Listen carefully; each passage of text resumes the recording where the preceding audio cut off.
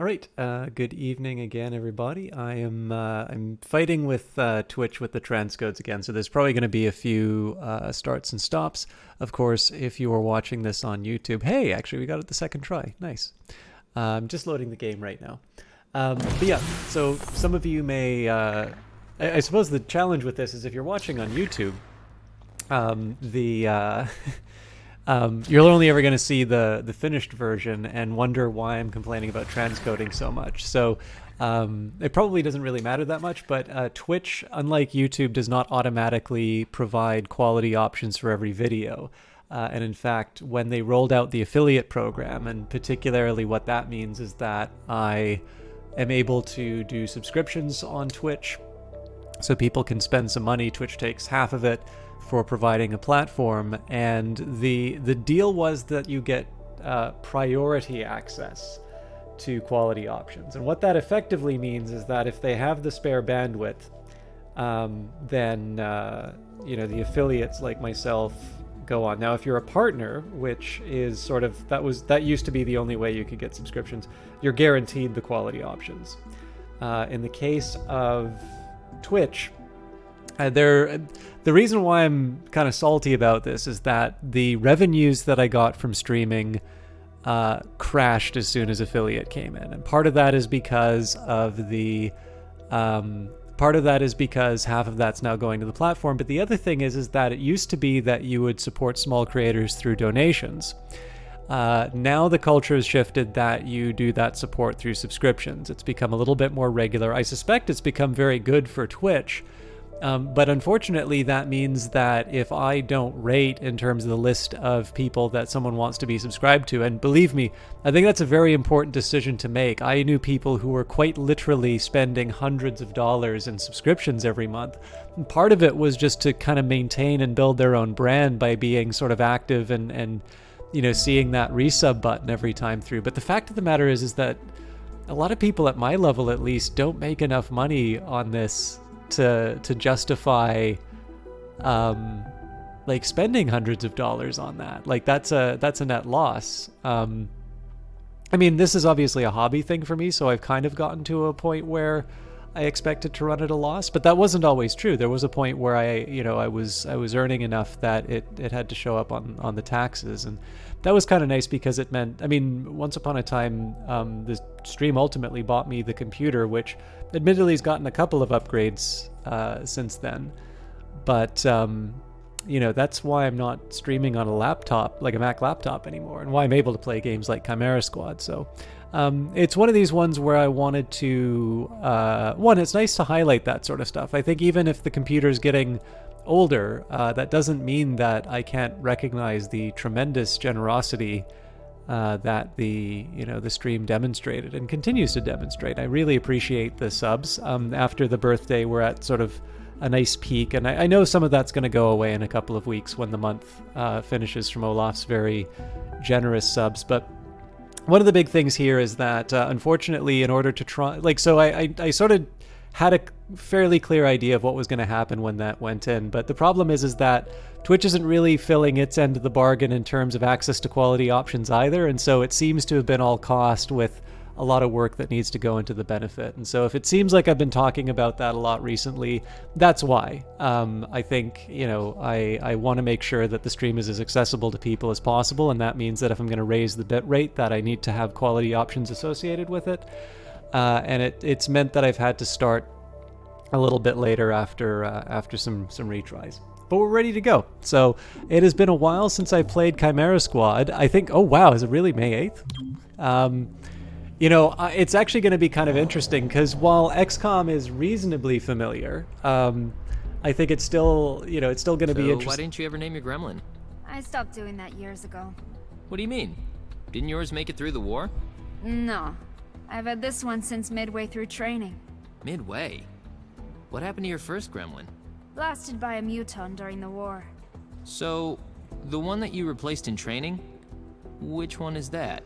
43? No, 45. I always forget the pair I lost to lightning. I do like the dialogue, but I've said that a few times, so I'm just going to enjoy a quick sip of coffee before I get too stuck in. But yeah, so I didn't go away from Chimera Squad for due to any dislike. Really, I am spoiled for choice.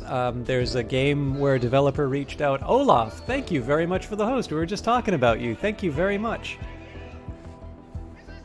It's great to see you again. It's been a while since I've seen Ari on stream, so I don't get a chance to interact with you as often as I like, but I hope you're doing well.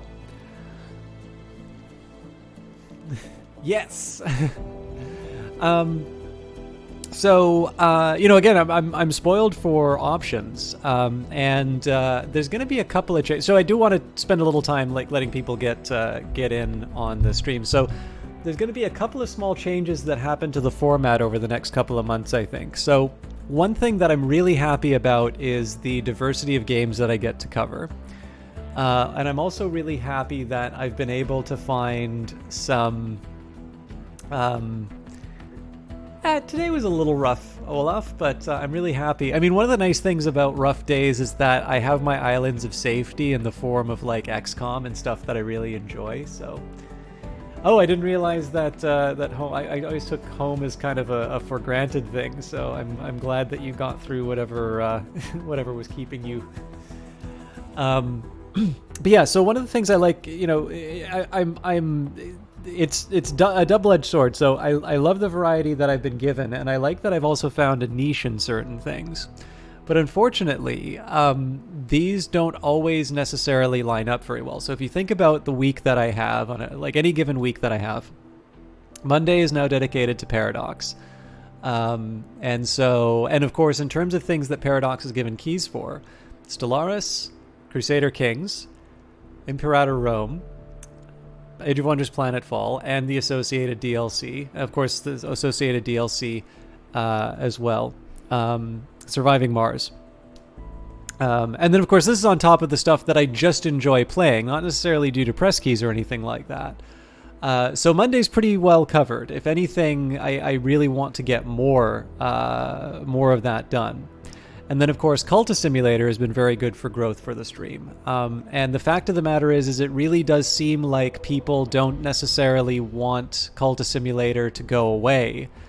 But one unfortunate feature of this has been that Fridays are really the only days I get to do things other than the really regular stuff, and it has caused a bit of a drag in terms of my ability to go through new things and try them out.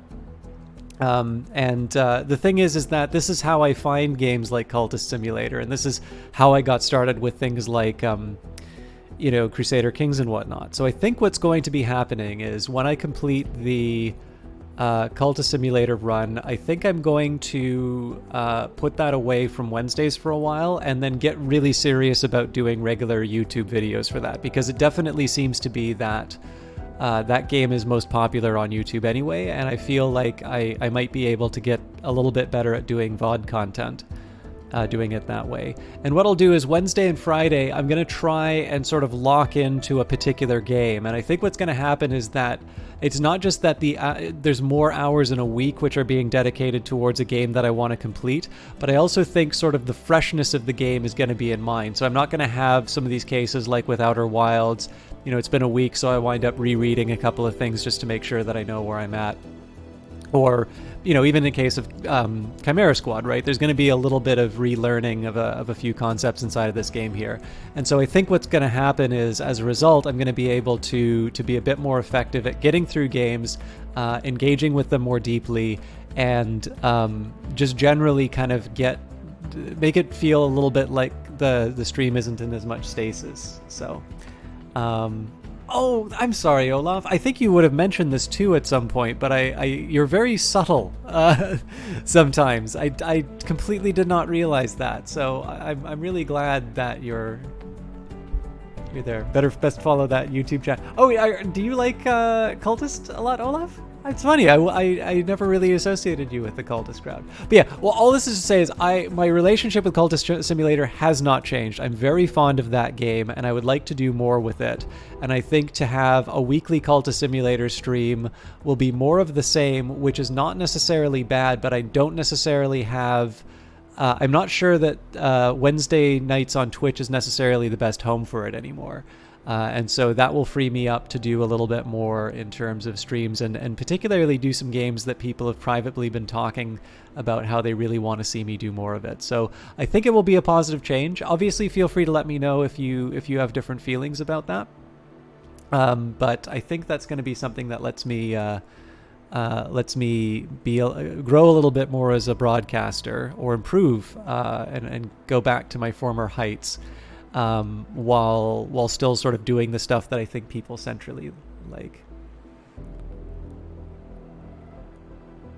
Yeah, okay, that's fair, Olaf. But still, you're not just a text box to me. You're not a content generator. I care that, particularly because you really support Ari so much, and Ari is obviously someone that I know and doesn't always have an easy time of things. It's nice to know that others are able to be helped and feel better too. I've not lost you, Uncle Crank. I was very disappointed that I didn't get a chance to really engage with you on New Zealand politics. But I hope you're doing well. In fact, actually, let's just I'm just a little over 10 minutes, but I think I can still make this work. Oh my god, I completely forgot to spike the Chrome window as well. All right, there we go. Let me just get some shout outs out of the way here. So we've got Uncle Cranky.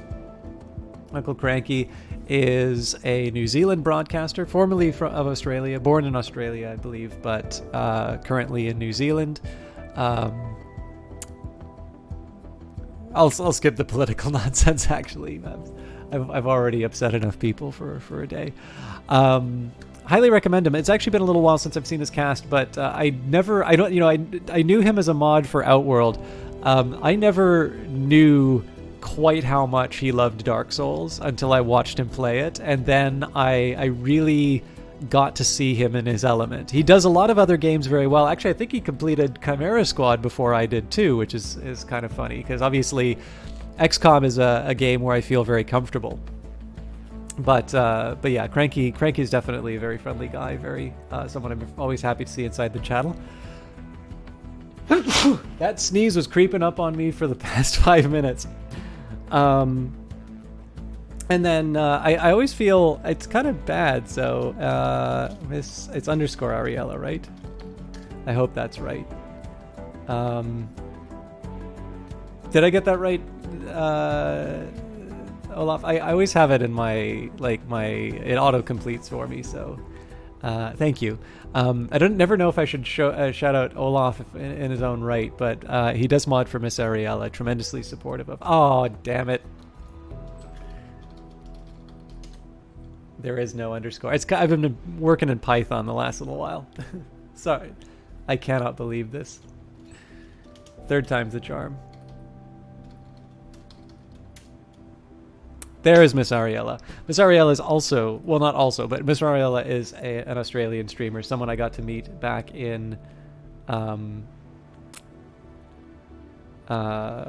Ariella is back. I knew Miss Ariella back when she was in Vancouver, and it was very nice to meet her. And I am sort of happy that I've had the opportunity to be able to catch people like Uncle Cranky and Miss Ariella, just because of working from home and having a little bit more flexibility in terms of when I go to bed or when I, when I'm able to watch stuff. So. Well, this is just it. Like, I don't want you to become a proxy for Miss Ariella. I'll obviously speak to the fact that you're someone who I know through her broadcast, but you are your own person. So it would be very disingenuous for me to say that I care about your health and then proceed to talk about my friend and all of the stuff that you do to help my friend. It's like, oh yeah, and there's a human being behind this. But if you guys want to see one of those streams from 1 or 2 times a year, do also check out Olaf T. Harry, but you will see him much more often on Ariella's channel.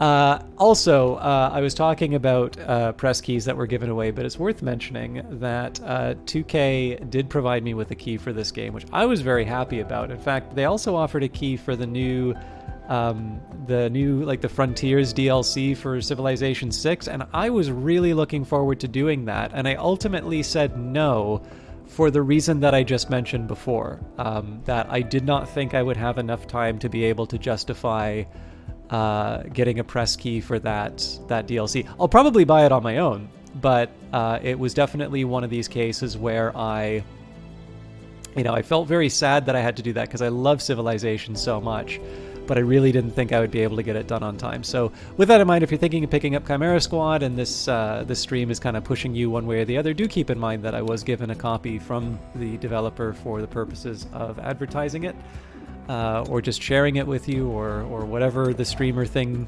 is. But on the other hand, I may be running at a loss, but honestly, I kind of think the whole reputation thing is important to keep. I don't think I should... I don't know, like... I sort of think the whole idea of pushing a game that I am not very fond of...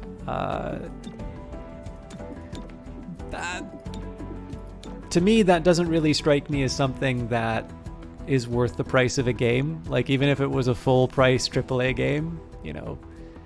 I have a decent enough job. I can buy games. So you did finish this before me, but you also put way more time in terms of streaming it flat out. True, but you still got there first. All right, so I definitely want to take advantage of training. I feel like Reclamation has unconfirmed reports of Andromedons spotted in the sewers, meeting with Sacred Coil. City 31's Andromedon Sanctuary claims no knowledge. Find out for certain before this blows up in our faces. I'm going to put my coffee just off to the side here. Okay. So Renova Heights is probably the most attractive of these, just in terms of keeping things under control.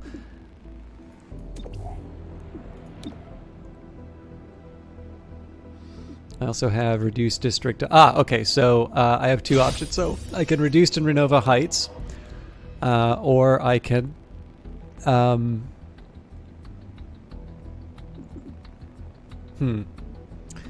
Okay, so I can get intel, which I'm short on. And there is a... what? A frag grenade. Okay, both are very... Hazmat ceiling seems kind of cool, but yeah, I want the intel more, so I think what I might do is I might reduce in Old Town.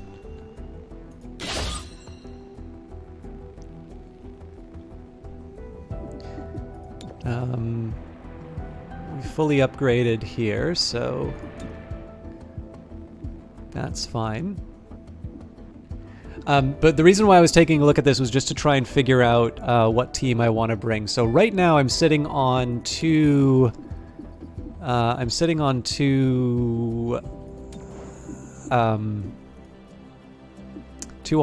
with gremlins. Okay, let's get terminal on basic conditioning. That means Zephyr goes in. Now, I'll be honest with you, I'm not 100% sure what kind of enemies we're up against here. I don't know if I want to build any... oh god, there's so many things to build. Okay, so extra padding, infiltrator weave, mock weave. So mock weave is probably the thing I would want the most. Oh yeah, grenades, I'd use those way too little. But yeah, I think probably what I was trying to go for was better weapons. I think for now, I think what I'll do is I'll bang my head against this mission. I'm going to see where I fail and where I struggle, and I'm going to use that to make some decisions in terms of where my next few upgrades are going to be. I'm definitely focusing a lot on intel so that I can get these improvements done. But in the end, like that's a little bit like what I do in every game, which is I spend a bit too much time building up my resources, and if I build all my resources and I don't pay attention to my ability to make war, I'm going to, you know, I'm just gonna give myself a nice fat target for the enemy to take over, the people who did bother to invest in their military. So if your caveman brain can get through this game, my galaxy brain won't struggle. I can just say, well, let's put that theory to the test.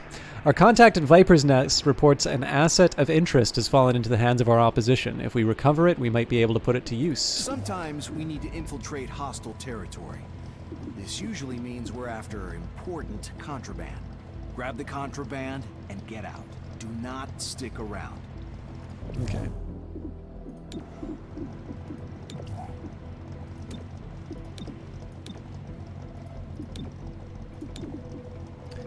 I don't even remember if we had any kind of stun.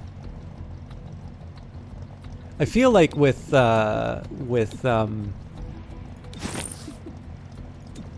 Zephyr we had something.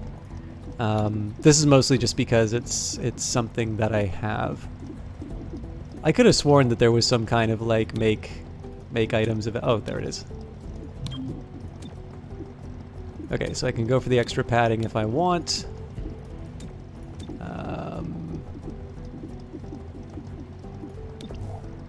Yeah, so do I want mobility or do I want health? I think, honestly, the Infiltrator armor has never quite been enough for me, and it says projected breach options, wall, and keypad door, so I don't think we need the Infiltrator weave on this one.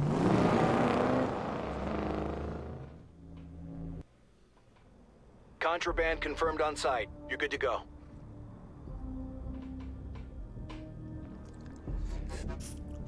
One thing I'll say about this game, just before we go too heavy into it, one thing I kind of wish that I could see is what this game looked like in the early parts of development. Because obviously, XCOM and XCOM 2 are things that exist. I had a it was really funny. I know what the person meant, but this person's really just throwing their weight around in the stream of someone who I like, and they're like, yeah, I'd love to see like there. It's just another one of these people who are like, XCOM 2 sucked. You know, it should have been they should make what is it? Enemy Within with XCOM, the XCOM 2 engine, and I'm just like, the XCOM 2 engine is the XCOM engine. Both of them are, Unreal Engine 4, I think, or 3. Sorry, so one of the Unreal engines. I'm pretty sure it's 3. But I know what they mean, the infrastructure that you build around it, because clearly not every game that's made in Unreal is the same. I don't like that attitude. I think you're allowed, obviously you're allowed to have your taste in terms of games and whatnot. I think the idea that XCOM 2 is a bad game is very, very silly. Hey, Johnny Big Time. Well, yeah, it's just one of these things, like, if you're gonna run around and say something like that, at least, don't invent engines that don't exist, I suppose. But the bigger thing for me is that, like, I always have the benefit of seeing... By the way, speaking of streamers who I really like, Johnny Big Time did my absolute favorite XCOM stream ever, and I'm dying to see him. If you guys ask very nicely, I will show you the video that I made of him playing. I don't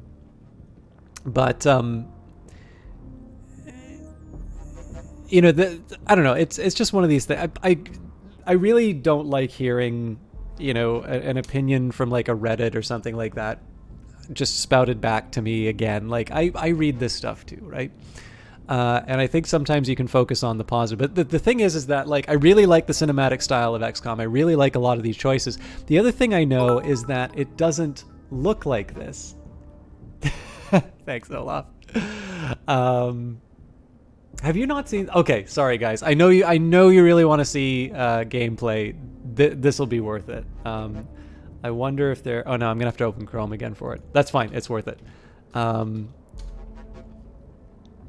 But it's probably just as well that we do this before we get stuck into the mission. So if we're gonna do it now, if we're gonna do it, we might as well do it now.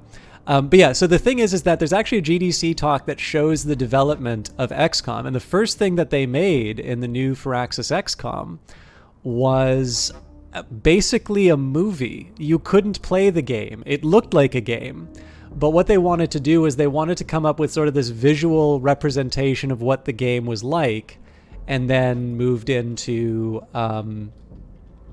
sorry, just one second.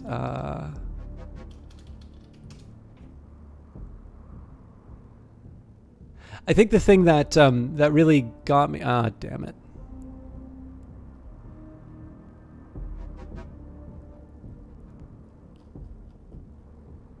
Oh, that's right, because I put it as a private video. Okay.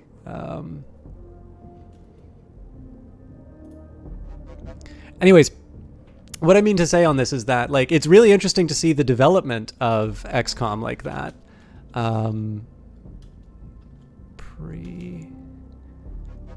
Here we go. But now, now that I have the benefit, there's a couple of games that have been released. We sort of know what the experience is like. What I'd really love to see, if I could, is what Chimera Squad looked like before it was, before it was this game that we all know. And this is one of the things that games don't do. It's true for film as well. Like the making of documentaries that you see on, for movies are nothing like the process of actually making a movie. It's a marketing document, and I'll be honest with you, like you would hate most of the stuff that goes into making a movie. It's like moving, basically. There's a side of me that really wants to know what Chimera Squad looked like, because they obviously have the infrastructure to make that game in place, and yet it's also a very, original and interesting game. And so I kind of wanted to see what that evolution looks like, but maybe we'll never see it. Anyways, Olaf asked nicely, here is the new, you're going to have to deal with Chimera Squad in the background, unfortunately, but here is the XCOM intro redone with Johnny.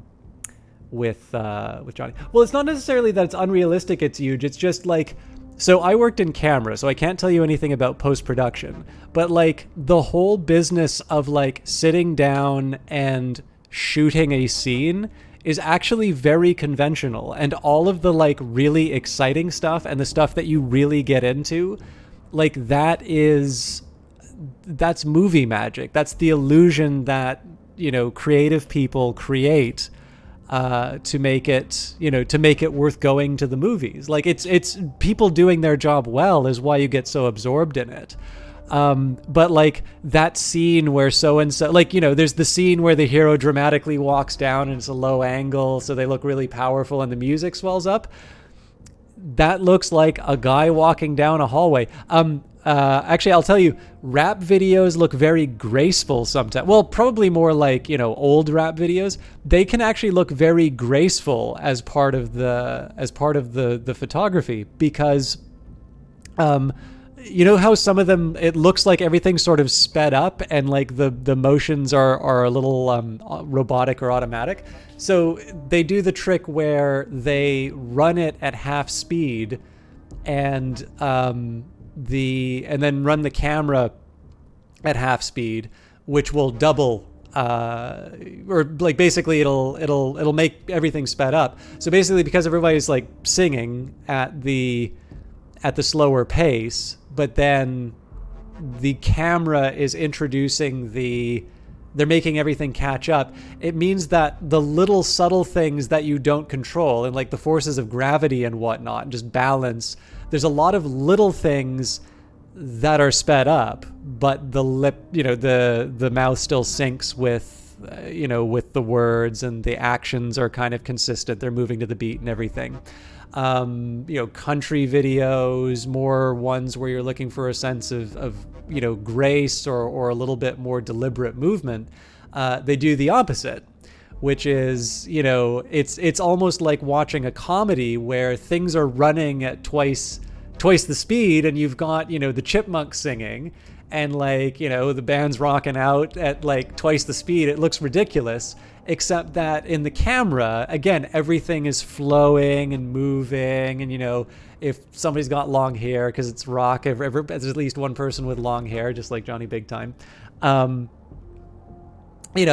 waving it around, that looks great on the screen, and in real life it is silly. In fact, most of the stuff that's super interesting looks ridiculous at the moment of shooting.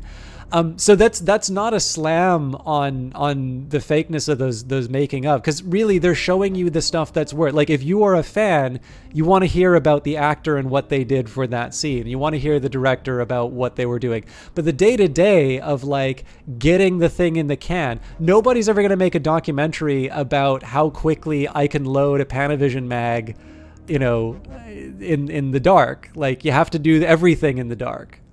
So it's either in reality it's muscle memory. I could still do it, just not as fast, if you put me into a dark room.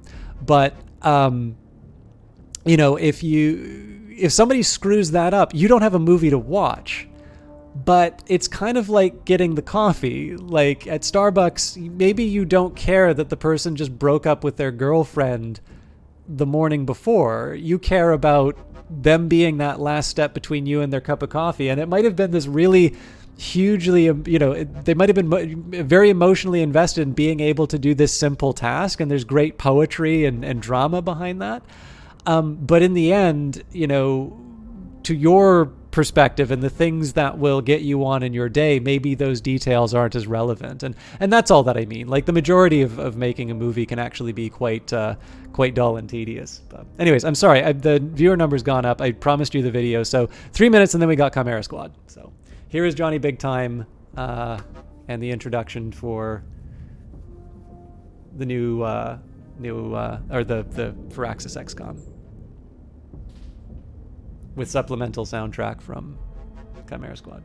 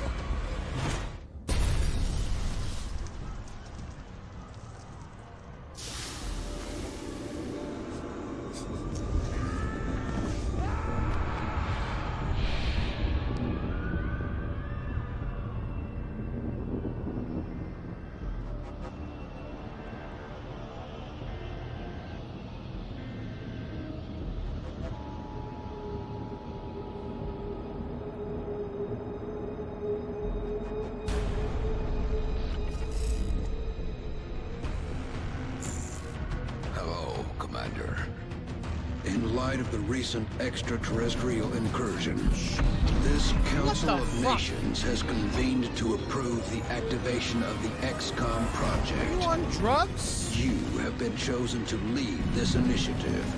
What the fuck? To oversee our first and last line of defense. Your efforts will have considerable influence on this planet's future. We urge you to keep that in mind as you proceed.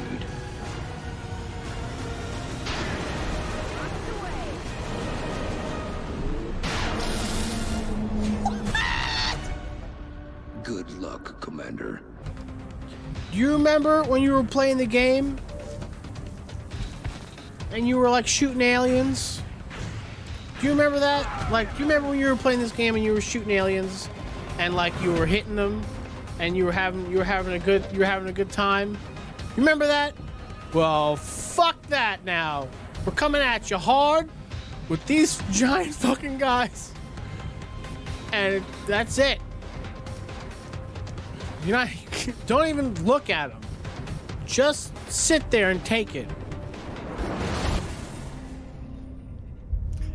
Anyway, hopefully when Johnny comes back to streaming, the first thing that he does is more XCOM, because I had a hell of a lot of time. So I had a hell of a fun time watching him play it, and I had a lot of fun making that video. So thank you for indulging me on that. You jumped in the middle, I was very confused for a moment. Yes, that's Johnny Big Time, a wonderful streamer. He has easily done my favorite XCOM playthrough. Now I could do the Sissy approach. Plus 25 defense for 1 round is a nice bonus, but I think at this point here, let's go...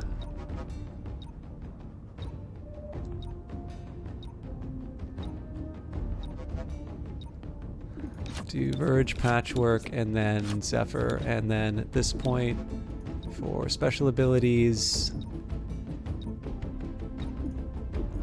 I think I will settle for blowing all those abilities on the next round. Alright. So, we've got Alert, but nobody is a threat to us. Now, Godmother's got the shotgun, so the other dilemma I have is whether or not I want to... Now, you know what? The mech. I'll take 2 people to take out the mech. Although there's a couple guaranteed kills, so I'll change my mind. This one... Oh, that's a pity.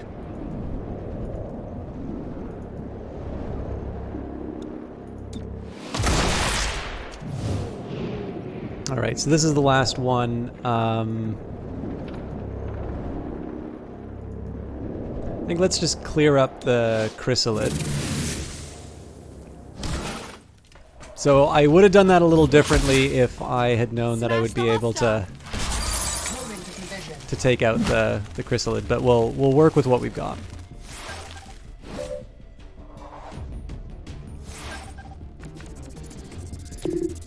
Alright. So, we've got... Holy crap. So, Zephyr is moving quite late in things. So I need to stop the hostage taker. Clear the refinery.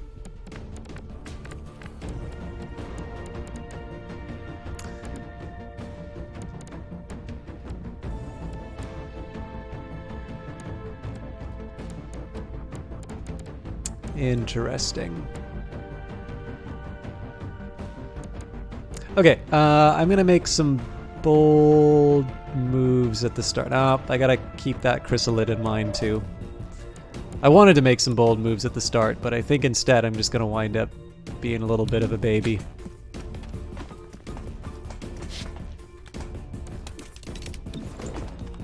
Alright, so that's not gonna be enough to kill him. Yeah, I actually should have probably been paying a little bit closer attention to everything. This was just bad overall, so Godmother's gonna take it in the throat for no reason. Nicely done. Or not. Target weapon in play.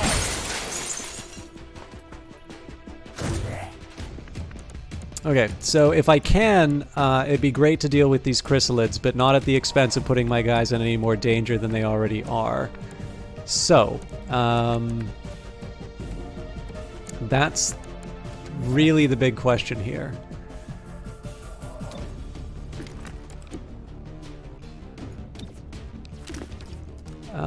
Let's see what a stupor will do on the... Well, but if I do that, I gotta find a way of dealing with the position 2 chrysalid. I've gotten kind of lucky in terms of what I can pull off. Ah, yeah. So now I see just how much rust I've put on.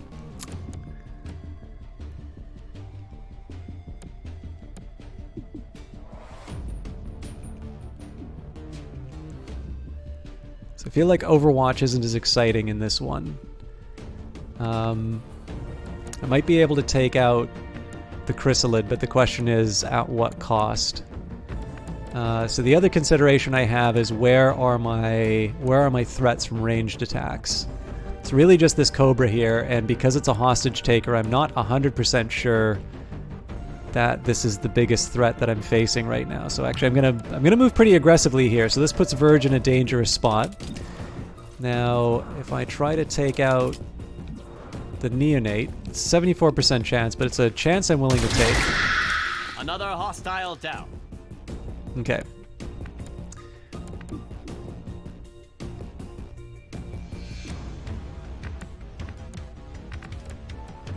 Now, The challenge that I'm going to face here is that I don't necessarily have any great shots against this chrysalid, who is actually going to be... So they're going to be able to do some nasty stuff this round. But again, I want to make sure that I've got my people in some degree of safety. So let's move Patchwork up. I'm just going to accept that somebody's going to take damage at some point here. The chrysalid is the greater threat. It also has the higher expected damage. So the only other thing that I could do... Yes, I mean, I could try the chaining jolt, but I don't think it does as much damage. So we'll take the slightly better than a coin toss. And it didn't turn out. So let's see what the consequences are for... Alright. I can keep going. You better. We're here if you need us. Now, this is going to get interesting. So,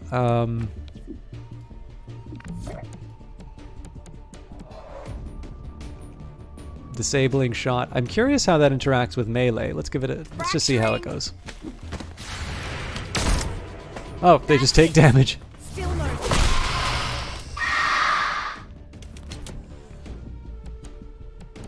Well, I do welcome some momentum, so...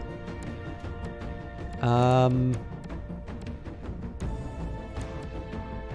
mean, one way or the other, I'm going to wind up hurt, but we'll put a little spacing in.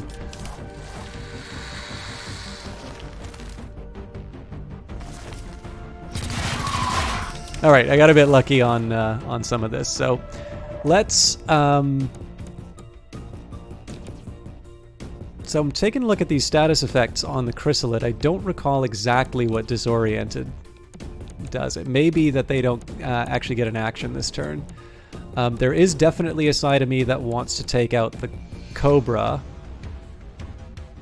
Well, one way or the other. Watch your step.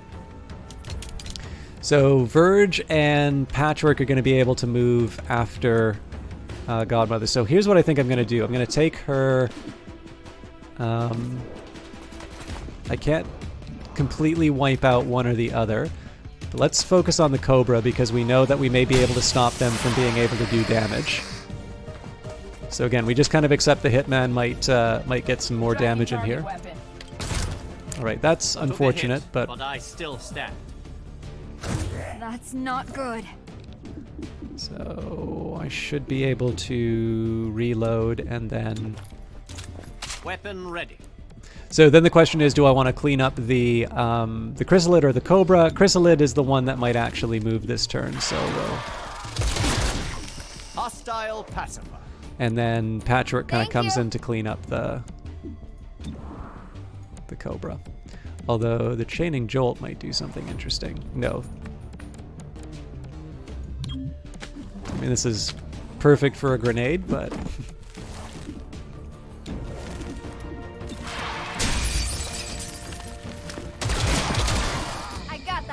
So overall, I'm not too happy with how this turned out in the sense that I think I took entirely too much damage for something I could have gotten by with. Smashing extremity. Missed me. Cool.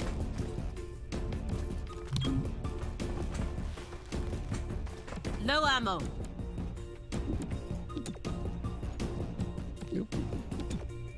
Yeah, so I mean, if I was doing this immediately after, after I played this back in May, I suspect we wouldn't have taken as much damage on this one. But we only have one more room, so. All right, so likely agent damage, seal the deal. Last unit through this entrance does +3 damage during the breach. Quick disable. First unit through this entrance will have their weapon disabled. So Zephyr comes in first. Then we'll follow up Godmother, Patchwork, who will use the combat scanners, and Verge, who... This is a little surprising. I always thought that he was able to disable, disable people, but that's fine.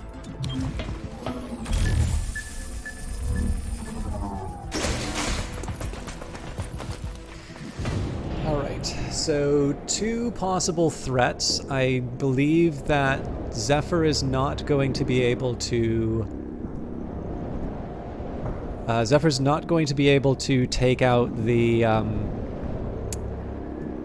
they're not going to be able to. So like the damage that they do will happen after they're wiped out. So basically, the idea is these two are going to be primary targets. The Guardian will be the one that's left over. So we'll fearless advance to the Guardian. Then the rest of the team is going to be focused on taking out whatever they can. So here we might be able to take out the Trooper. I suspect the armor will save him. Yeah. So... Yikes. All right. So what I'll do here is I'll levitate the Bruiser.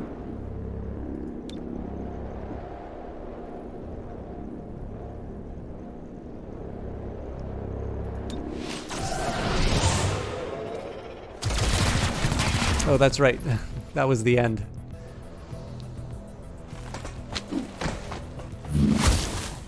Tougher than I expected.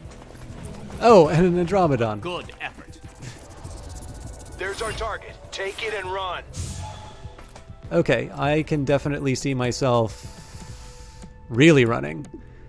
So, crowd control. This could get cool.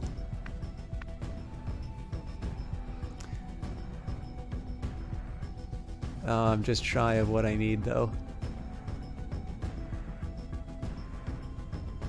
Returning to their original position. Is there a way that I can maximize this to all the bad guys? Yeah, let's see how this works. Prodzui Smock, thank you very much for the host. Chalkser, may I ask why did you choose the members you chose? Partly because they were available. It's also been a while since I've played, so... that's not their original position. Oh, this is gonna be bad. I might actually have to redo this one. That got through. Yeah, no real strategy behind it, Prodzio. It's just it just so happens that this was this is what I had on the shelf. I had some people occupied with other work. Okay, so one thing I can try and do is minimize the damage. So this Bruiser's a little bit of a worry, but not necessarily my primary concern right now. Ventilate fires the shotgun blast that's guaranteed to hit and destroy the target's cover, costs 3 ammo, and then Scatter Shot lets me go after multiple targets. I think I could actually get away with this. Well, I would be able to get away with a Scatter Shot if I wasn't so close. And for some reason, the Ronin gets to move again, which makes me sad.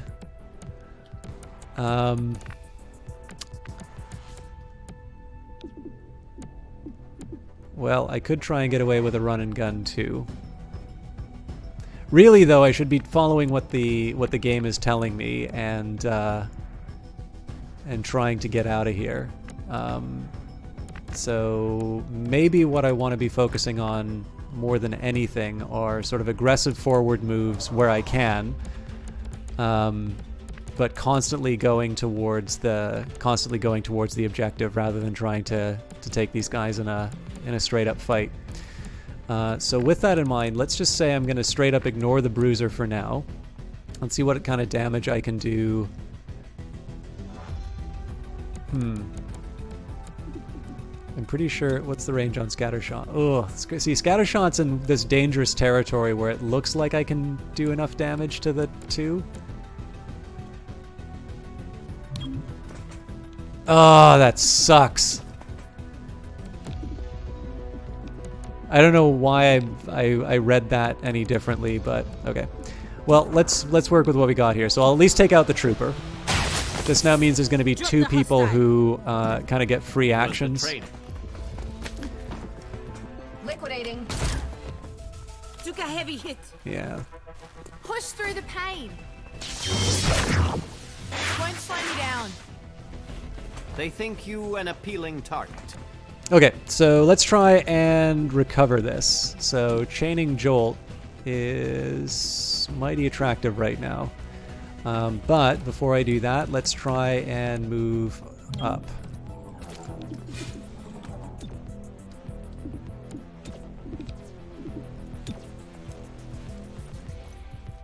Jolting the target. Camping the blood. Training Ooh, paid off. I kind of expected it to be full damage for everyone. Let's I should open be you reading up. these things a little more carefully. I'm okay. I'm still up. Yeah, I think we're gonna need to reset this.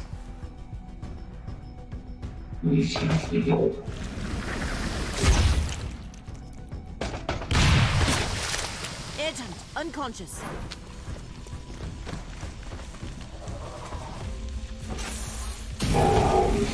I've had worse. I think the writing's on the wall on this one. um,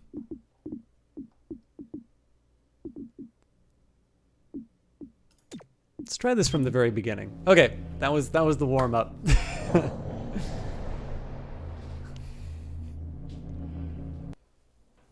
Hostiles guarding contraband. Snag it and leave.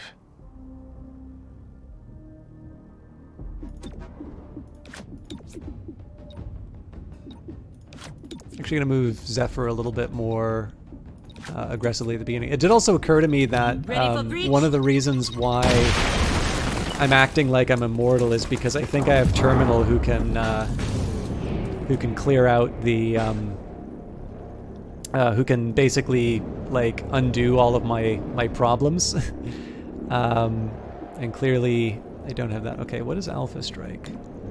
Or shotgun during the breach and will take their turn earlier in the timeline. Right, so I need to make sure that I do that at the start of the next one. Anyways, let's start by taking out the Chrysalid. The Cobra is tempting.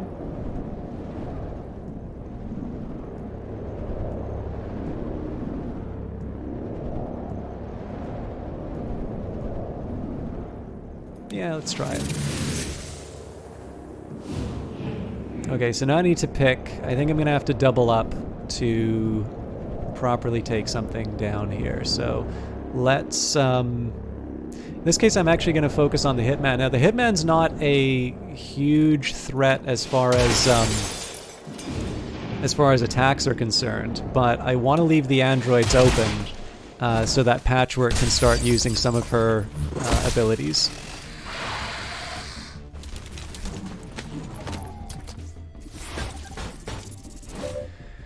Okay, so Godmother gets to save Zephyr from her very aggressive move. Alternatively, I use Godmother to try and take out the full-strength mech that I left around. So if I ventilate the mech, I might be able to take it out.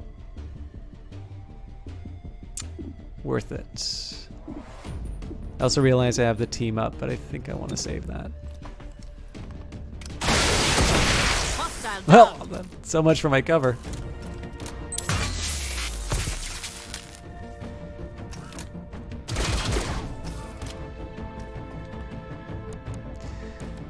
All right, well, this leaves me open to the... Oh, no, it doesn't, because it's going to be a momentum move. So, yes, let's... Oh, better still. Target out of play. Impressive. How aggressive do I want to be? Not very, so let's move her back. So Patchwork's up next. Now this android's on self-destruct, so I'm sort of on borrowed time. Okay, there's no way I can take out the Chrysalid, so actually I think chaining Jolt is the right call here, because then we just use Verge to take out the Cobra. Well, then the alternative is, why am I doing this move as opposed to...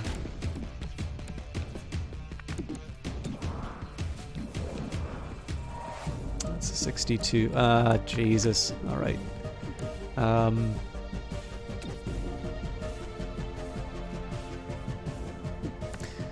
Nah. This might do something bad to the hostage, but... Blowing some fuses. Illuminating. Training paid.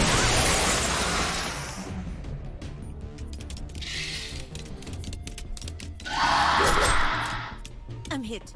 Still up. Do you need some help? I'm gonna try the stupor on the Cobra here, just because we've got some tempo on the chrysalid. Oh crap! I forgot that he gets to do more than one. Gets to do more than one attack.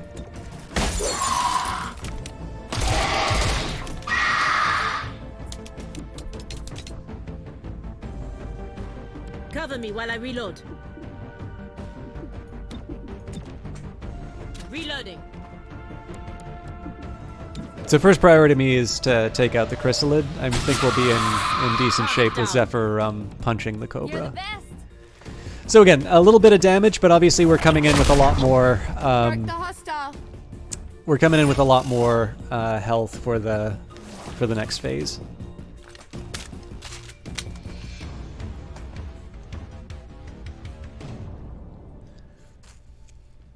Back to breach mode. So Overseer, last unit through this entrance automatically activates after Overwatch after the breach. Last unit through this entrance gets +1 armor for the encounter. All right, that actually sounds like a decent Verge thing to do. So I'll put Zephyr right at the front. We'll do...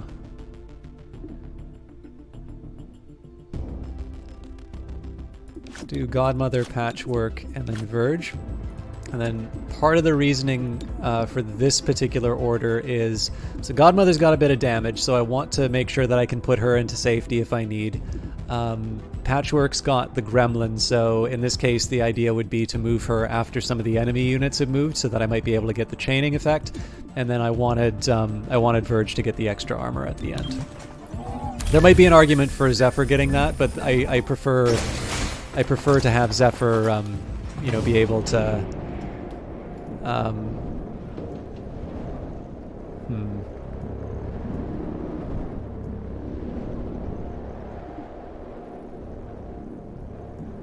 I'm going to do the same thing with the Guardian this time and just hope that I'm able to properly take people out.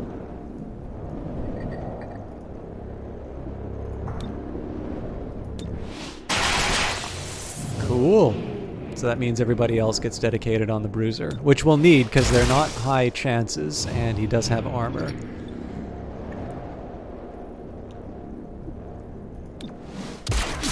Cool. All right, that's a much better start. Tougher than I expected. So again, the focus isn't on taking everybody out. The focus is on getting the goods. I see the target. Once you have it, leave. Okay, so I'll see if I can get some crowd control in. I don't think there's a way of me making this move in a way that makes sense.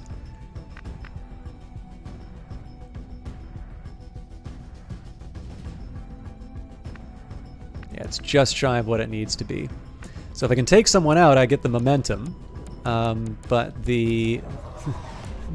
that conditional's doing a lot of work. Although, we can team up. So where is our position 3? So we've got a position 3, position 4. Position 3 is... I'm sitting in front of them. Oh, okay. So we can deal with the Guardian, which is actually somewhat desirable. Or we can try and gang up on the Ronin, knowing that the Bruiser will retaliate immediately after. I mean, there's going to be consequences no matter what.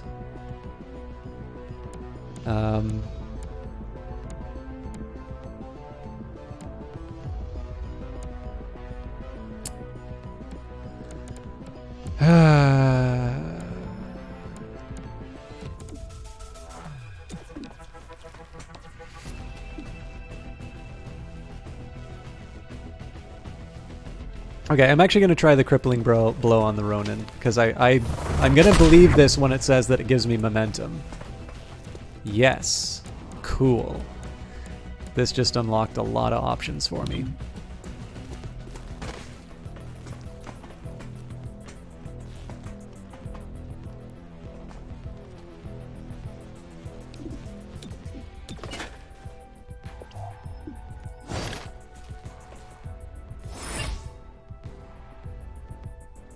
Ooh.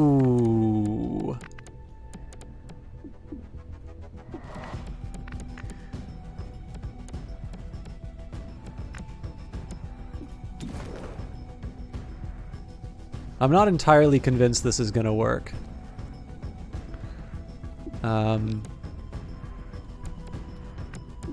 No, you know what? Let's just do it by the book. Let's try and take down as many enemies as we can. Okay, that's a shame. Not long now. So the retaliation's gonna suck. Oh, that's right. He got Overwatch. All according to plan. So the real trick here is going to be to try and get Zephyr out of the mess that she's in.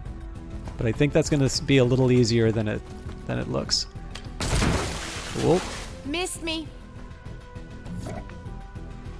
Okay, so let's try and maximize the effectiveness of... If we go for a straight up shot...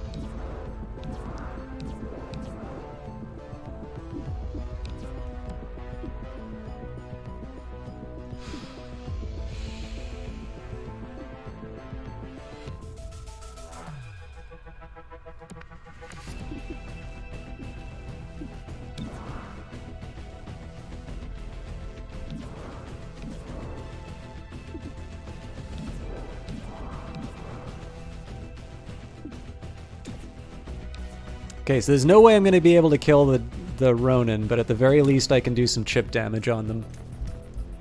Frying the hostile. Go on. Boss.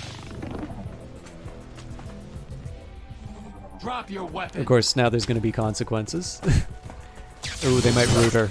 Oh no, okay. Another star from my collection. Of course, they get another move after Verge.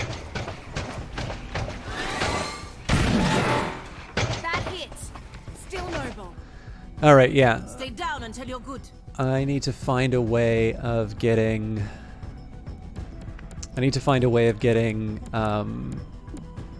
Zephyr out of there. So if I try a stupor on the Ronin, let's start with that because I know I still have an action afterwards. Okay, so I think that takes away an action, but I don't believe that that gets me out of the problem. So if we take Zephyr, perfect.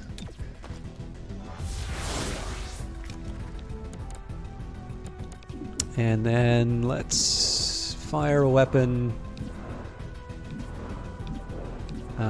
In this case, I'm just going to go for wherever the maximum damage is. Okay, so one thing that could potentially be effective is to do as much damage as I can in a move like this, and then use momentum to move even further.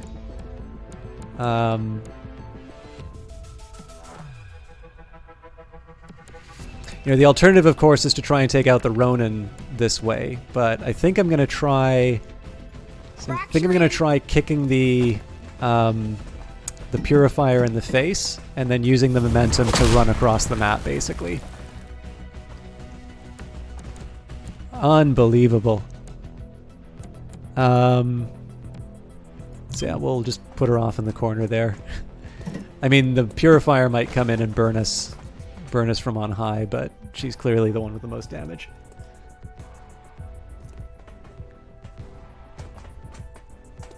That's an absolutely insane way of moving across the map. But I believe we are... So we need to worry about the Bruiser and the Andromedon, but otherwise I think we're actually in the clear. So Godmother's got a little health here, so what I think I'm going to try and do is run... I can't remember if you're allowed to take a shot and then escape. So we'll try and clear out some bad guys. Okay, yeah. So everybody's gonna take their shot and leave. Nobody's sticking around.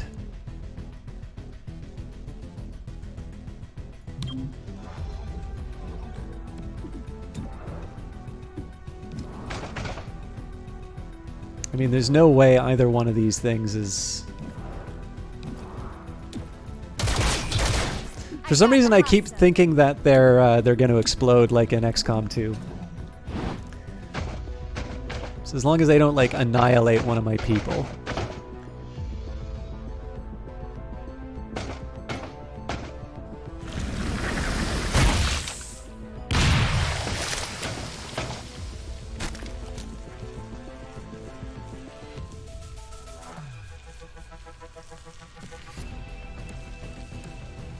Alright, so I'm actually going to try the stupor on him, just because I kind of know I can get away with it.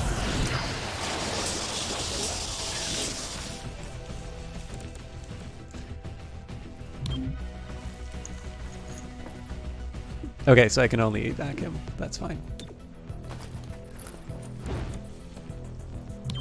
So again, we took quite a bit of damage, but that was clearly a much more effective way of handling the situation that I found myself in. I think I've got my sea legs back.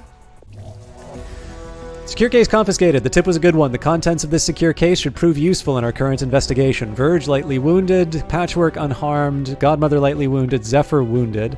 There might be some consequences. Rating excellent. 4 rounds to complete, 2 encounters, 2 enemies killed, 10 captured, 1 civilian rescued, no civilian casualties, and 20 intel. But yeah, so, I mean, in terms of why I picked... I mean, this is still the first run from when I first got the game from 2K, so I kind of took characters that I thought were interesting or filled certain gaps in my roster. I think had I known that there was this whole thing about liking the sexy slither of a lady snake, I probably would not have brought Torque on the team because I generally like annoying people. But other than that, I kind of, to answer your question belatedly, Pradziri, it was really just a question of saying, you know, what abilities do I think are filling some gaps inside of my my roster, and I only found out after the fact that you don't actually get to see all of the characters, that you have to leave some of them off on the bench. All right. Construction workers supplemented by android labor built Renova Heights from the ground up in 2 short years. Integrated vertical farms, essential services, and autonomously powered, the crown jewel of City 31 gives a glimpse of what future city centers can be. Applications for non-City 31 residents available by late 2041. The City 31 Tourism Council, Unrest in Old Town, and Renova Heights lower to 1. Fringe and the Stacks have gone up to 2.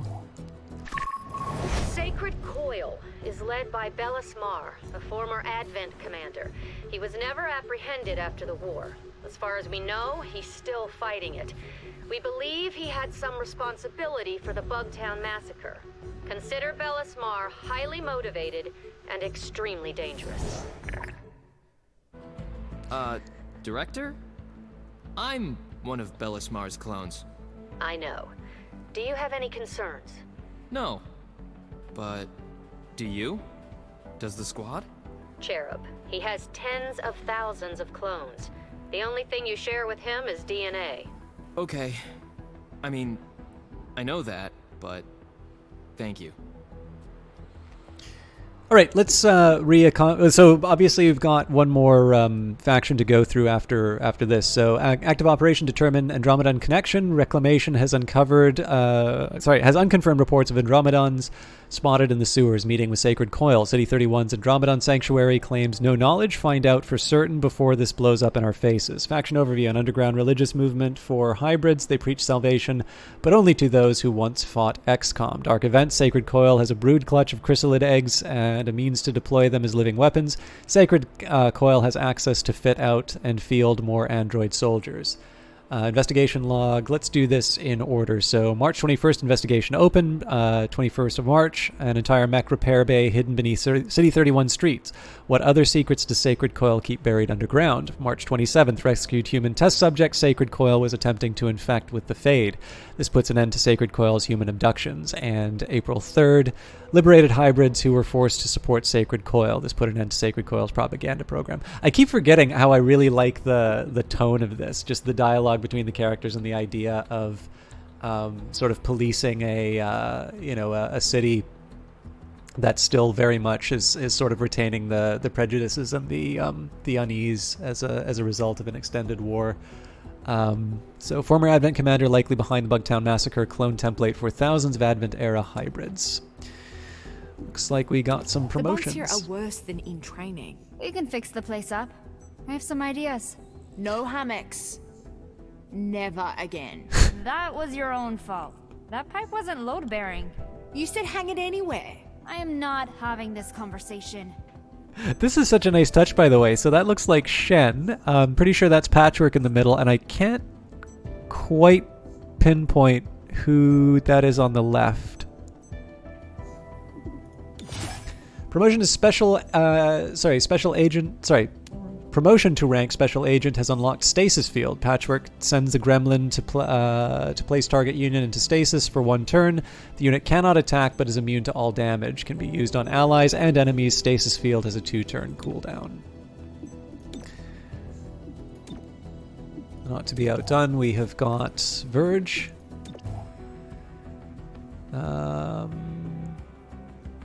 Wait, didn't you get a promotion? Am I losing it? Oh, I gotta pick one. Right, senior agent. So heals. So network healing heals 1 HP for every enemy in the neural network at the end of the turn, or slam. Levitation slams the targeted enemy into the ground, dealing 1 to 3 mental damage and adding the unit to the neural network. Damage from slam will render enemies unconscious instead of killing them. So there's a side of me that likes the idea of network healing, but the fact of the matter is that I've never used Verge as a tank. And so slam seems to make a little bit more sense, particularly because people get added to the neural network. So in this case, we will confirm the slam.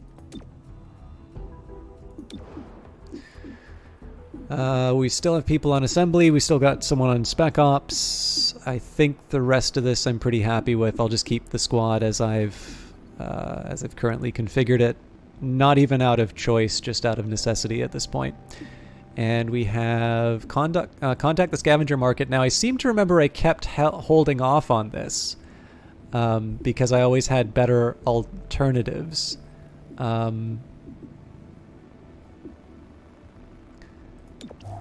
can never remember whether or not upgrading this counts for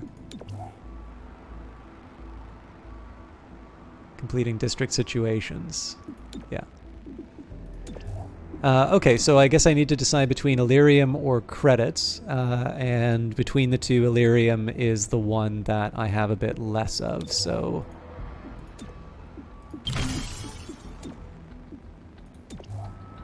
"31 PD has evidence that a mercenary team is smuggling restricted weapons on the side. They requested our presence when they made the arrest. -1 arrest in the Switchyard District. I also should have paid attention to that before making the choice, but we'll send the APC. Send the APC to resolve the situation. Will automatically advance the day. Are you ready to proceed? Yes. The mercenaries surrendered without a fight. 31 PD said that without our presence, things might have gone the other way. Torque has completed spec op recruitment drive. Terminal has completed basic conditioning. 55 Illyrium, -1 unrest, and a partridge in a pear tree." All right. Feeling a little bit better about things. What about after? Were you some kind of interrogator? Not at first. I was assigned to a scientist with broad popular appeal. What'd you do? I ensured he spoke of our arrival in a positive light, emphasized the benefits of bowing down to the elders. That's kinda gross. If we failed, Plan B was to purge the planet of all sentient life. Verge, you're a gross hero. Not from that. Less wrong is still wrong. I accept that now. Torque completed recruitment drive. Rewards earned 1 free field team. Oh, that's right. So I think the field teams were so that I didn't have to spend my intel on a whole bunch of extra things. So that's 5 for... Let me just double check that I got this right. So, yes. So I shouldn't have spent the intel on that, but that's fine. I know better now. Okay, so I can go on a mission, protect the food supply. Out of all of my mission options, this is the one. Oh, this also gives me extra I'm almost certainly going for this one.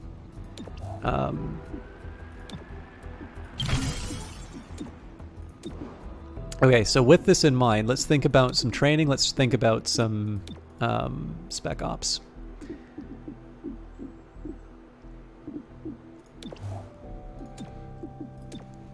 So people I've got free available right now. We've got unlock potential. Now I don't really use utility items that much, so that's taking one of my strongest agents out of the field for a bit longer. Then I've got, well, see, here's the other thing though. Torque is also going to be occupied for a while because it's really clear that getting those extra free field teams is gonna push me ahead pretty quickly. So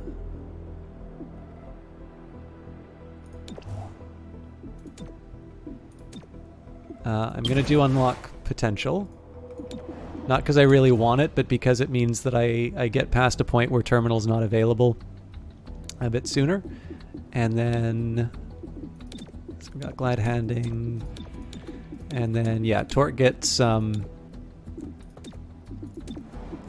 assigned to glad handing again, just so I can get us up to level 3 on everything. And we bring the same team again for protect the food supply. Oh, but I have a few others. So I can freeze district unrest for... Yeah, I'll do that for the fringe. Gain extra situation rewards and reduce city anarchy. Well, city anarchy is not in a danger zone yet, so... Alright, so, Sacred Coil plans to hit a water treatment plant. If they do so, they'll endanger City 31's food supply. Stop them before they cause any lasting damage. We need to keep that food on the table. Plus 2 days towards the operation reveal, -1 unrest in the Highland Square district, 50 credits, 30 intel, and we need to worry about chrysalids and androids. Oh, one or more agents is idle, that's not good.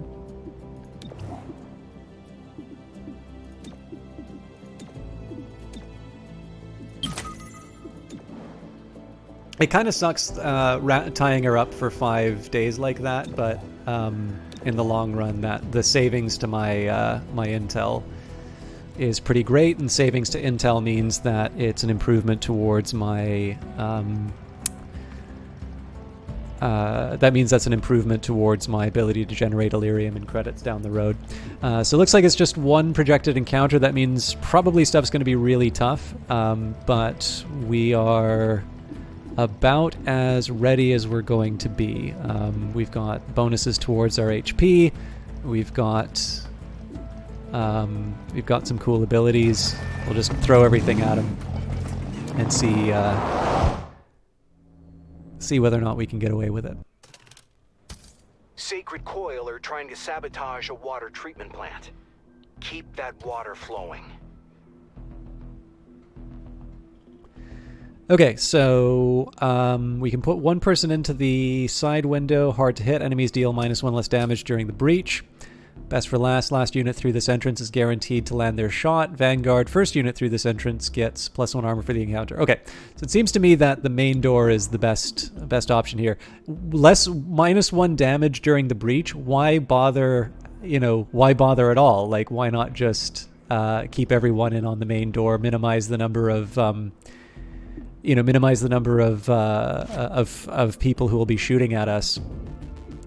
So let's say, in this case, I'm actually going to bring Verge, and this is just so I can start adding people to the neural net a little bit fast. Well, no, it's not. That's going to be Godmother Verge, and then I'll keep Patchwork in the back. Time to move.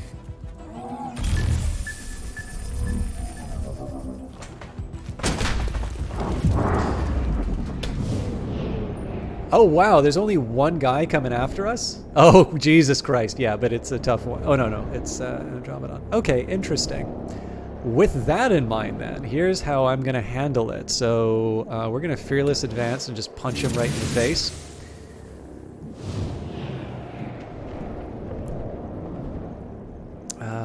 I'm pretty sure we're going to need more than one target on it, but that's fine. Ouch. Alright, so everybody's got a pile on the android now. No levitation, unfortunately. Oh, that is a damn shame. All right.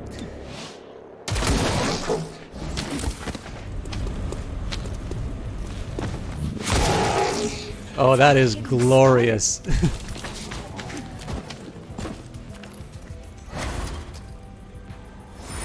Sacred coil reinforcements en route. Keep them from draining those tanks. Water Alright. pressure is still good. Clear We the... can do this. So I'm a little unsure about what the clear the tank farm means. But we're reasonably well positioned, so I just want to find where... Okay, so position 2 I'm not too worried about either. So in this case, we'll start with a good old punch to the face. Demolishing. Smash the hostile.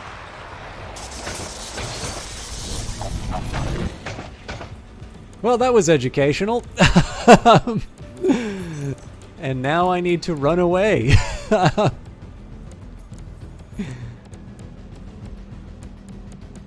But run away not towards the chrysalids.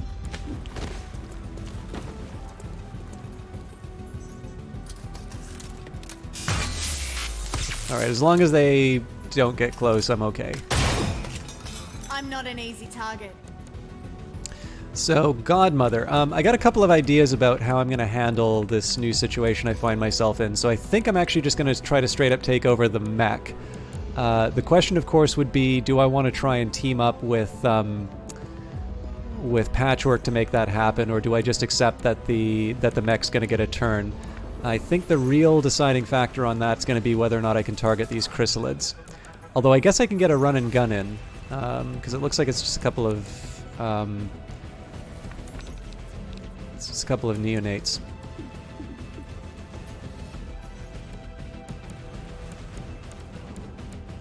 Again, I got to be conscious about the mech's retaliation, though. I can't be too exposed.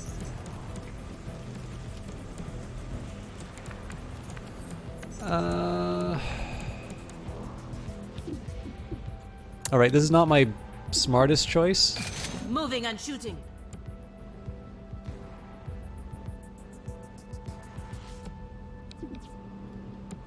But let's see if I can make something happen here. Problem is, this is just such a strong weapon, and I'm blowing it on a relatively weak enemy. But I'm sort of hoping that Godmother's going to be able to clean up the right-hand side of the map.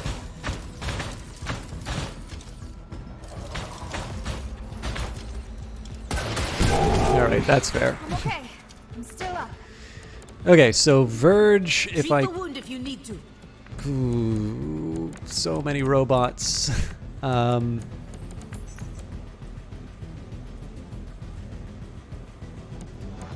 Okay, so I'm gonna assume that these guys are dealt with. So now the question is dealing with the chrysalids, dealing with the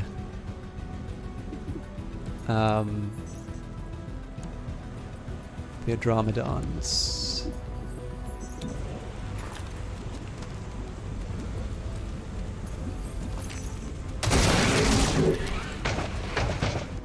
So yeah, there's going to be some damage here for sure. That was unpleasant. So part of this is just about where the attention gets redirected. This is not a number I really want to see, but let's run with it. 67% is not something I want to hinge an entire strategy around. Yikes. I care enough about the shell, so we'll just take this thing out. The training paid off. Now we can focus all our attention on the mech. I'm wondering whether or not I can. Interesting. So I can, but that's probably going to put me, you know, in a prime spot for this guy to blow up in my face. I could try and punch the neonate chrysalid, but I have Godmother to be able to clear that out.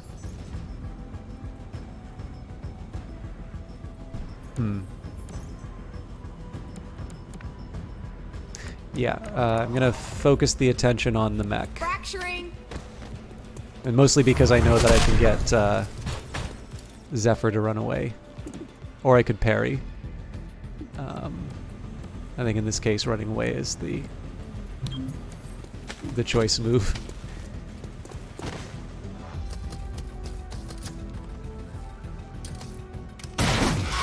Ooh. No permanent damage. Maybe I should have gone for the heal after all. If you bleed out. Alright, so the whole plan here, of course, is to get, is to save Verge through... Oh my god, the mech fires next. Okay. Change of plan. I need to make sure that I can blast out this mech, otherwise Verge is done for. Alternatively, I team up. Okay, I don't have any target. Okay, I am going to team up with Verge to get him to safety. Oh good, I get that for free. Okay. Shifting.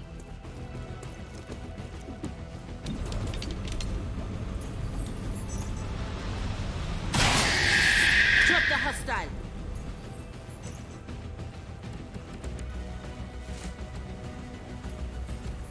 So I don't want to be beside Zephyr because of the possibility of bombs being dropped on my moms. Alright, we'll head back. So he's in a little bit of danger here, but he's in a position where he can fire at the mech. So he's not as opportune as a target. Okay, yeah, it looks like they went for Godmother. Alright. That's not good. So here, I want to try and put some distance between myself and the android. I mean, there's one thing that I could try, of course, which is the chaining jolt. Oh, actually, chaining jolt might just do the trick. Nope, not enough. Heading there.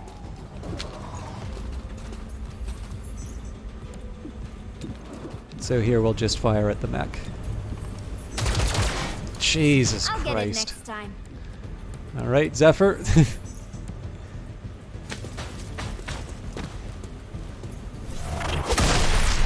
Spark the hostile. Impressive. So this android keeps promising to self-destruct. Although it could probably run... Yeah, this is not a good choice because it's just going to run and blow up. Maybe not. Yeah, very lucky. Running low. That is kind of interesting to see, though, that the android can apparently gets its choice as to when it goes boombastic.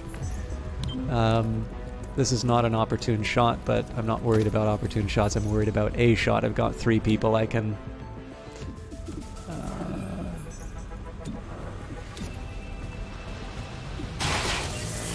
One less time.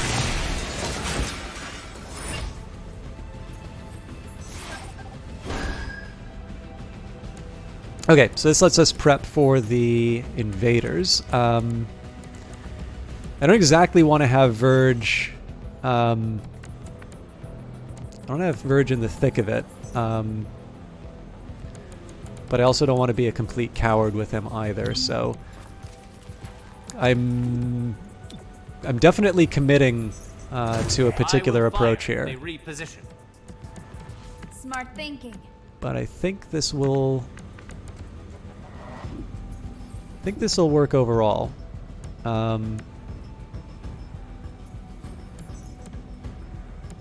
I'm going to get Patchwork in a position where she can sort of give some cover to Verge. Watching for hostiles. Now, unfortunately, Godmother's not going to be too effective here. I think I'll put Zephyr in the middle of it. 3 waves. Question is whether or not I can keep... I'm actually going to prep her. I think the real question is whether... Oh my god. Okay, this is going to be tough.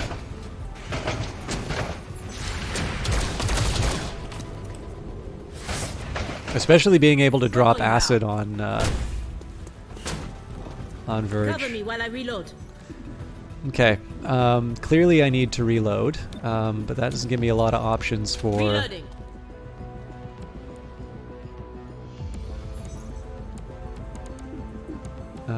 But I do have a run and gun available.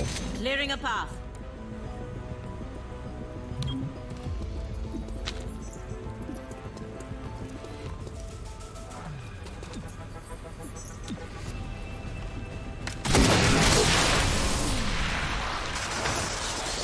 That bought me some time.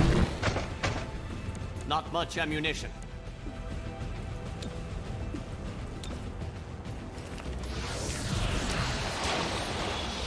That also bought me some time.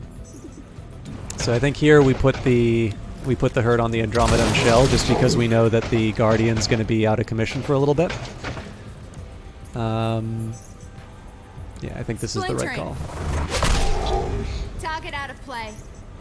Clean hit. And I don't see a whole lot of advantage to just crowding the Guardian right now. I don't get more than one hit, so we'll set up for a parry. And Patchwork gets to work her magic, unless I want to put her in a slightly better position. You know what? I think I'm just going to fire the Chaining Jolt. Because of course we're going to have to deal with the reinforcements in the next turn, so... Ammo out. Alright. This might be a really good time for Zephyr to do her Finding the flank. You know, run around and beat everyone up move. Cover me while I reload. Right, I just emptied the clip. Reloaded. I don't think Scattershot's gonna help me here. So the question is, do I do the chip damage on the Guardian? I think I'm still gonna put the emphasis on the Andromedon. I'm not entirely convinced I'm gonna be able to solve my problems this way, though. I don't think Verge is gonna do enough damage. No more ammunition. Oh man, especially if he's not, ooh. My mind over yours. Right. I need a little bit more for him.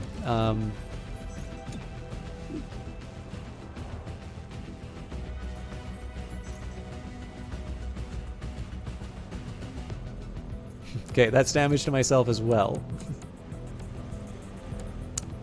I am actually very unsure why he is listed as taking damage. This makes me very worried. Okay, yeah, it's the damage to everything on the network. So he's probably going to goop Verge. That's what I would do, but... Very cool. Alright. We just got a big gift with that. So, if I crowd control, that's 3 people I'm putting the hurt on. It doesn't put Zephyr in the best spot, but I think now is the time for me to... Now's the time for me to start using some of that help.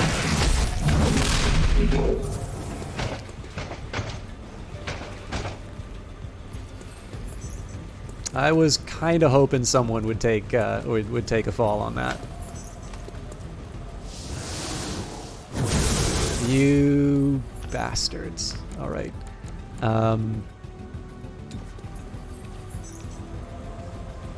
Oof.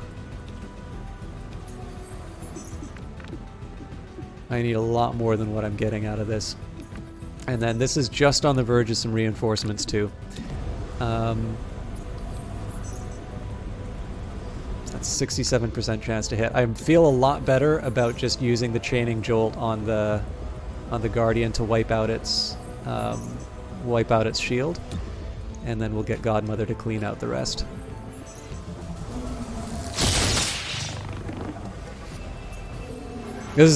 This last round is going to be very hard. We might be able to see it through, but it's going to be very touch and go for a while, given the number of things that can potentially hurt Zephyr. And there's so many Guardians that are able to drop some protection. Okay. So what I'd like to do here, if I can, is sort of set up an optimal scattershot. In fact, I hate that I'm doing this, but... So, in a perfect world, I'd be able to do this, and then scattershot all the way to the end. But it doesn't look like the Guardian actually gets hit by that. Yeah, it's like everything but. So that's no good. I actually need to kill those, I need to kill those, I need to kill the shield.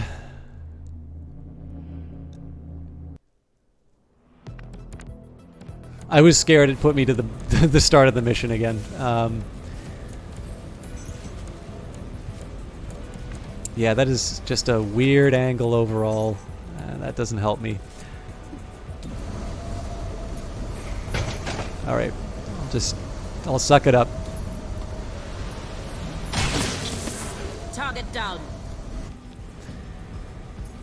Okay, mine plays off the menu, but we can buy a little bit of time by taking out the Andromedon. One less hostile.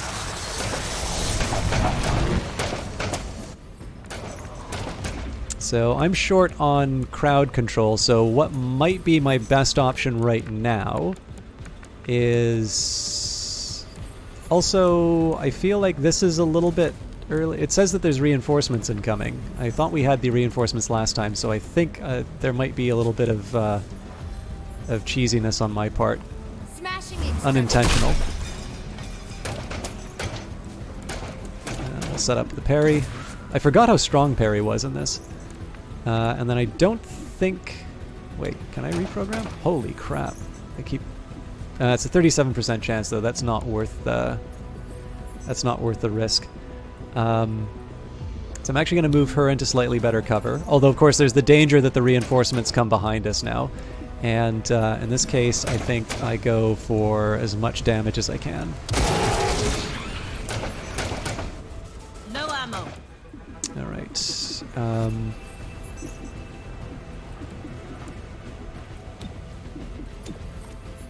Reloading. In this case, it just makes sense to take the guy out using standard methods. Hostile down. All right, and given where I'm at right now, so I'm gonna reload just because I can. Ammunition restored. And on the odd chance the bad guys show up behind him, we'll be ready. One angle covered. But I'm really hoping that they don't. I think everybody else gets to prep.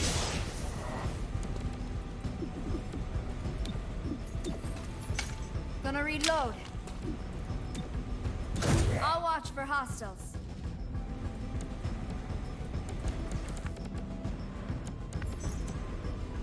It's been threatening reinforcements for a while now. I wonder if there's a bug of some kind. No, hang on. Apparently there's a bad guy here.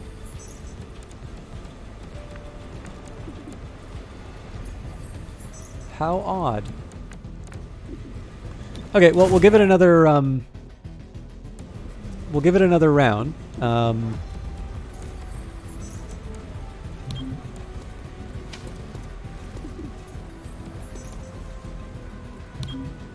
the run. I didn't really want to do that, but Careful, you're exposed.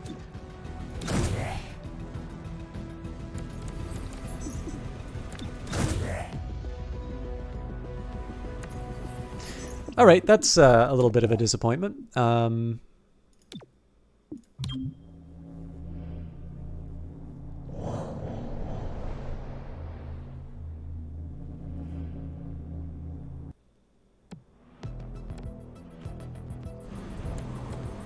Oh, this may not fix it, though.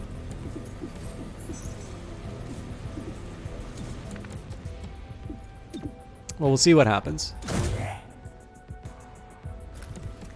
It doesn't say there's an enemy in range anymore, so something's definitely happened. We need you to cover us. Interesting. So I'll give this one more. I'll give this one more shot. Covering my zone.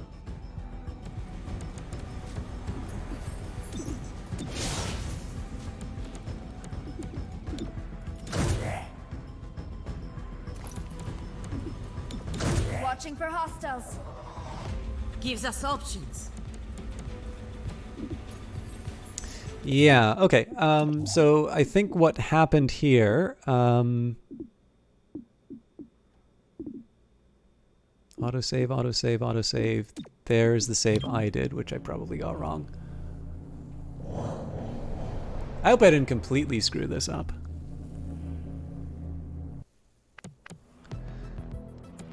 Because, I mean, in the end, the only reason I did the save was just to verify that I could do the attack that I wanted on this Guardian. Target down. Nicely done. Right, and okay, so this was the more precarious position anyway. Alright, so the position 2 Andromedon is... this is going to get ugly.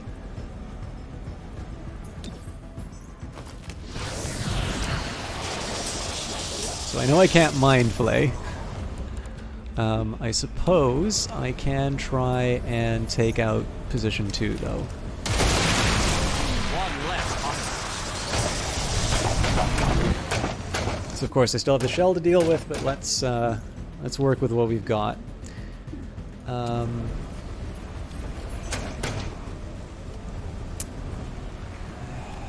Chipping away at the Guardian would not be the worst choice right now.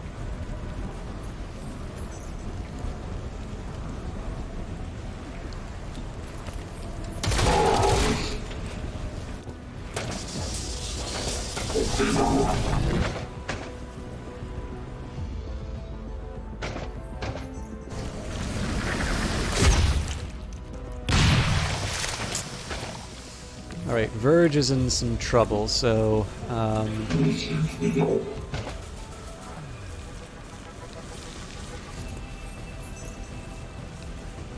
So Guardian number 2 is going to be able to move... Well, it's Guardian 2 and 3 are both going to be able to move, so it's a tough call whether I want to just take the piece off the board or... Nah...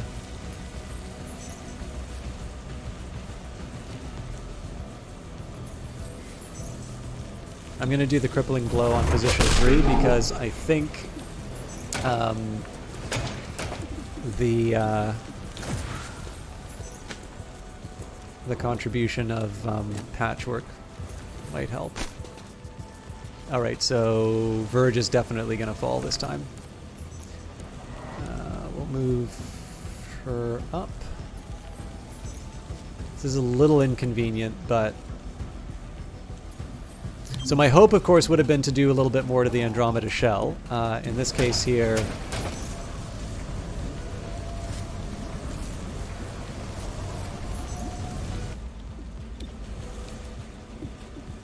It seems to me the guaranteed hit is the right choice here.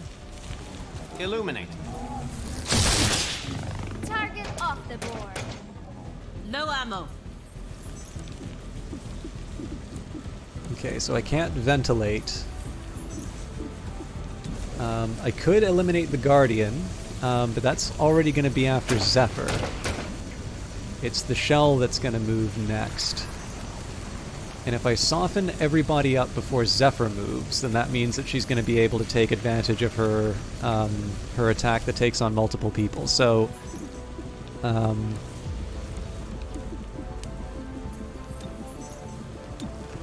I got an even better idea, though. And that's just to straight up ventilate the shell. Hostile down. You must get up. So unlucky for Verge, but we have to live with the consequences of our actions. So I could stabilize Verge, but why would I? If I do crippling... No, Guardian is stunned, so in this case the better option is a crippling blow on the Andromeda. Then we set up for the parry.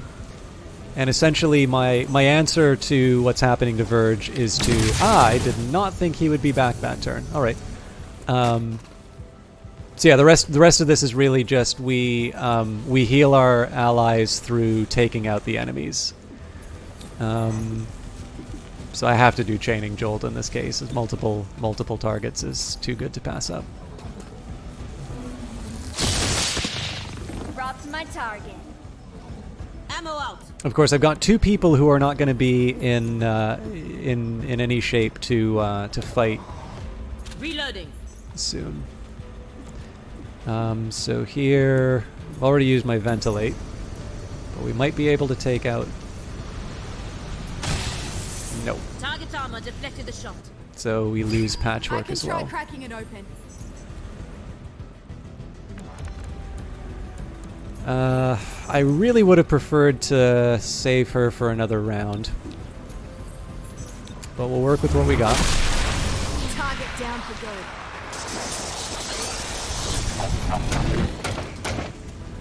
There's definitely going to be some time in the training bay, unfortunately. You're still in the fight. I don't have ventilate, so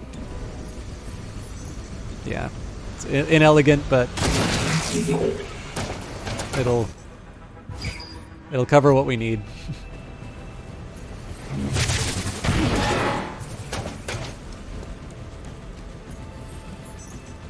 Just punch it. Target out of play.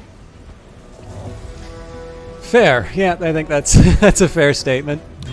So let's see what the butcher's bill was on that, because I might have to pull some people out of training.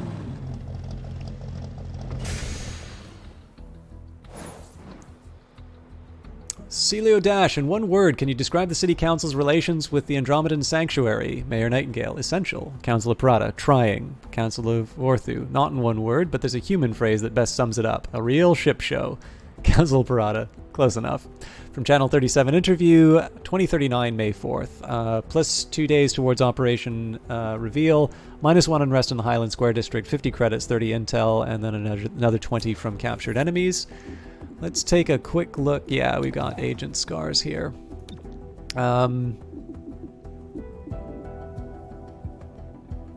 he's weakened. HP reduced by 3, earned when knocked out on... Okay. Fortunately, it's only 1, so I suppose the question would be, am I willing to pull Terminal out of training, or do I have 2 turn? You know what? Verge I've kind of kept in the back anyway, so I think for this case, at least for as long as we've got people in... Well, actually, you know what? Could be switching people out for assembly anyway.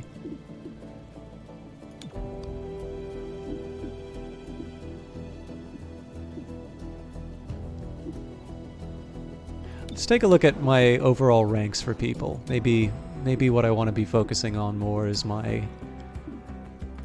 training. So specialist.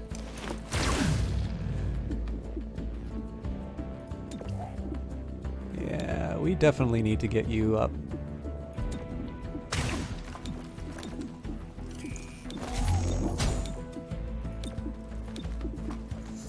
I probably should have been doing this training a lot earlier for this guy, so time for a small change in roster.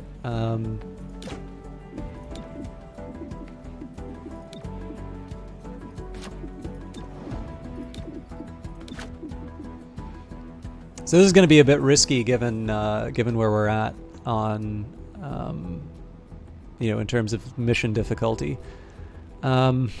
It's a tough call whether or not I want the Illyrium or the Intel. Otherwise, they're essentially the same. So what I'm going to do here is I will upgrade this to rank 2. So if I decide to go for like the 5...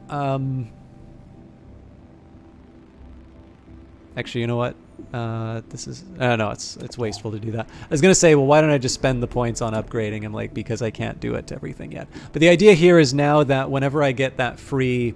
upgrade, I'm going to be in a position to say, okay, this is the mission that I'm going on. I'm going to bring this one up to level 3 immediately and gain the advantage pretty much instantaneously. Situation Illyrium smuggler. 31 PD has been unable to dismantle an Illyrium smuggling ring in the city. If we help locate one of their safe houses, 31 PD will turn over the impounded contents to us. Actually, just before I do that, so if I spend 135, yeah, I don't have the intel for it. I can't take out a loan.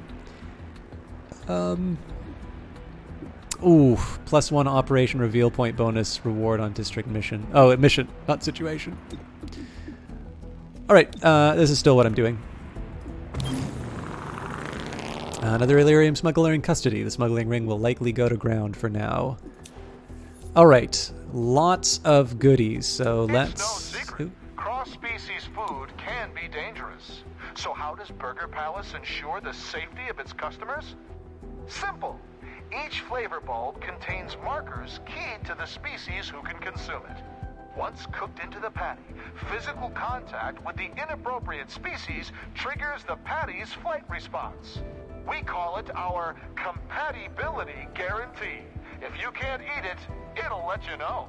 Burger Palace. New name, new safeguards, same great taste. Okay, sorry, supply. Let's take a look at what our next next improvement is. So enhanced pistols, mastercrafted assault rifles, some machine guns, shotguns, explosives. I think probably the assault rifles are where I want to be focusing my attention, so we'll start that for now. Next up,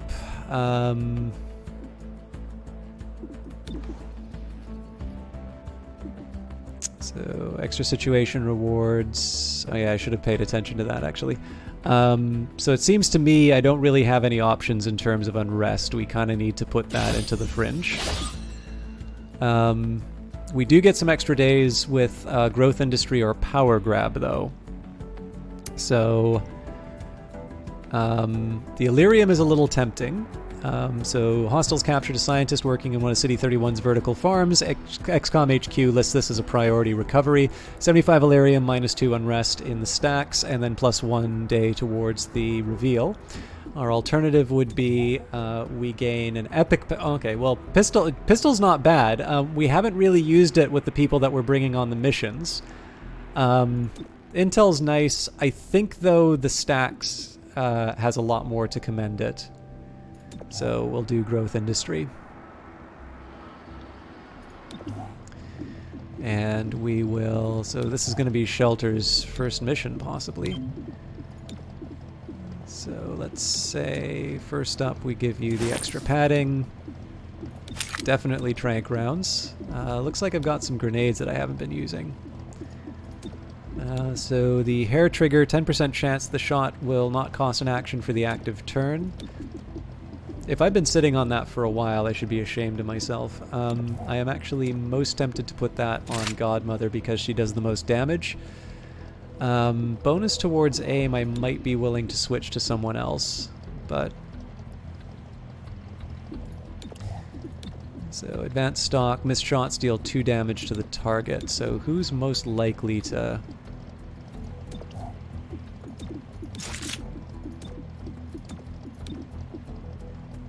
I think I'm okay with that loadout. Again, I'm most worried about Shelter just because I'm not 100% sure what they're going to do. But honestly, at this point, I'm picking these people because they are... Other than the fact that I have a little flexibility in terms of me moving people in and out of the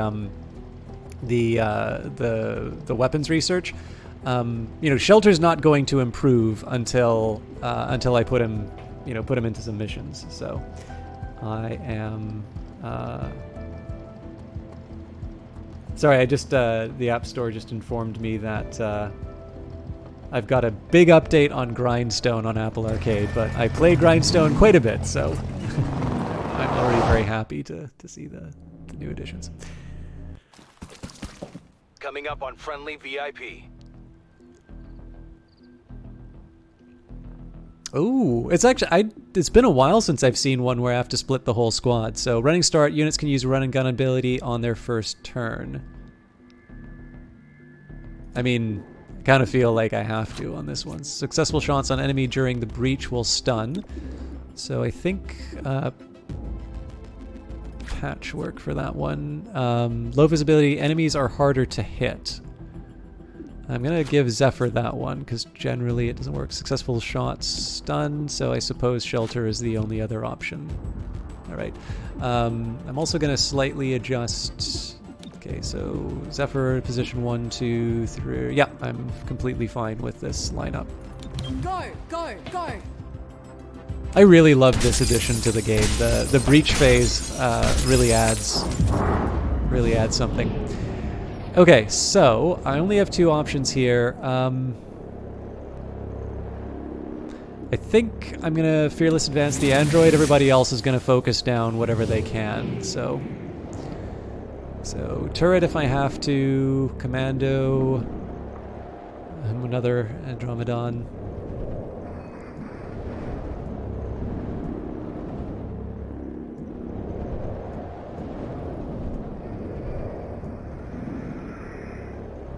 Let's try and clear out everything we can.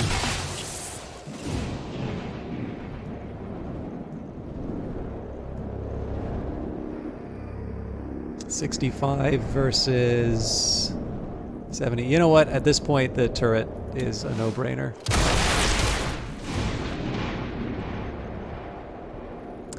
So he can dazzle.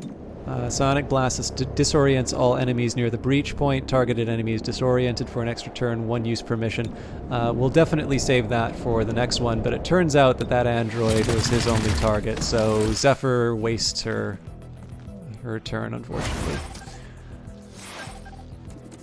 Alright, wow, only 3 turns to get the evidence. Interesting. Alright, well, I know how I'm going to handle this. Obviously, I've got the momentum move with Zephyr, although these guys scare me a little bit. So I think we're going to start off with a good old punch to the face. Okay, that's a very good stun. Now, the problem here is the android's going to have a really nice flank against Zephyr.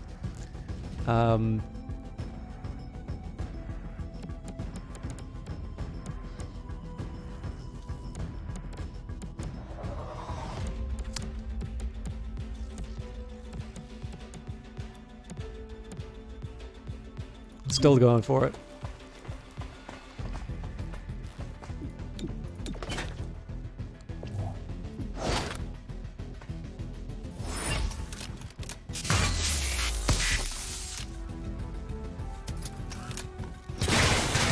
Ooh, I got lucky.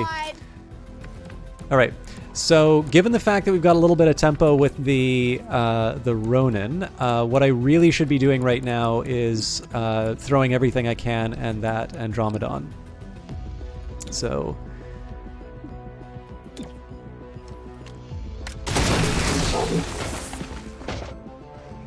that was not as much damage as I was hoping it would do. I don't actually believe it when it says that this will take it out. I can hope, but... Oh, crit will fix it, though. Alright, that was very fortunate. So now the question is, do I want to try and take out this android, knowing that it'll probably also take out the civilian? Or do I want to try and get a little bit of an edge on... Okay, so if I put you here...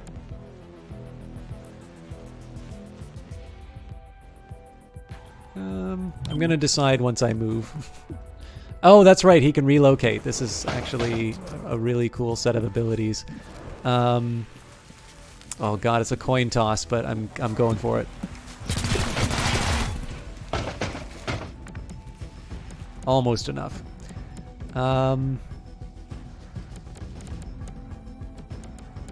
I really do not want this android to blow up and take out the civilians. So what I'm going to do here is I'm going to slap the Ronin around. Target down for good. And in this case, I'm going to try and present like a nice big target for the Andromedan shell and the android and see if I can draw some fire that way. Or he's just going to blow up and I'm going to be sad. That's a lot of damage. All right. Well, that's life. Reloading. At least it didn't hurt the civilian. But we're also going to get the damage. It probably acid on the... Yeah, maybe not.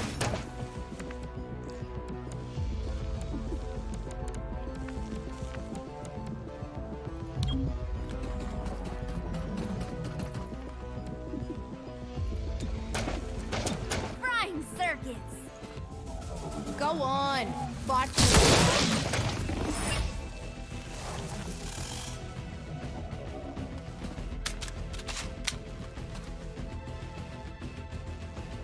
I don't know if that was supposed to be the scientist or what, but anyways, as long as that damage doesn't sink me on this part, we're fine. So first unit through the entrance is marked till the end of the encounter, or non-aggressive enemies guarding this entrance are surprised. All units entering here get plus 25 aim during the... Yeah, this is a ridiculously good start.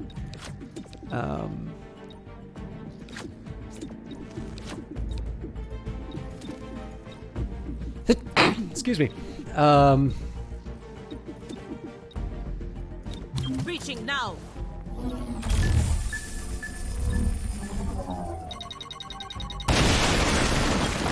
Yeah, it's I think this is one of the maybe lesser mentioned features of Chimera Squad, which is just like it's not just that they took XCOM 2 and threw a whole bunch of extra stuff on it.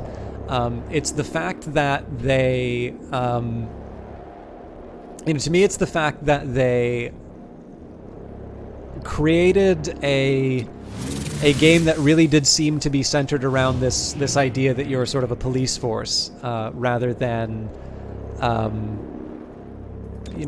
something you might be a little bit more familiar with. And okay, I was going to do Dazzle, but I think at this point here, taking him off the board is more important. Like the smaller encounters, the fact that some of your missions are proper police work, which doesn't necessarily involve killing people. I mean, obviously, this is very clearly a force that is, like their role is to deal with dangerous situations. So it's not, it's not like you can't. Clearly it's appropriate that you are responding to situations the way that you are in this. But I just like the fact that, some of the choices that you make are, who do you bring to deal with more traditional work. I'm trying to weigh the cost. So like Godmother right now, I've got an early move with her, which can be either, we clear out one of these enemies here. The Guardian is definitely a high priority target. Or I can kind of prevent this okay, well, the fact that it's called a Necromancer immediately puts him high on the target list. I think I'm going to go for the run and gun. Clearing a path.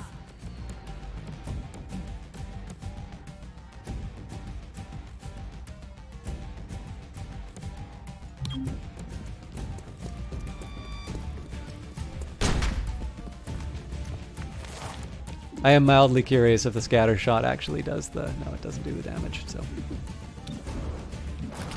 Sadly, not quite enough to finish the job. Unless we get a crit. We did not get a crit. Double time.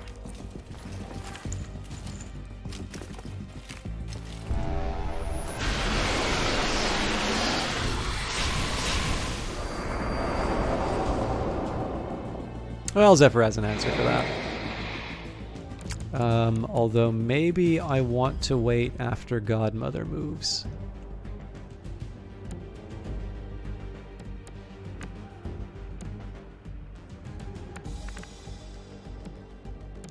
Yeah, so the one thing I don't want to have happen is a bunch of shields drop, so... Shattering! Tougher than I expected. I'm doing all right, Pyrobama. How does this work in terms of the alien invasion and whose side you're on? So basically, this takes place in City 31. This is after the end of XCOM 2, where the aliens have been defeated, but they've not been exposed. So this is the tricky part, right? And not to get too... I feel that if I try and do this subject justice, I'm not going to be able to do it within the confines of a stream. But think of something like, the question of the colonization of North America. Very clearly, there are people who were here before, European settlers. And, it's very hard to turn around and say what happened was just. On the other hand, there is, many generations of people who've grown up in North America who consider it their home. And if if we were to turn around and say, it's like, okay, we're going to correct the... we're going to correct the mistakes of the past, and, we're shipping you all off to, England. This wouldn't go over very well. Like, I would have a very big difficulty with that situation because, of course, I consider Canada my home. And so that's not exactly where Chimera Squad's going with it, I think. But in the end, City 31 is sort of this experiment in... the fact that you've got the aliens. One of the factions actually is pretty clear about the fact that they want to go home. They don't want to stay on Earth, and they're mad that you are preventing them from doing so. But essentially what's going on here is the City 31 is sort of this this symbolic city that that humankind and the aliens can coexist. And some of the, a large part of what Chimera Squad is doing is trying to preserve it and defend the city against people who have a vested interest in seeing it fail to push their own agenda. Well, yeah, it's a difficult statement, right? Because basically, Chimera Squad is sort of an offshoot of XCOM. But I think one of the things that's so interesting about this game, right, is it's not dealing so I don't mean to try and assign some deep significance to this game, and maybe it was inappropriate of me to bring up sort of the idea of what do you do with a group of people who've sort of settled in a place and consider it home, even if the conditions under which it wasn't necessarily just. The really interesting question, about Chimera Squad really is what do you do after the war, right? That's where most games end. The war's done. War's done. We've won. Aren't we great? And this one is kind of dealing with you've got this police force which is very heavily it's ex-military, right? You've gone from fighting a war as the commander to now dealing. So actually here's the best way to explain what the difference is. You cannot lose team members in Chimera Squad. If a team member dies, the mission is over. In XCOM, losing team members is a really big deal. It's a really big deal in the sense of you've lost that investment, but it's also a very necessary thing to do sometimes. And clearly the perspective is pretty stark. I can't really think of police actions where people would say, well, we kind of expect to lose this many people on this one, whereas it's obviously, a reality of military operations. And so I think that does not a bad job of sort of explaining what the difference between the two are. Yeah, well, members of Chimera Squad were active participants in the invasion. A lot of the banter in the game is actually the team sort of dealing with the fact that they were not necessarily all on the same side. But yeah, I think it's a really, this is the thing that's so interesting. Had they made another XCOM game that was a lot like XCOM 2, I would have been very happy with that. What's so interesting about this game, though, is that they decided to do something interesting with the world that they created. I got lucky. I'm not an easy target. Let's see what the Cobra does. Oh, Cobra doesn't do anything yet. Okay, relocate's kind of neat. So shelter psionically swaps positions with targeted enemy or ally, does not automatically end the turn. The question is, of course, who do I want to put in a compromising position?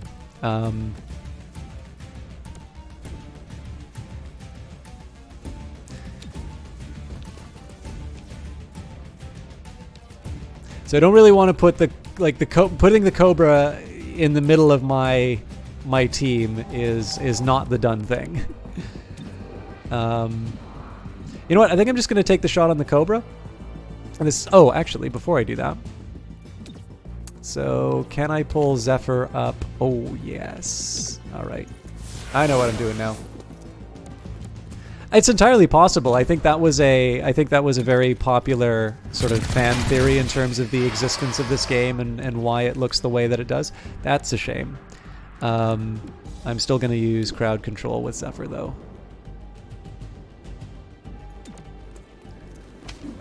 But the thing is that I think Chimera Squad is interesting enough in its own right that it doesn't have to be...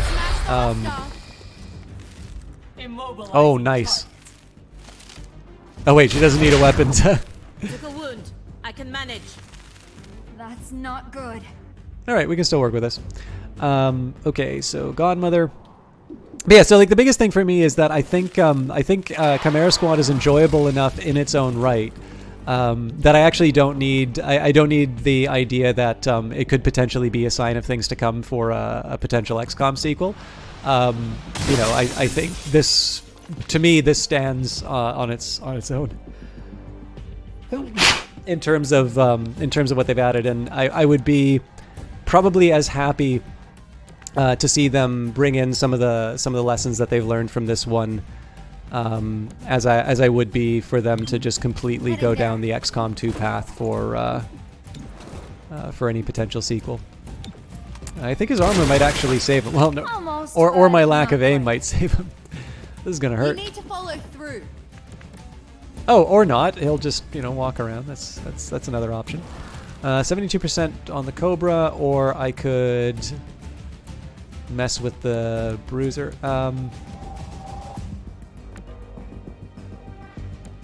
Well, he's still exposed, so let's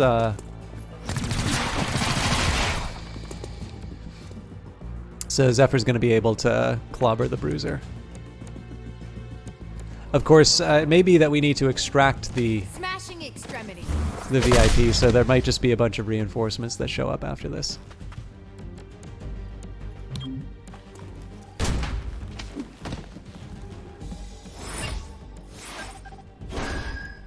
That's exactly what's happening. All right.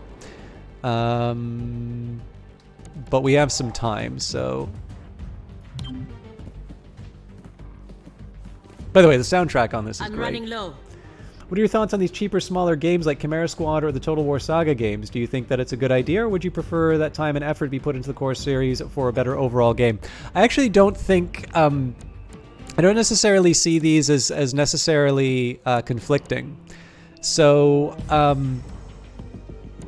what I think is helpful for perspective... Okay, so actually one key thing to keep in mind here, Pyrobama, is that I technically can't say I don't have game development experience anymore. I do not have game development experience in the kinds of environments that are producing the games that we see right now.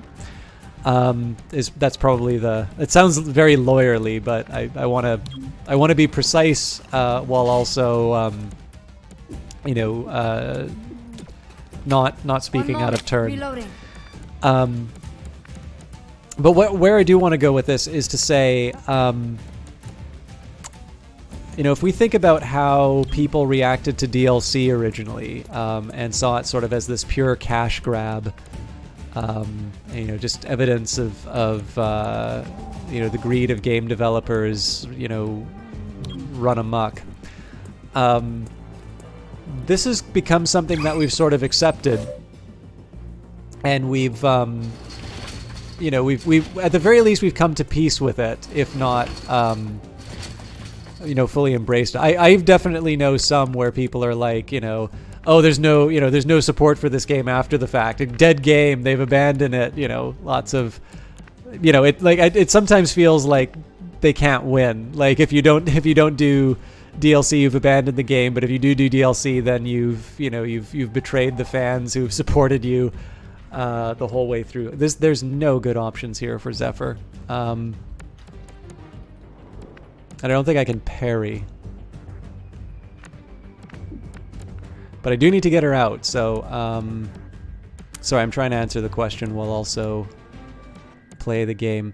Anyways, so the thing is, one of the reasons why I think people were ultimately able to accept DLC is because in the end we kind of know that games, like the people you have working on something, they're not all available at the same time. Like they're not all... It's not that you hit the button and all of a sudden everything, you know, you have the same staffing needs across the table. And so one thing that I think was good about DLC and ultimately gave us better games was the fact that art departments that maybe previously would have been fired were given an opportunity to add in things that they didn't necessarily... You know, they wouldn't necessarily have gotten the chance to under normal circumstances under the old system. And so in some ways, what a lot of these developments in... Oh god, I thought she decided to just run off on her own.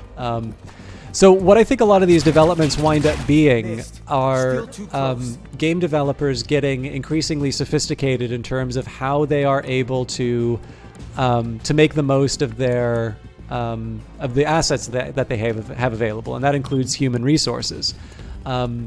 So to give you an example of the sort of stuff that I would work on, on a day-to-day basis, one of the things that I study is productivity. And one of the ways that we measure productivity is to say, here are the resources that you have. Were you able to produce, the same or more with either the same resources that you had or fewer, right? And that's I think, a fairly standard definition of productivity. If you can write one book in 1 year, and then the next year you write 2 books in 1 year, we would say you became more productive.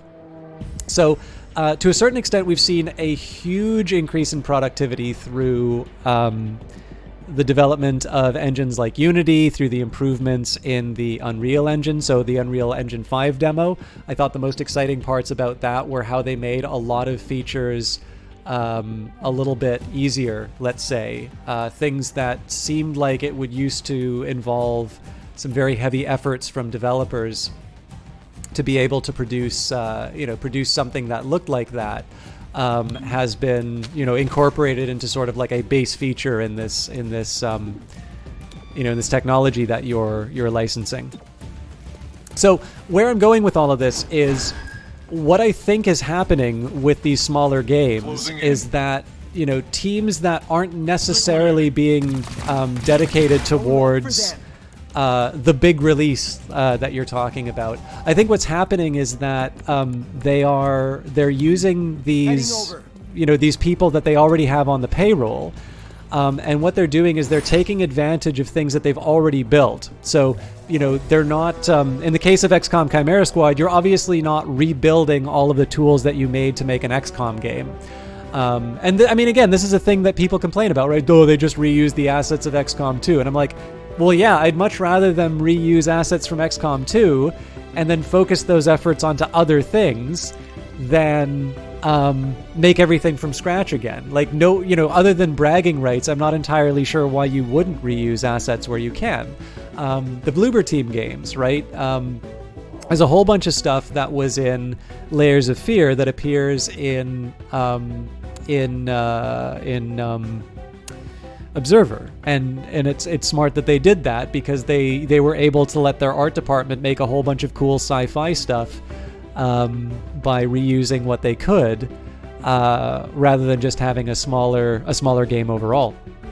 So there's a couple of other advantages to this, which is that you're able to develop talent from inside.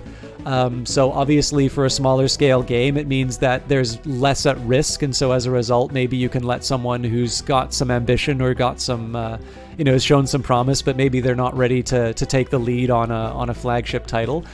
They're able to gain some meaningful experience. You get the advantage of the new ideas. As you mentioned, you get to try out some different things as well. And overall, I actually think it's a really encouraging development, because when you think about it, in terms of very large-scale games, they take up a lot of space on your hard drive. They take a long time to go through. I rather enjoy the Assassin's Creed games, but I don't think I enjoy them enough that I would want to play every single major release all together. I think that would take a lot of time. And so what I'm able to do at a lower cost, I'm able to get a smaller experience, something that I value, something that I think is worth playing. And in the end, what's happening is that instead of releasing DLC, instead of saying, we're going to have this game and we're going to do some riffs on this game, but we also know that we don't really want to violate the contract with players and do something too different. What's happening instead is that you're getting a little bit of experimentation. You're getting to push the boat out a little bit further with some games that you already enjoy, and see some of the other potential. So, it's a case-by-case thing, right? I never played the Total War Saga games. I will play Troy when it comes out, because it's free on Epic when it's for the first 24 hours. So why wouldn't I play it, right? But overall, I think it's a positive development. I think it's just another example of developers trying to make the most with the resources that they have on hand. And I think that this is allowing for more experimentation, and more importantly, it's not just that it's creating more experimentation, but it's actually presenting games in a way that I think players want to experience them. I know for myself, I benefit more from smaller experiences. So I don't know if that answered your question fully, but yeah, well, I'll put it to you this way, Pyrobama. So I don't want to, I'm not going to stay on this screen forever, but I happen to know that Ubisoft, so like Ubisoft is not really my favorite publisher, you know, even before the stuff that's coming out about them came out.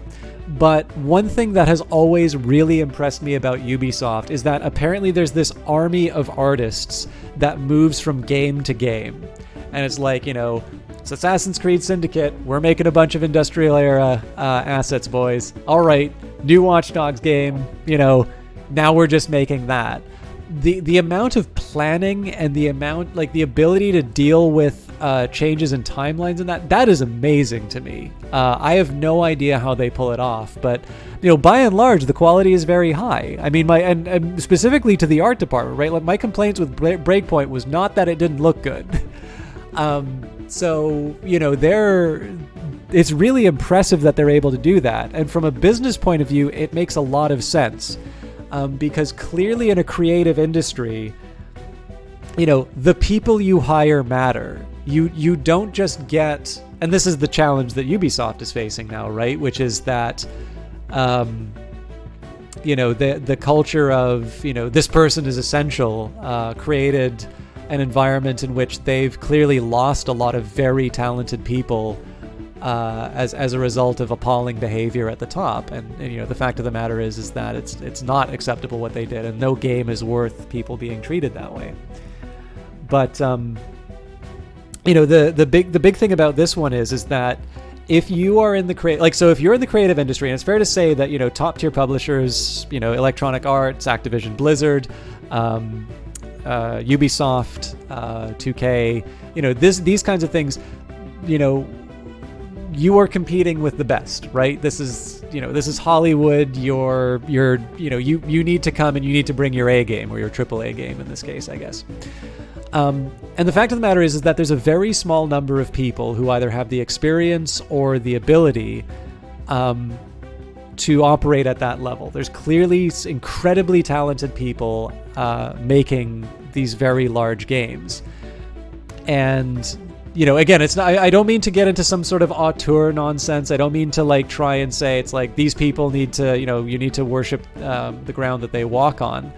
But the idea here is that, you know, at this level with these kinds of budgets, you absolutely need to make sure that you are bringing a level of talent commensurate with what you are asking of the players. And so, sorry, I was going somewhere with this, and then I kind of I digressed a little bit. But the big thing is that, you know, when gaming is in its infancy, you know, I don't mean to say that it was acceptable in the sense that any industry should work this way, but I suppose while they were still figuring out how the structure worked and how the organization went, you really didn't have any other options. And so the idea of like fire the team after the job is done, I mean, that happens in movies, right? You know, when the show was done, I was responsible for finding my next job. It's not like there was a permanent production company that was just churning the next movie. There are production companies that do that, but the one specific to the film, that exists for that film. But basically, you know, if you have a choice of working for a company that says, once the game you're working on is done, we're going to fire you, and you have a chance to say, we can give you some job stability and we'll still pay you your rate, you're clearly going to want to go to the one where it's more stable. And because you are looking for world-class talent so that you can be the one with the highest earnings that quarter, you need to keep those people happy, right? They have choices. Now, again, that doesn't mean that abuses don't happen in the games industry. Obviously, in some, you can see some companies that kind of coast by on their reputation, and they're able to extract a lot of work out of people because they want that on their resume.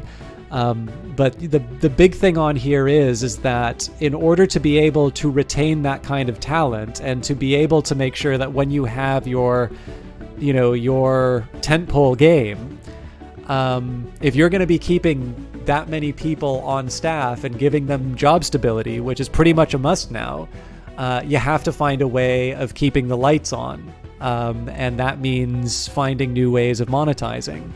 And there can be bad ways that it happens. There can be ways that kind of come off as just very extractive of the players.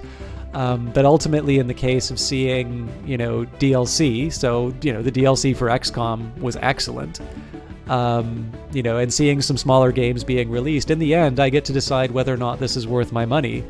And going for some of these smaller experiences, I happen to think they're very much in line with me getting new experiences that I can opt into with my money. Although this game, obviously, I was given by 2K. I get to say, not for me, I'll wait for the next one. So I have no idea what the churn is, Pyrobama, but I would not be surprised if it was quite high. Although I will also say that the people that I know who work in game development have been very happy at the places that they've worked, and feel a certain degree of maybe not loyalty, but definitely they've had a degree of stability. I also think it depends on the job. So from what I understand, QA is not treated very well, which is a shame because, gaming is not the only place those people can go. Whereas, if you're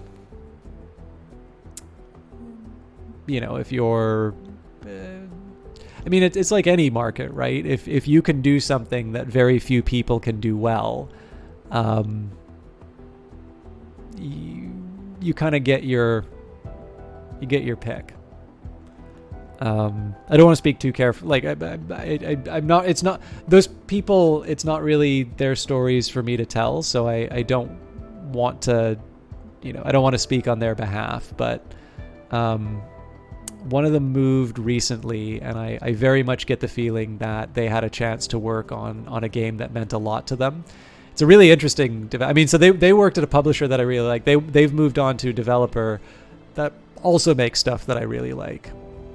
And in their case, I get the suspicion that the move was less about dissatisfaction with their current employer, so much as it was an opportunity to work on like a game they liked as a child that was getting a new iteration.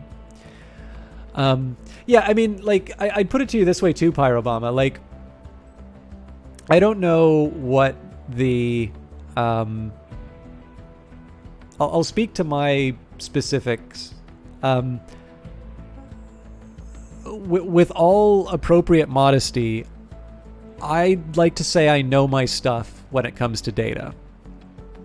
But if I go and apply for some kind of data analysis position, and this could be from anything from, what's that mobile studio that does, like, they used to do like Farmville once upon a time?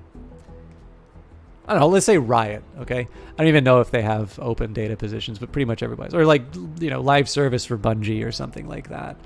I can come in and I can talk about my degree. I can talk about, the work that I've done. I'm sure it's all very interesting to a narrow group of people, but the fact of the matter is I don't have game industry experience. And, it's true that there are probably a lot of people available for a given position, but a very large part of hiring is not just filling a space, but making sure that you fill the space with someone you can trust to do the job. It's someone who will fit in the culture of the company. And not in like that stupid way of like you say, well, they're not a good fit, in the sense of like, I just don't like this person and this is a convenient way for me to like not bring them in. I've actually had to watch a coworker where I am now do an interview like that. I felt really bad for the interviewer, and I really profoundly disliked that person after that event. That was really unkind of them. And it was particularly because they were actually quite insecure with their own knowledge. So here's the thing, right? Like, I can go and apply to, Digital Extremes or whoever.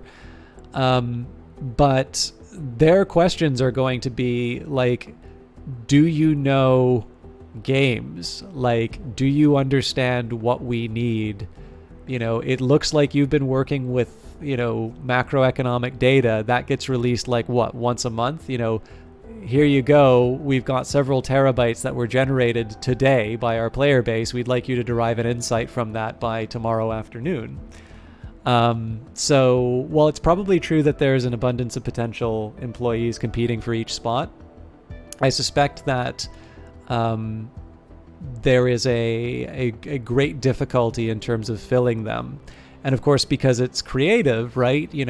Coming up with performance metrics are difficult. Like, how do you say, you did a good job with Apex Legends? The game's clearly very successful, but what's the counterfactual, right? Could Apex Legends have been even better?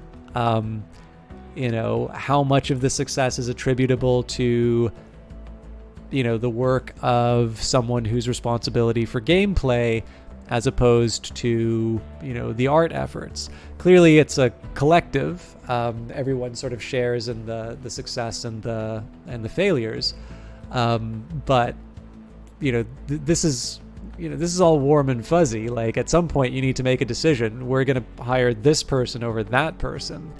And it is very challenging. I mean, this is one of the reasons why culture matters quite a bit in those creative positions, because, you might have, there's plenty of examples. John Schaefer went to work for Paradox for a little bit. I think Mike Laidlaw went and worked for Ubisoft for a while. I don't believe either of their projects will be realized, or at the very least, whatever they worked on will probably be, will be transformed into something very different. And it's very clear that, John Schaefer, Mike Laidlaw, these are talented people. They've got very impressive track records. But Paradox is an excellent publisher and game developer, and Ubisoft is one of the biggest, and, they make lots of really interesting stuff too.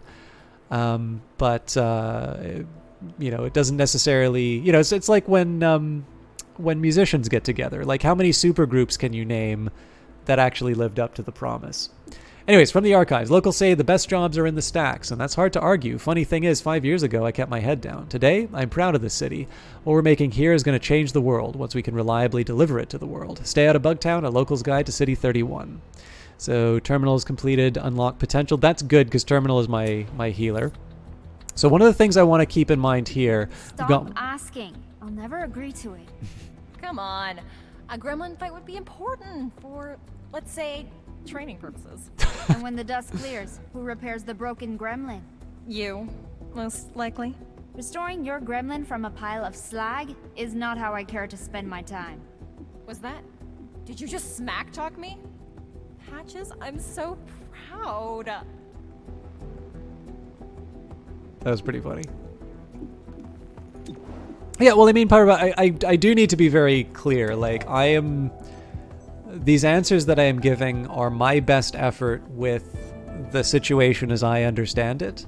I do have a bit of experience working in creative industries, and particularly working in something that at once is a creative part. Like, camera is definitely one of these things where there is a very high level of creativity. It's also a very technical job.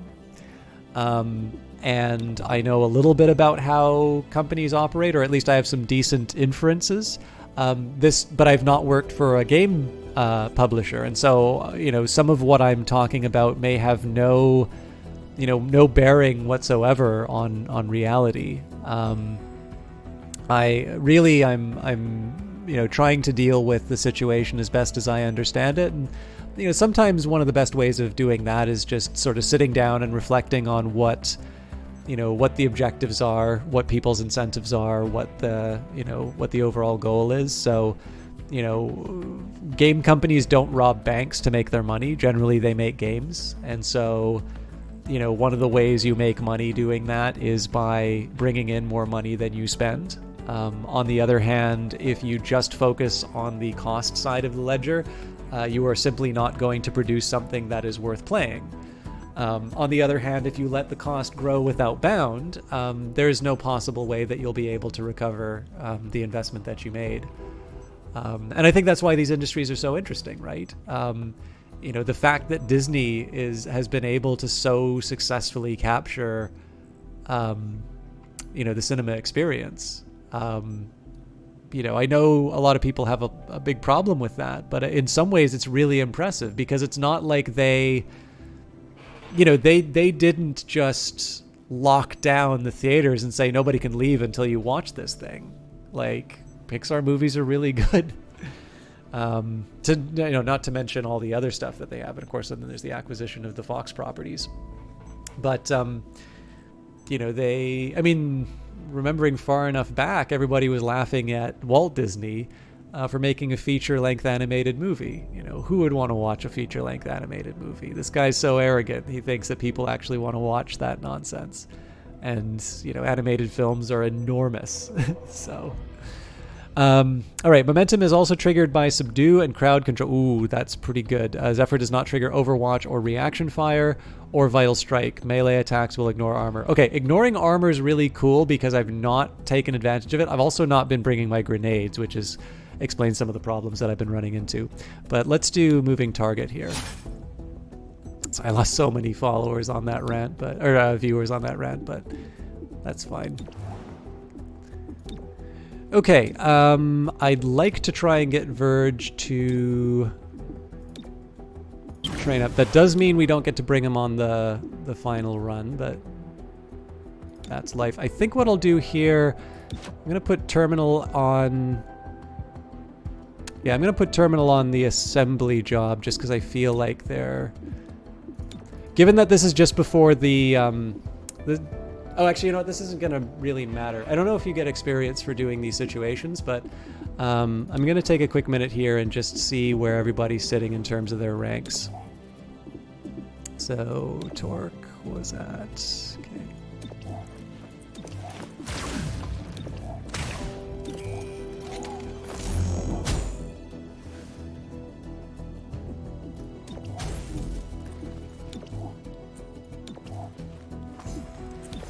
Okay, so it's basically, ideally, it's Cherub, Patchwork, and Shelter that I'm bringing along.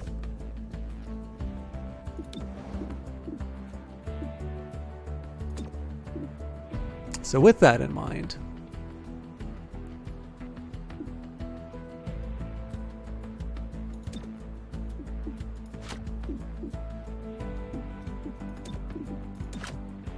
this is going to be a weird loadout, but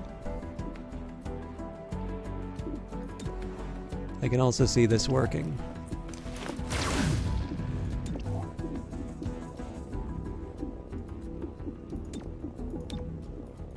So yeah, I definitely need to remember to bring grenades next time. As for the rest of it, I'm a little worried because this is going to be a bit of a weaker group running around. On the other hand, I'll also be able to...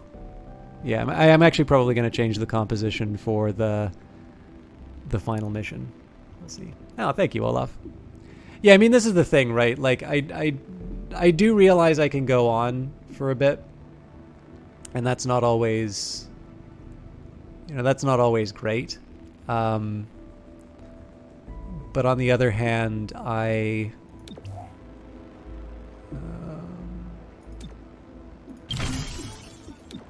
also want to acknowledge the fact that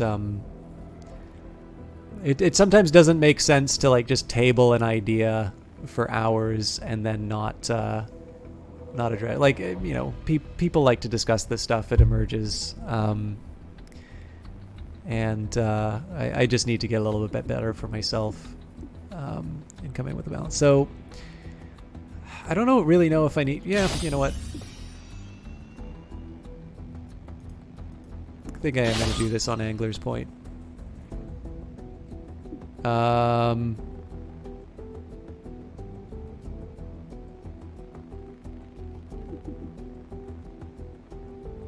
feel like I missed something here.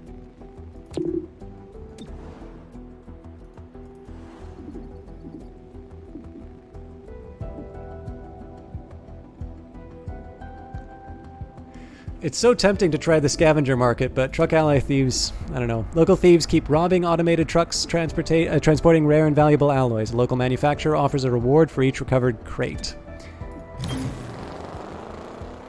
We tracked the stolen alloys and provided the information to 31 PD, who made the bust. The manufacturer has rewarded us for our assistance. The city's Andromedon sanctuary finally admitted the obvious. Rogue Andromedons joined a sacred coil. What? Stop them before their actions turn into a recruitment drive. All right. Liberated hybrids who are who are forced to support sacred. Oh, we've already got that. Okay.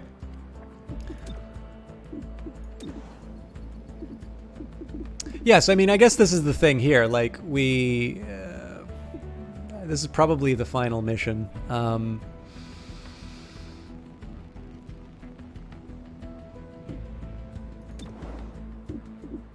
So I think for this one, I kind of need to bring the A team. Or something resembling it.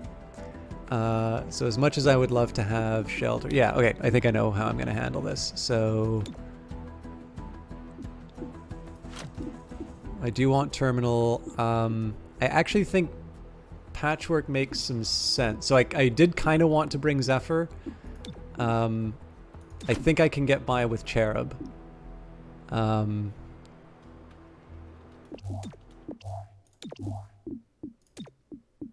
Just in case.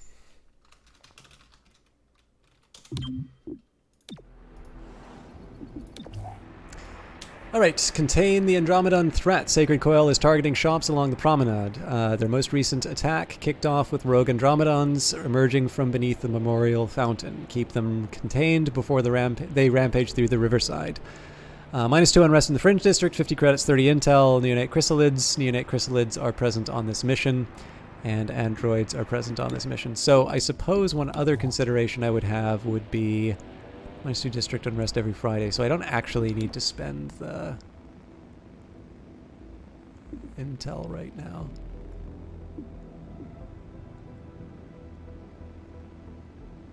Yeah, it's Tuesday.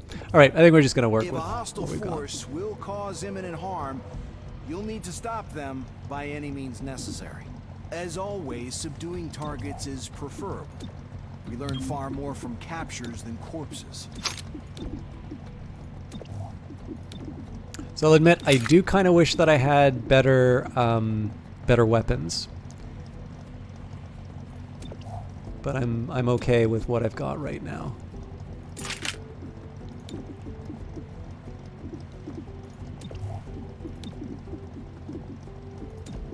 With certainty, though, I do need to distribute some grenades and whatnot. So patchwork is... yeah, like what I need to be thinking about right now are people who are likely to be in a situation where they'll have like a spare action and I'm not sure what to do. So XCOM's Mark 7 Old Reliable Grenade is approved for Reclamation Agency use. The small blast radius makes it ideal for tight quarters found in most urban environments, and the plasma grenade, expropriated Advent plasma grenades deliver a bigger bang than a standard frag grenade. Reclamation modified the yield of Advent's version to make the Mark II dry heat, which retains stopping power in a more predictable blast radius. So let's say... Cherub actually has a very helpful ability. So Terminal I kind of want firing the most because she does damage even when she misses. So, but then Patchwork is going to be using her Gremlin pretty frequently. So oddly enough, I actually think Cherub's probably the most appropriate here. And as a secondary... out of the two Gremlins, it's actually Patchwork who's I'm going to use least, so... for this story, not for the stream. I need to prove that I can actually play more than 2 missions of Chimera Sacred Squad. Coil attacked this riverside market, shooting the place up, menacing civilians. This is literal terrorism. How can they claim to be the good guys? Alright, I actually really like it when they divide it like this. So all units entering here get 3 mobility for 1 round, so that's pretty clearly a Godmother run. Successful shots on enemies will crit. I think Patchwork's got the most, kind of the biggest punch here, and it doesn't really matter between the two. Well, it matters in terms of the order of things. So I think Terminal goes at the end for healing, which by elimination means Cherub goes in. It's go time.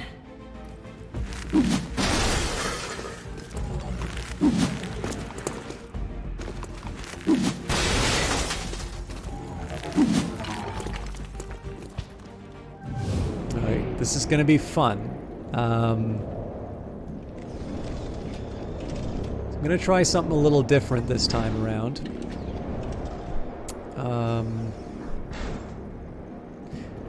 Okay, for starters, I am gonna try and clear off everything that I can in the environment. So that means we hit the chrysalid.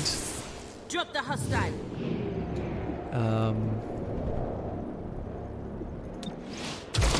Oh, I should have gone for the real chrysalid. I forgot about that.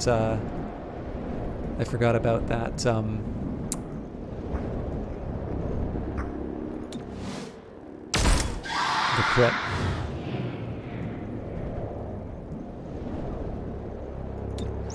So the reason I didn't touch the mech here is I'm going to try and hijack it right away.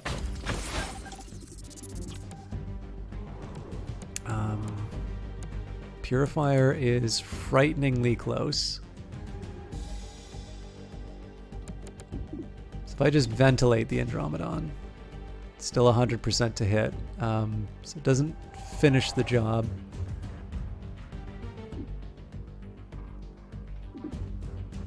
Let's go for it.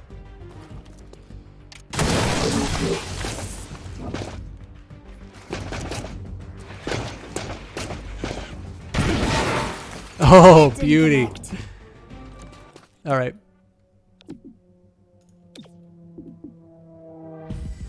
Overloading target. Left a mark.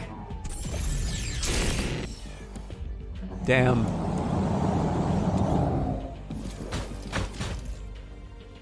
So he's gonna grenade the crap out of me. At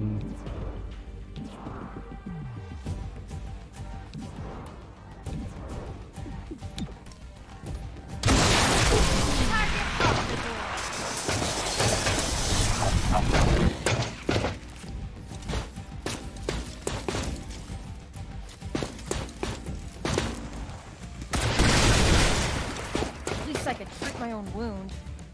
Do you need some help? Alright, so Kinetic Shield. Cherub places an energy shield on self or ally to prevent all damage on the next attack. Cherub gains 1 charge when the enemy energy shield is destroyed. Does not automatically end the turn. This is a big one that I need to remember a little bit more often. So here, I'm going to drop the shield on Godmother. Now that's protection. This just gives me a few more options with her. It does mean I'm locking my guy into a position where he'll take some damage. The other thing that I should have considered would be this Purifier, who's definitely going to roast us. So maybe I can... Works for me.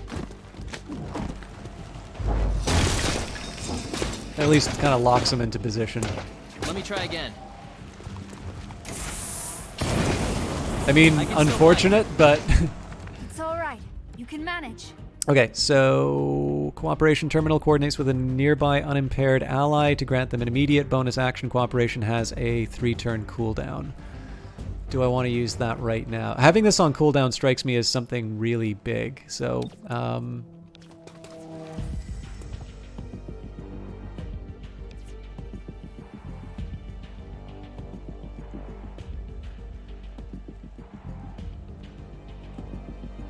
So it's the Andromedon that moves next. Yeah, okay. So cooperation with Patchwork. You knock him down.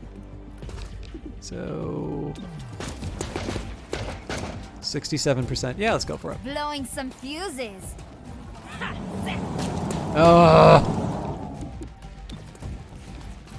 Okay, I pretty much have to heal Cherub at this point. Let the high-tech spray do its work. All right, You're the so best. Godmother can't Reloading. charge in because of the reload, but we can at least get some meaningful damage. So we can't do anything to stop the Andromedan shell, but we might be able to take out the mech before things become a problem. Target armor detected a shot. There has to be a way in. Okay. Man, Patchwork is very lucky. At this point, I think it makes as much sense to do Chaining Jolt. Melting hardware. Left a mark. Fire's about to spread. Alright, well he's going to wind up on fire no matter what. We can at least protect him from the Andromedan, though. Ooh, hot, hot. Put out that fire. Oh, god damn. We advance.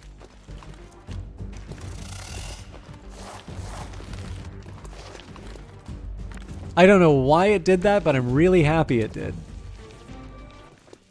So I think Cherub still needs to get unfired. Let's get your insides back inside. So now the question is, so the Andromedan shell versus the Purifier, we definitely have enough tempo to take out the Purifier, so hopefully we will eliminate the shell. Good. That's it. You're done. And then try and get as close as possible before. Actually, I would have done subdue, but looks like that wasn't an option. Alright, so a little sloppy, but the fact that I've got terminal means that I get... the fact that I've got terminal means I have an easier time with my mistakes. We have Andromedons on the scene. Looks like they're fighting alongside Sacred Coil. Do you think? Don't walk through their suit goo. It is pungent, and it sticks around. I had no idea. Alright, Running Start can use run and gun ability on their first turn. Watchtower units automatically activate Overwatch after the breach. That would actually not be a bad one for Godmother too if I could get a combination of... Oh, actually. Nah, it won't matter though. Say Patchwork gets the... And then, quick disable. First unit to run through this entrance will have their weapon disabled. So...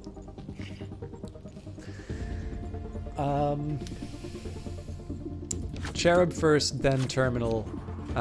So my argument here for putting Cherub in first is that he does the least damage.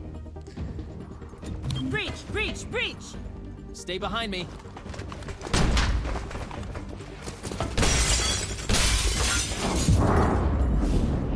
Alright, so nobody's on alert, which is good.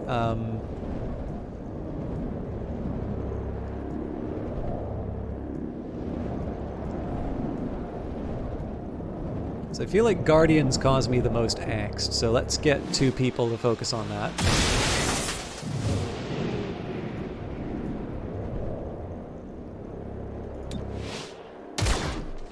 Jesus, 3 people on that.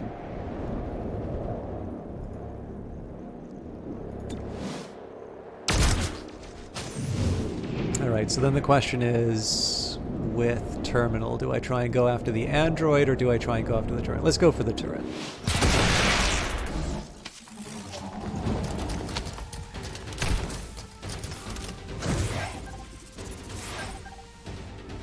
Okay, so I got 3 rounds to collect the evidence. What have I got? Alright, so Cherub's got a while. It looks like there's going to be a Purifier and... Oh, no, sorry, a Commando and an android to go before Godmother. Now, Godmother might be able to take out the...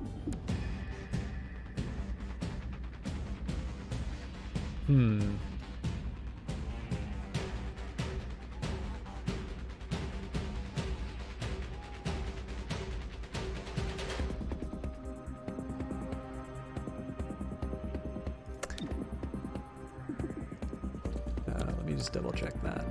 Okay, she can't quite move where I want her to. Well,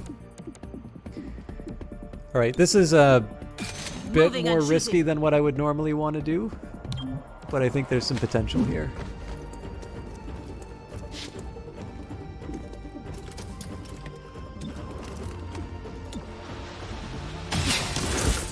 I'm not sure if I get to pick up after the... I do. So my worry is the commando more than anything. Dropped my top. Cool. Thanks for the breathing room. Thing is, I never want to rely on Overwatch in this game, but that worked a lot better than I thought it would. So I can chip away at the Andromedon. I can try and take out the Purifier. Andromedon's definitely going to do damage no matter what, but we might be able to take out the Purifier with Terminal. So let's go for it. I should have done the chaining jolt. That would have been guaranteed damage. Darn it, no ammo. Okay, so first things first, we'll reload him. Back at it. And then we drop a kinetic shield on Godmother because we Armored up. moved her aggressively. So this is the reason why I said I was a little bit worried about moving Godmother aggressively like that. She was potentially a victim of flank. Looks like it's a moot point though. Wow! The shield. I'll admit I'm a little surprised at how bad these Andromeda are at hitting, but I'm pleasantly surprised. All right, so shot to the face or coin toss. All right, let's take the opportunities we've got. Let's see how good that shield is. Nice. Oh, come on! That's the point of having the shield. All right, well, we have exactly one option here. Changing position.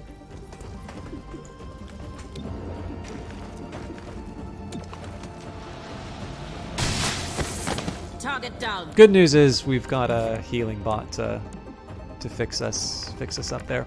Now, ideally, I don't just kind of stand like an idiot in front of an Andromedon and let it beat the crap out of me. Going to move. So that's 45%. Yeah, same damage, but guaranteed. I'll take that the target.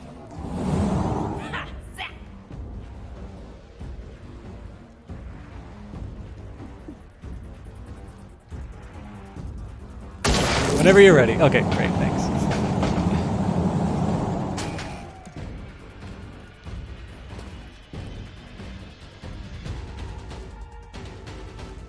Sorry for the delayed response to that. I just had an opportunity now. Okay, so the smart thing, of course, is to put the shield on Cherub, or sorry, to use the shield with Cherub. The question is, who gets it? Is it maximum 2 shields? 3 charges. Okay.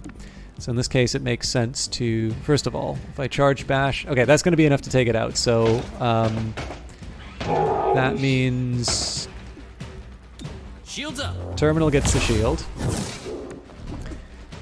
Cherub delivers the bash.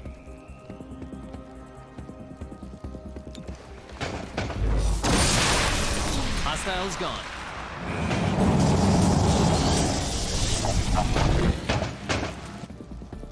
So of course the goop is a liability, but we'll work with what we've got. So first safeguard Godmother.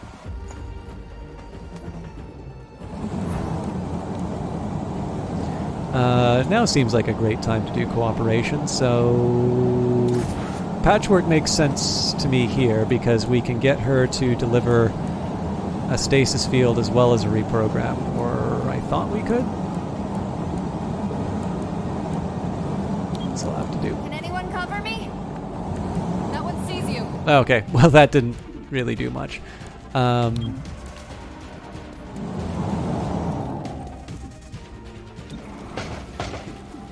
That's what I got. I'm sure my teammates appreciate the destruction of their cover. Oh, that is such a shame. Reloading. At this point, let's just do the chaining jolt.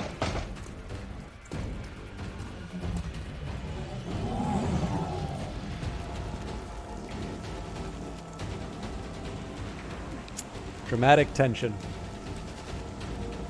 The training paid off.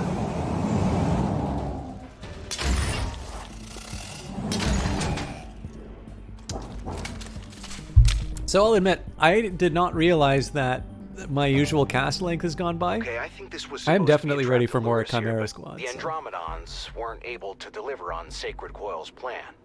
Whatever it was. We'll take it. Let's mop up this mess. Although I may get some water. Alright, secure entrance, fewer aggressive enemies at this entrance, or Overseer, last unit through this entrance automatically activates Overwatch after the breach. So this is a really tricky point. So this is avoid danger. This is embrace danger in order to achieve a better position. I think I'm gonna risk this. So I'll start with Godmother. Excuse me. Actually, I'm going to start with Cherub, Godmother. Patchwork and then Terminal at the end again. So clearly this is the third encounter. We want to pop all our special abilities. Let's see whether or not I've screwed up.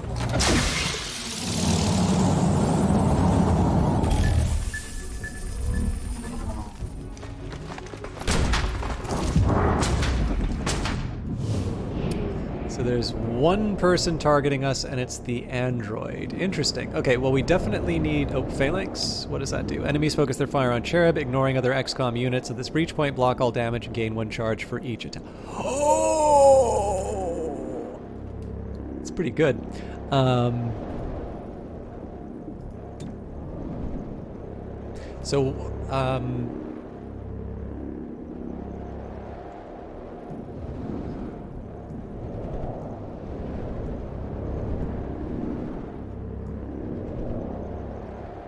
Normally I would take that, but there's only one person threatening me right now, so... Oh, we got a crit. I'm going to...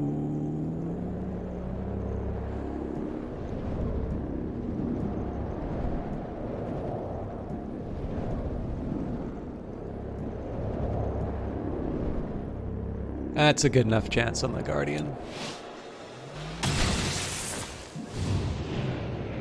So I need Patchwork on the android. Nice. And then Terminal should mop up the turret. So we've left the mech open. Oh, damn it, the turret's still alive. Okay, that's a problem. Oh, this is gonna get exciting. Oh no, that's just Shrouded, never mind.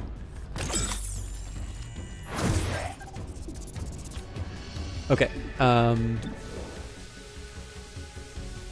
let's work with what we got here. So this would let me move Godmother aggressively. Yes, Godmother's going to become my new...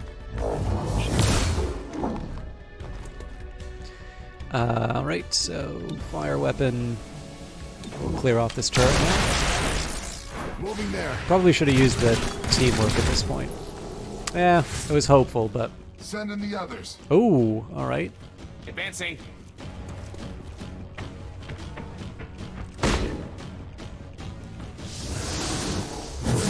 And that's why we targeted him.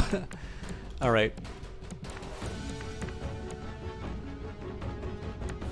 So, it is important to remember that Kinetic Shield does not immediately imply immortality.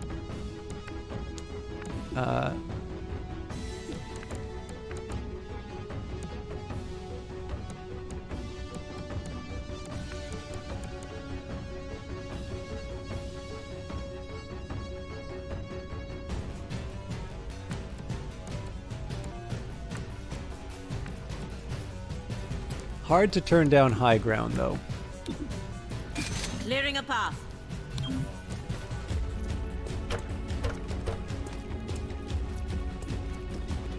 So, Had I been thinking, I probably would have tried to position myself better for a scatter shot. I don't think that's going to be possible now. At least not without the risk. Oh, you know what? I think I'm going to have to ventilate the Guardian. Anything else probably won't do enough damage. Well, it claims it does. 5 to 7. Fingers crossed. One less target. The rest of you surrender. Okay, this is not the best spot for Patchwork to be. Frying circuits. Left a mark. Is that another resist? Christ.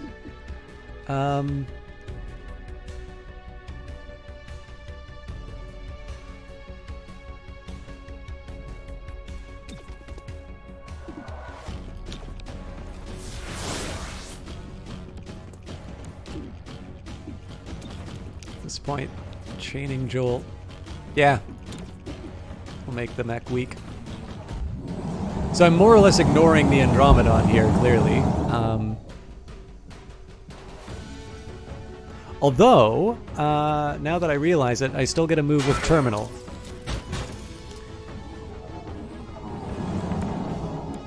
So, if I scatter shot, I don't get... Oh, that's such a pity. But it did move me up in the timeline. So I might be able to angle this in a slightly better way. I don't know, that's a pretty creative interpretation of physics. Did Fraxis XCOMs always have this round-robin turn order? No. Definitely this is an innovation from Chimera Squad. I can't completely ignore the commando. But honestly, at this point, a reload and a ventilate on the Andromedon is the right choice. Although, yeah, I did just open Terminal to a pretty savage retaliation. These guys can't hit. All right. I'm assuming when that thing lands, it's devastating, but fortunately, it hasn't landed yet. So I normally would get her to heal. It doesn't look like anybody is in need of healing, so I'm going to set myself up. Damn it. I was really hoping that I could set myself up defensively against the commando, but what we'll do here is we'll get a flank on the mech. I need to be cautious about the reinforcements that'll be arriving, but right now I just want to mop up the mech.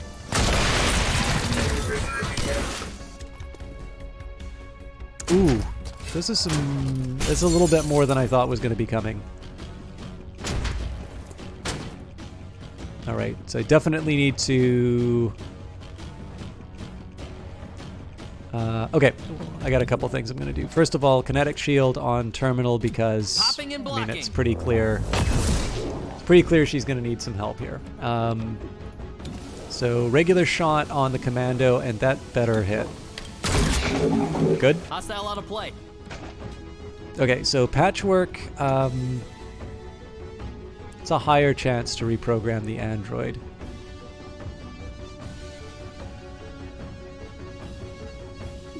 Yeah, this is worth it. Overloading target. Well done. You're off the team.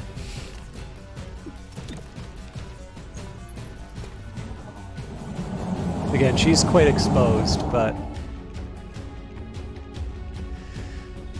we got Godmother next. So the question here would be, do I try and take out the commandos, or do I go for the Andromedon? This is my last chance to hit that Andromedon, so... Oh, she's out of ammo, right, forgot. Reloading. So I don't really have any other options here. I need to clear this thing out.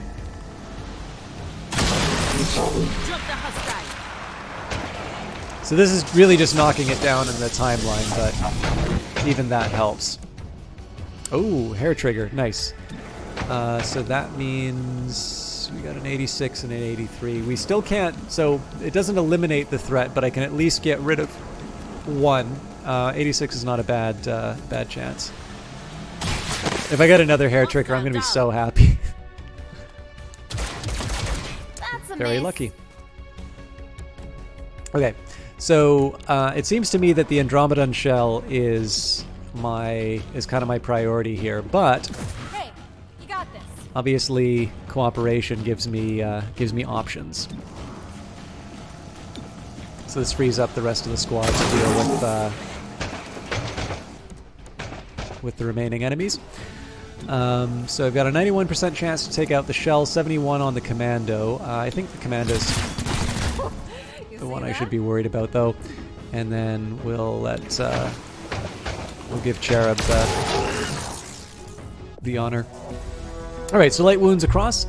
Andromeda. So this definitely wasn't the final mission, but Andromedon attack thwarted. From what we can tell, Sacred Coil took advantage of a power struggle. Andromedon infighting, which sounds like the premise of an old world reality show, is how Sacred Coil convinced these Andromedons to go rogue and attack a public market. Today proved that they were unreliable allies. Sacred Coil's experiment with Andromedon saboteurs is over.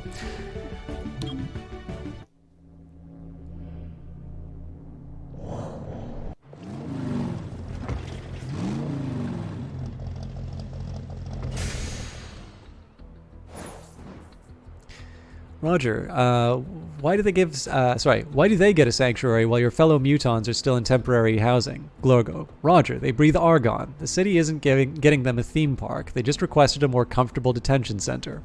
Roger, fair point. I guess I just wonder if it's the best use of resources right now. Glorgo, believe me, every former Advent species prefers Andromedons are housed first. Roger, why is that? Glorgo, so we know what place to avoid. From You Say, I Say, 2038, April 28th. Torg has completed Spec Op recruitment drive. Verge has completed toughness, so he's no longer injured. -2 unrest in the Fringe District, 50 credits, 30 intel, 35 Illyrium, 20 intel. Fringe is lowered to 1, but Old Town is now at level 5. City 31's Andromedon Sanctuary passed along their gratitude for how you handled the situation. Great work.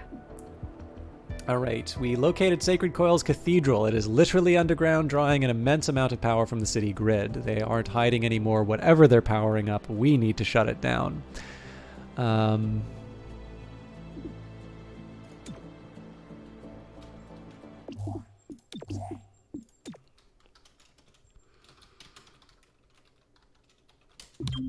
I don't even remember what convention I used before. What do you mean you have no hobbies? The work keeps me busy. Yeah, but what helps you unwind?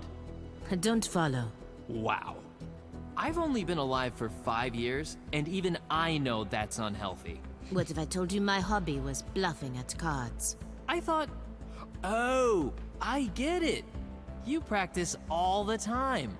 With everybody. Can you teach me how to bluff? Find me some cards. All right, let's go to the armory. I kind of forgot where we are for agent abilities, so I kind of want to get everybody up to senior agent, if possible.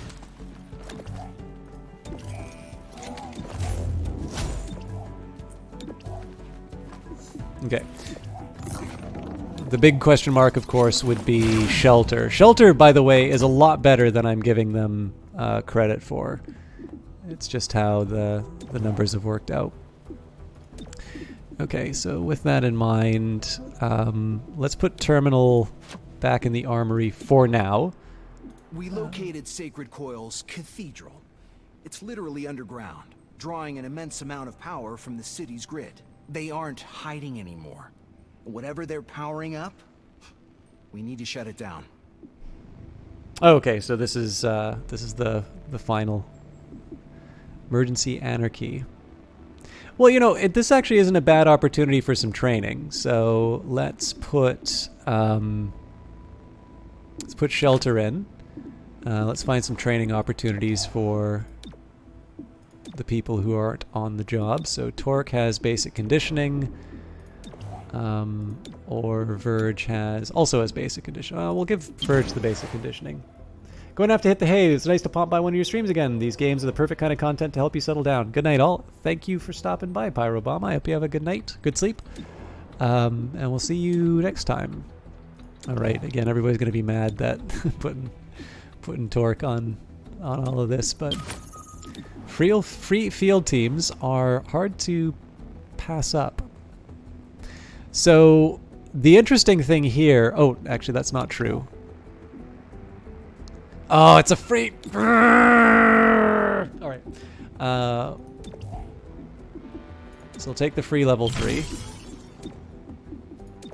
I think I'm going to do the Anarchy mission just to buy me a little extra time.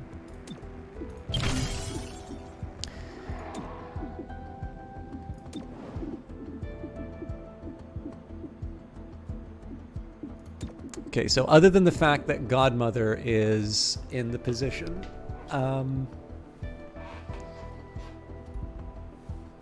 again, I'm not going to complain about her being there because she has the biggest gun.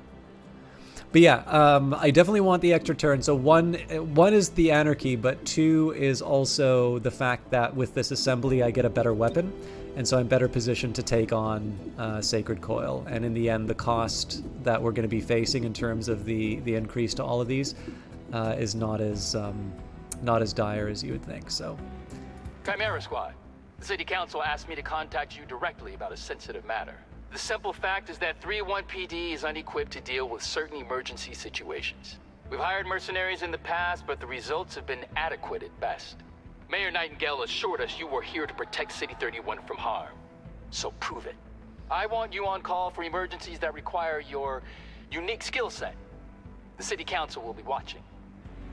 Alright, unrest in the district has reached a boiling point. Unknown hostiles are openly fighting in the streets. We must intervene as soon as possible to restore civil order. -2 unrest in the Old Town district, and then 55 credits. I don't know if that's because of the upgrade that I did. I don't seem to remember seeing that last time, but I'm happy it's there, so we'll send the APC. We are not the police. If you see a theft, call it into 3-1 PD and move on. But there is one notable exception. Hostile forces carrying dangerous contraband may attempt to flee the scene. Don't let them escape. Okay, make the items available.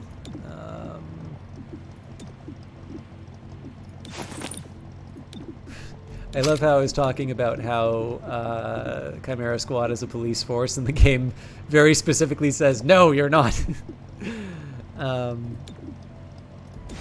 So you can all ignore what I just said. I'll give Shelter the stock. I do need to invest in some improvements for my weapons. The fact that I'm not like completely kitted out on all of these is a little frustrating to me, but I also seem to remember that I actually had some trouble with alloys earlier on, so I'll live with this for now.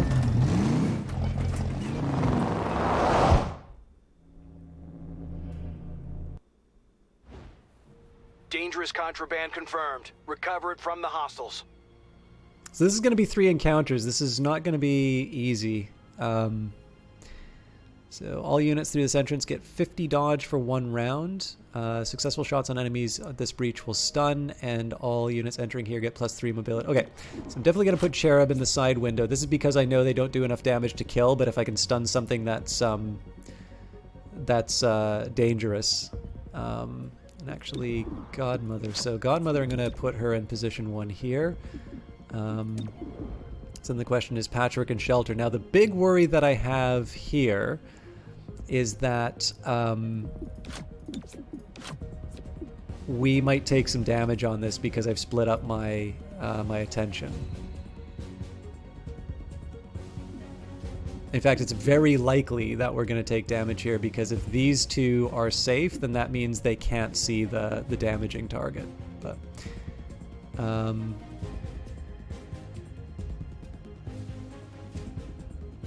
going for it. Breach! Breach! Breach! Stay behind me.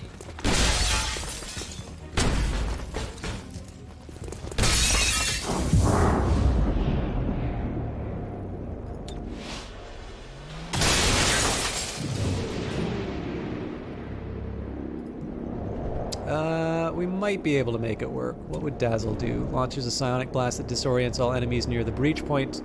Disoriented for an extra turn. You know, I didn't use that last time, so let's go for it.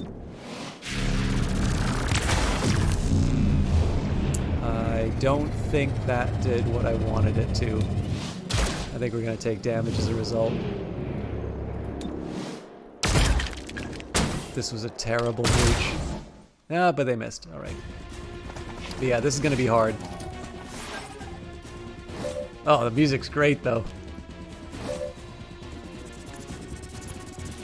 Oh my god.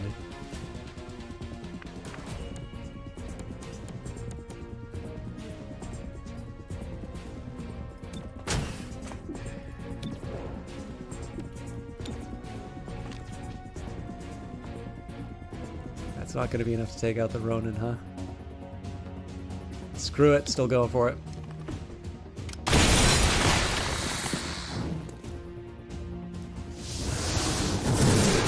Oh, I hate that Guardian so much.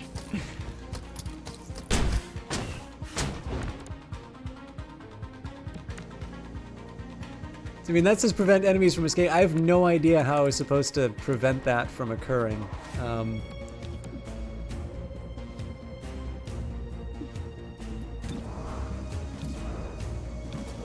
So if I can swap somebody, I mean, swapping the Cobra creates a whole other set of problems for me.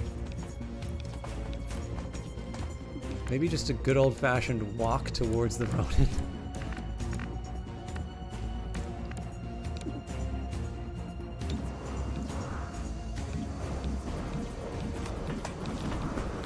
Ugh, this is bad all around.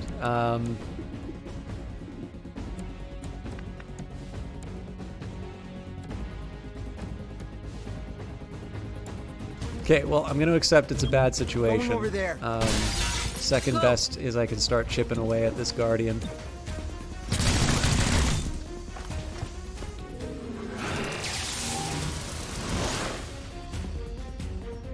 Your weapon is faulty. Stop that. That's not good. So if I have somebody who can do 6 damage, I'll take out the Ronin. Otherwise, I think I need to go after the Guardian.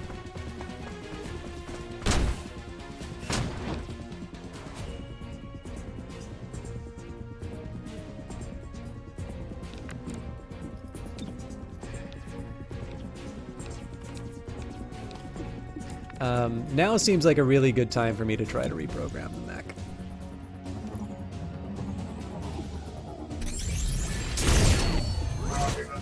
Hooray!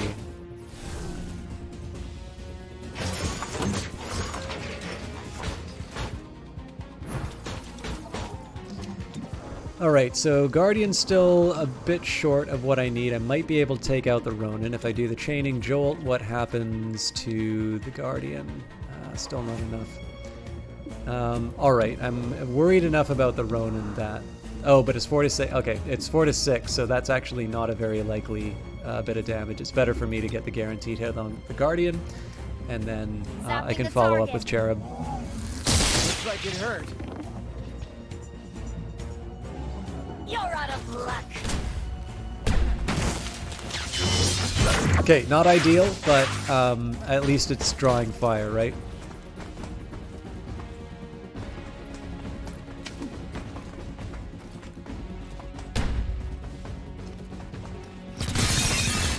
Don't like the feel of that. It's all right. You can manage.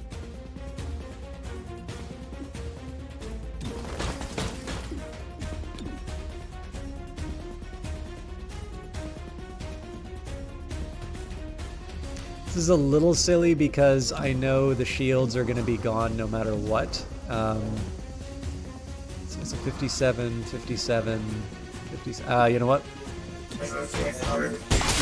That is the correct choice. That frees up the rest of my team. I'm okay. I'm still up. Check the wound. Okay, definitely took Cherub a while to get in the game. So I'm going to drop the kinetic shield on Shelter. This is going to seem a little weird because I don't exactly want to put Shelter in a lot of danger, but Shelter is able to swap positions, so that's a really good ability to have. And that's also going to mean that they wind up in dangerous spots.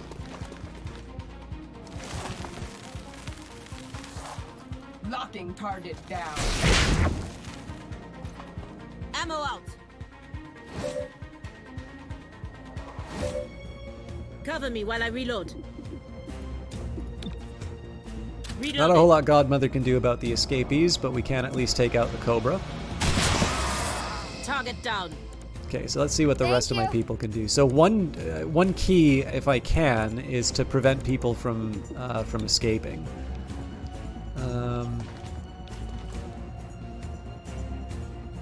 Yeah, so let's relocate the purifier, for instance. I don't have a whole lot of hope for anything else. I can do a reload, or I can do a team up. This is a premature team up. This isn't. This is actually still the first encounter, so it's not my favorite choice that I made there, but it works. Okay, so I can pop the trooper. This is a tough call. So what's my chance of hitting that trooper after the fact? 57% versus the purifier, which is 74. Okay, so let's go for the assured kill. Frying the hostile. Ouch. Actually, you know what? That was probably the wrong... Oh, that's right. The charge... Sorry, I wasn't even thinking that that ended my turn. Well, that's fine. I mean, the...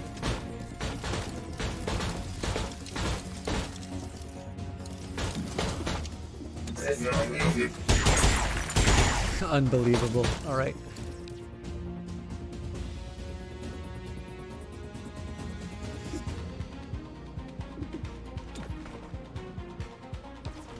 I have no idea why Patchwork gets Now that's protection. gets hurt. Oh, probably because of the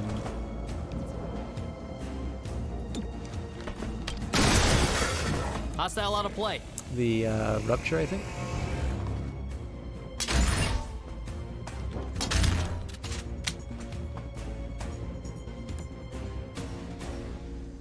So I'm assuming that the people who tried to escape just show up in the next area. Oh wow, there's some delayed disable last unit through this entrance has their weapon disabled, or we take on one more enemy. Explosive entrance, all non-aggressive enemies guarding this entrance are surprised. So clearly we'll go for whatever advantage we can take. Cherub might be... I might put Cherub in the spot for a... I might get him to absorb a bunch of the shots after the fact. Of course, Godmother has the breach, so I have to put her in position 1.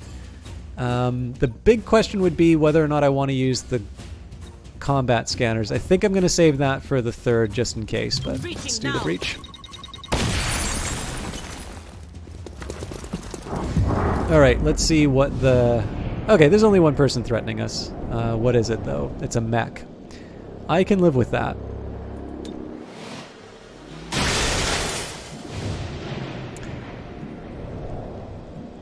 So as long as Cherub takes it out.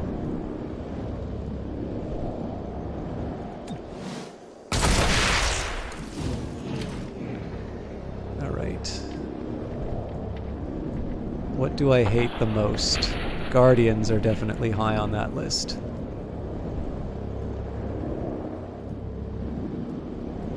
See, I think the Guardians are going to create the most stress for me when in this particular situation. If that Guardian can put down a good shield, the amount of extra health that I need to deal with is awe-inspiring.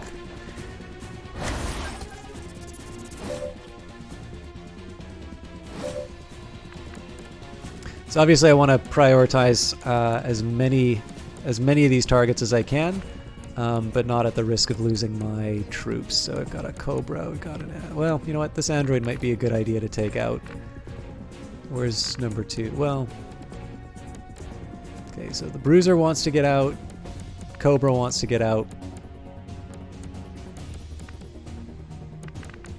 There aren't a lot of people currently in danger where they're sitting right now.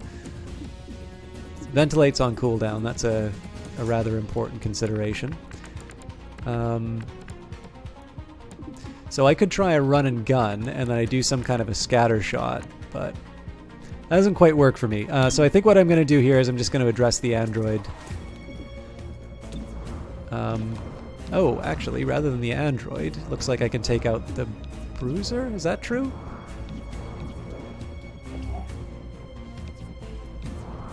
it's a trooper, and he moves quite late. So yeah, let's focus on the android.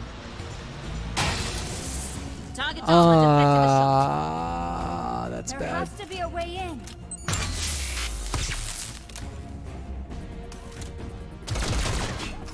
I'm hit. Still up. You're stronger than you think. Still on my feet.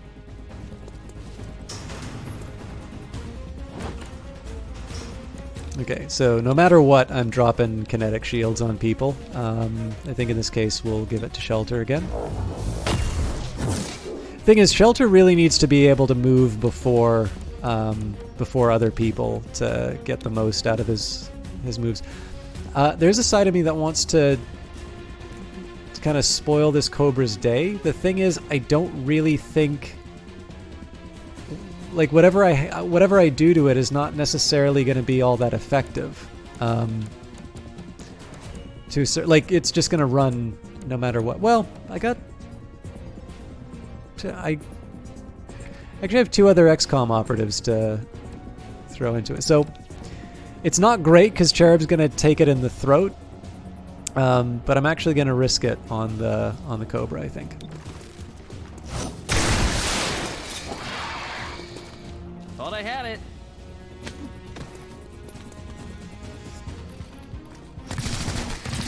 I'm okay. And now I pay. Maybe not. Okay, I can't reprogram, so that's going to be a little bit of a... It's a bit of a worry.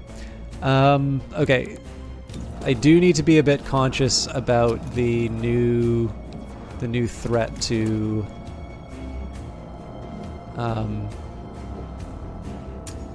the new threat to Cherub. So in this case, I'm going to try and take out the trooper. I wouldn't have wanted to do that. I actually would have preferred to go after the escape target, but... There's no need for this. Okay, so let's think about who's going to be moving. Like, so one question I have is, who do I want in the danger zone here? Nobody, actually.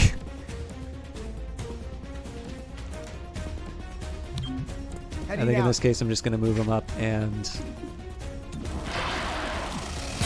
So because there's a purifier in the area, I'm a little worried about him getting toasty, although I think both Cherub and Shelter are going to get... I could use some healing. Would you say this is more fun than XCOM 2 and War of the Chosen? It's a tough call. I mean, they're two...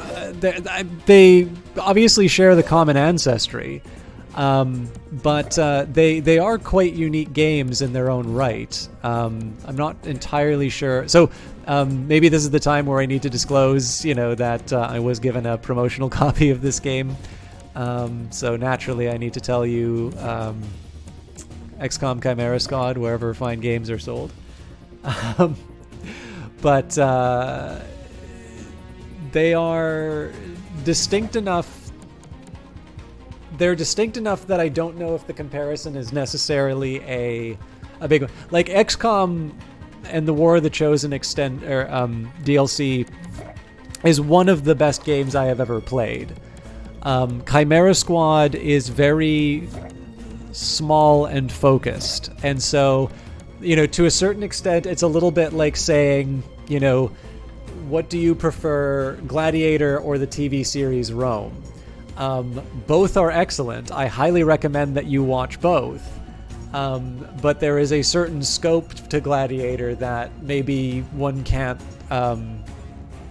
appropriately compare to. So I'd probably say, like, so if I was completely honest, probably XCOM War of the Chosen.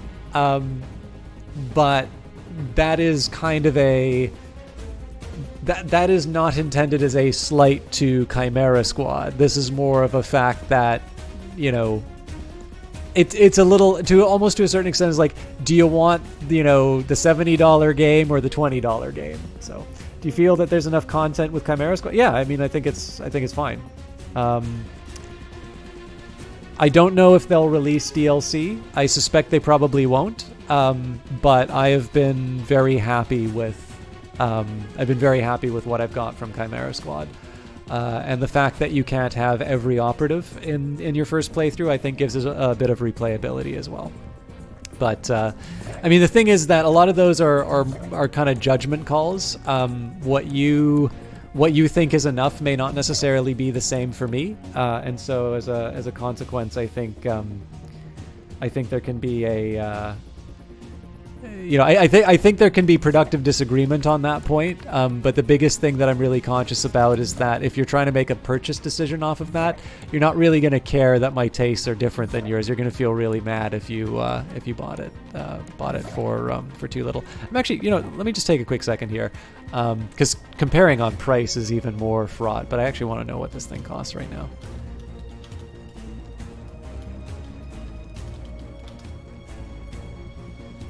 $19.99? Yeah. I mean, so this is the thing, right? You get what you pay for. So if you're expecting an XCOM or the Chosen level experience, that is currently going to net you, or that's going to cost you. So the XCOM 2 collection right now is $128.59. This game is 30 Canadian. So some perspective is in order. But I think this is an excellent game in its own right. I am very happy playing it, and I think it is a different experience from XCOM. And I think much like people didn't necessarily so not everyone necessarily likes XCOM 2. I feel that there is enough. There's enough difference for people to be able to say that they like or dislike the direction that the series went. I think this game in particular is maybe a little bit more upfront about its about its differences. What I'm going to do here, so first thing I'm going to do is reload. I'm going to make the guess that this android in position 3 is going to be more interested in running away than it is attacking Godmother. And as a result, I'm going to try and take some pieces off the board with Godmother. I'm always just shy. Can we find a weak spot? No, apparently we cannot. Oh God. Yeah, I'm okay. Shelter's done for. Do you need some help?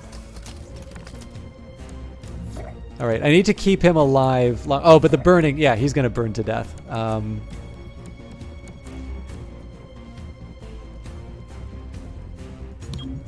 Okay, I'm moving. It's not my favorite move in the world, but I got to get out of the fire. So, immediate threats, this trooper. Secondary threats. Okay, I think I'm going to leave the turret alone.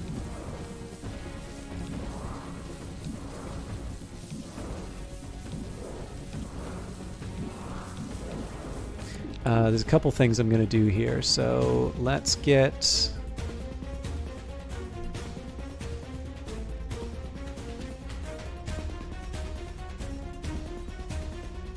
This is actually a chance for me. I don't normally want to...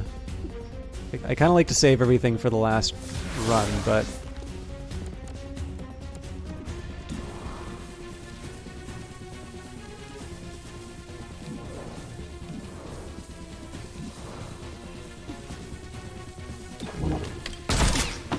Hostiles gone. Okay, so Godmother has the choice of taking out the android or taking out the purifier. I have patchwork and okay, actually this is not as hard of a decision as it seemed.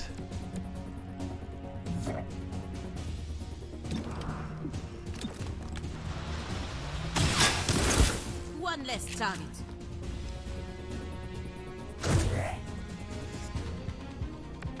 So Patchwork's going to take out the purifier, but she doesn't... Oh, okay, this actually gets harder than I thought. So I get a guaranteed shot on the purifier. The problem is that the bruiser will probably take out Shelter. But again, I think I've kind of accepted that Shelter is not going to make it. So my best option is to eliminate threats. Yeah, we take out the Jolting purifier. the target. Painful. So I think Shelter burns to death at the start of his turn, assuming that the Bruiser doesn't take him. Okay. No luck for them. Yeah. Friendly down, but not us. That's a shame.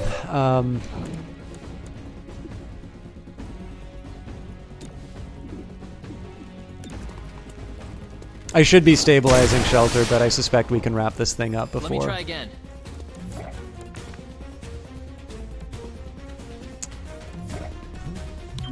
It's an interesting tactical choice to stand beside an explosive, but...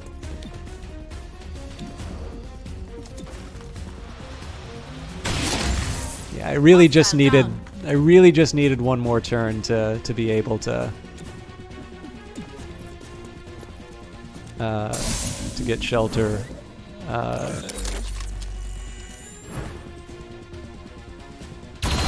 Oh, it can fire. Okay. For now.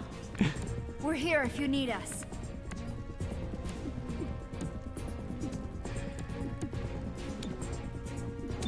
Frying circuits. Blowing. It just did so much. It did so much radial overwatch. I didn't think it was capable of offensive targets. So this is tough for Cherub, but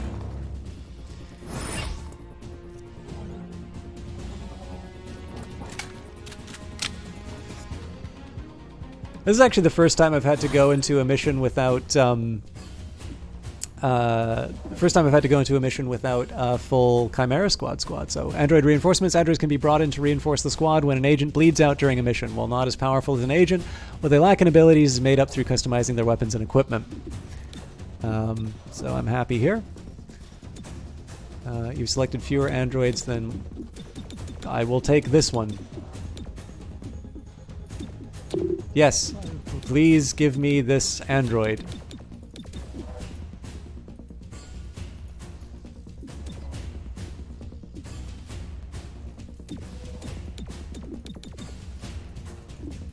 I see no other choices here right now. Am I being deliberately stupid? I'll accept. Okay, well, apparently I don't get android reinforcements. Fair enough. So unfortunately, somebody's getting their weapon disabled. Let's do...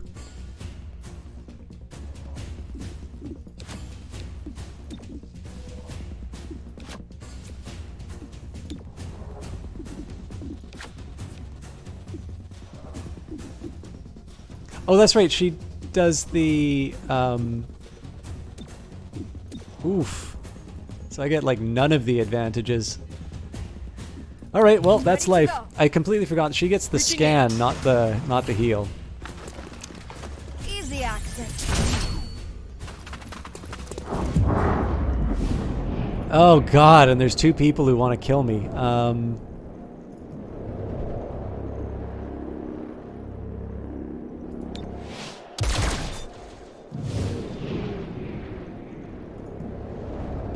%58 chance.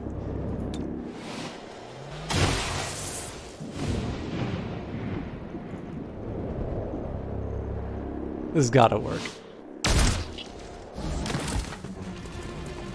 We advance.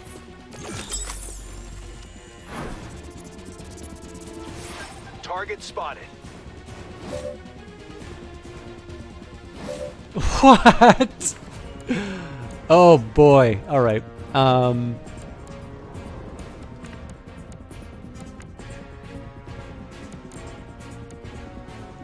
Gotta deal with a bomber and oh man. This is gonna be hard. Melting hardware. Well done. That's a start.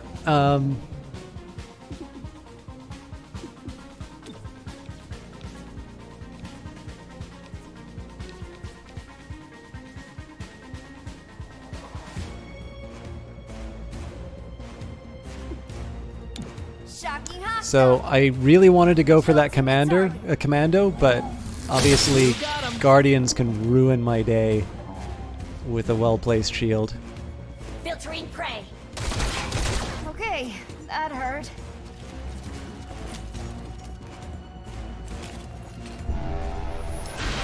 Yeah, so imagine that Guardian dropping a shield with those spectral zombies down.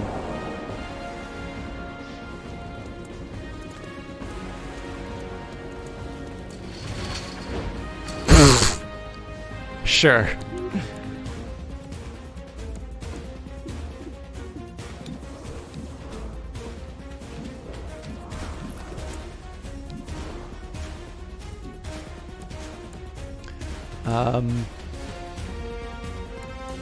Frankly, at this point, I think I'm just gonna go balls to the wall on everything.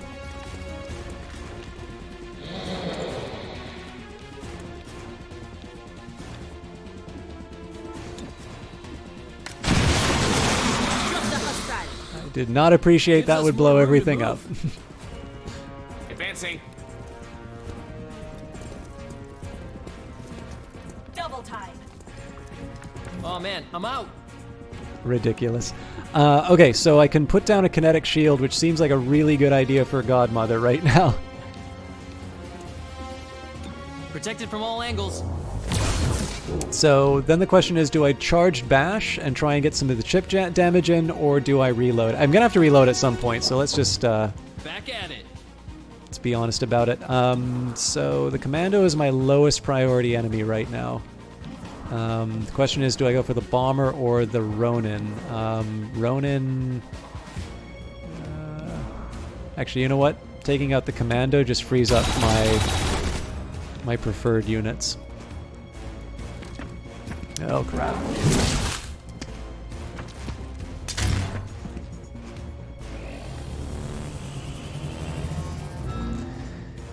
Well, gives me a start.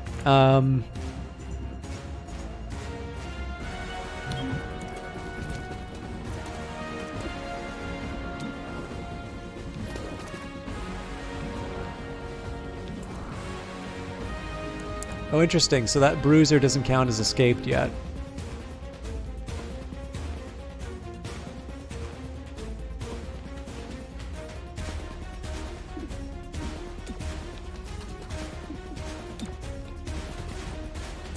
Oh, but she ventilated? I don't remember if she's going to be able to do some meaningful damage on that bruiser.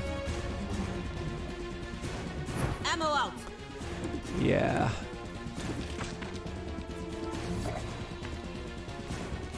It's a 2 to 3. I think it's better that I reload and go for the shot proper.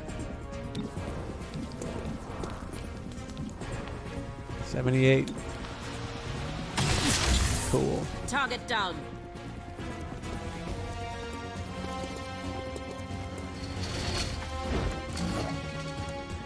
Okay, so it seems to me that I kind of need to kinetic shield Godmother again, given the presence of the bomber.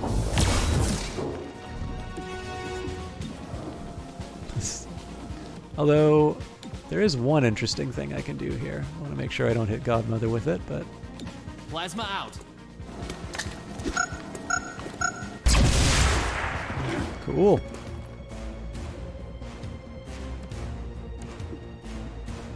Oh, that doesn't take an action. Interesting. Alright, we'll fire. I think he's in a bad spot, but... That armor's too thick.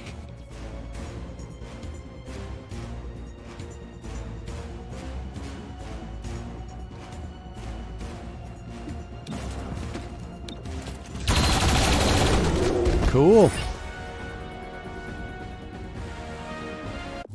All right, I mean that was a pretty brutal mission, but we got the anarchy down.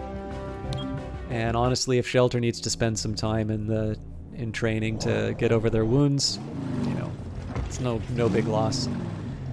There's some really cool stuff that I can do with their abilities. It's just I haven't quite gotten a role for them yet. Alright, due to the decay of most standing structures, we recommend avoiding Old Town as a tourist destination. City services are expected to remain limited or non-existent until 2044. For a taste of old world memorabilia, why not try the shops at Highland Square? All the deals without the danger. City 31 Tourism Council. We've created the master-crafted assault rifle and got a little bit of cash for my trouble. Okay, so... Shelter, what am I thinking? That it's tie him to eat. Wow. You really can read my mind. What are you talking about? Didn't you use your psionic abilities to see what I was thinking? No, I would never. Your belly rumbled when you asked. Oh. So, want to get something to eat? You read my mind. I read your stomach. Come on, let's go. All right, so what I'm going to do here, we're going to put Terminal in the squad. At this point, like, I want to be bringing people who can deliver. Torque and Verge are not eligible. So the question here would be, do I want to put so the question is, does Cherub give me enough to justify their inclusion, or do I want Zephyr? This is a hard call, but I think in this case I'm actually going to bring Zephyr. And this is just because the pistol doesn't do enough damage for me quite yet, and while it's cool for me to be able to protect my agents with the shield, Terminal being able to heal people the way that she does makes me feel a little bit more safe overall.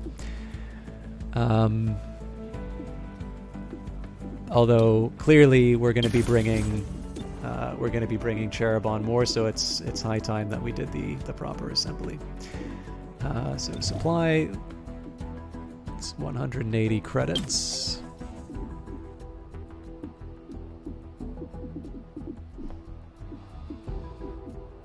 Okay, so aim. Hair trigger. Can I build that yet? No. There is a small argument for me to build med kits, but I've got Terminal now, so.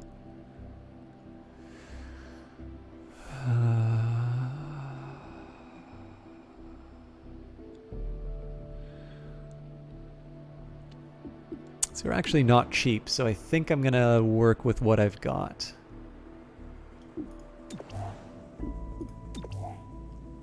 Alright, so Temporal Shift upgrades Relocate so that it delays the next turn of relocated enemies. That's huge. Or Distortion Field upgrades Relocate so that relocated XCOM units, including Shelter, gain 50 defense until their next turn. That's alright, but really I should be using this Relocate. This Relocate should sort of be self-contained the way I've been using him so far. So Temporal Shift is a huge advantage. You'll notice that probably my favorite abilities, and the ones like when I do well, when I use them properly, have usually been ones that mess with the order. And so I feel that even though Shelter I've struggled a little bit to work properly in the lineup, I feel like I need to be prioritizing that. Okay. I mean, I can keep delaying this forever, but at this point, I think we need to take down Sacred Coil. We've located Sacred Coil's Cathedral, their base of operations. They aren't hiding anymore, which means their plans are nearly complete. Take them down before they cause any more harm to City 31, and just in case I really screw it up, let's... I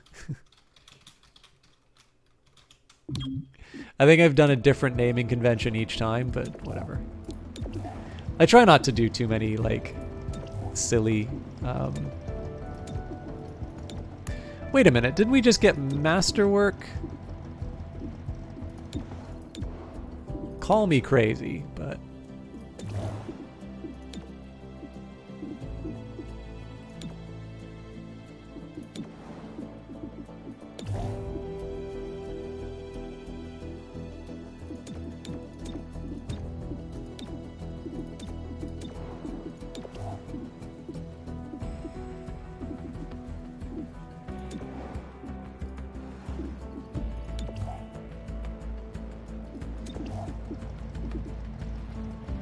Well, one way or the other, I suspect we're not going to be able to change this, so...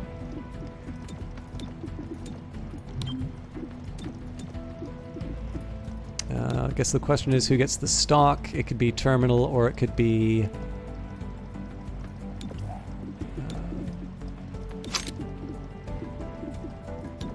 Okay, Terminal is going to be dropping lots of heat. Well, she will, but...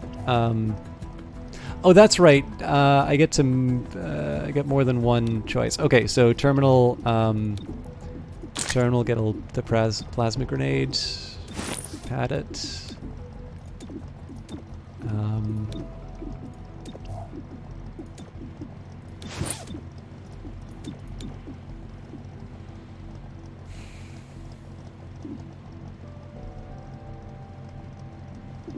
This Patchwork is the more junior, so...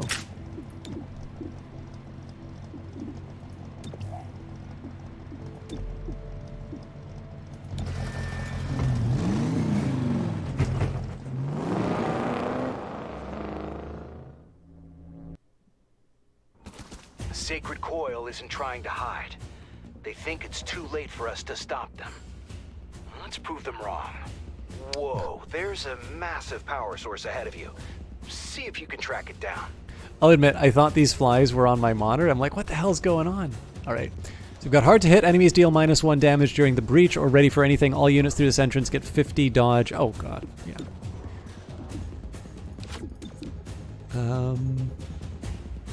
Zephyr's got to be pretty high up the list, I've learned. Alright. Breach! Breach! Breach! We got 2 enemies that want to kill me. We've got a mech and we've got an edge. Ooh, actually this is going to be tough. Let's hit the mech first. So that's a 100% versus... Oh, hang on. This is Zephyr, so that's not going to count for anything.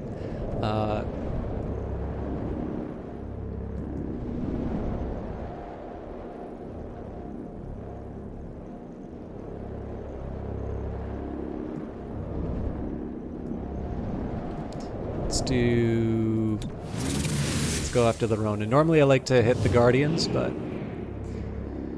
Alright, so I'm pretty sure we're taking damage on at least one of these. We can hope for the best on the android, but... Yeah. Alright, well... Cancels each other out.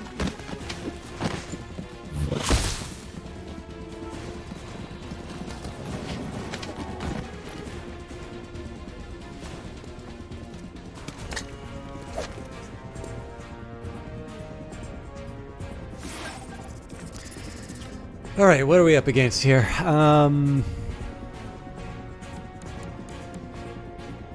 So I'm going to try and be a little more thoughtful about the turn, especially because usually the third round winds up being obscenely difficult.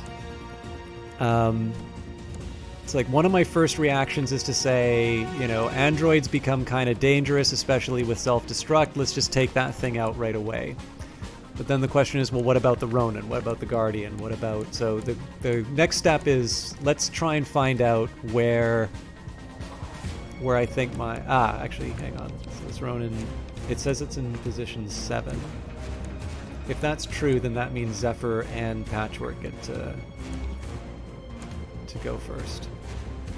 And I have less to fear from this commando than I do the android.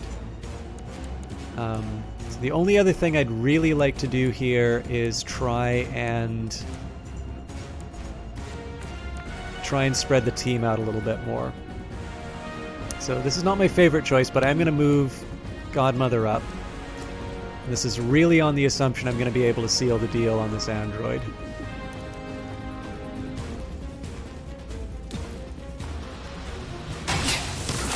One less target. Good work. Covering the distance.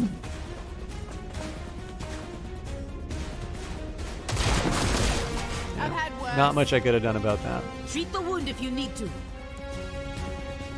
Splintering.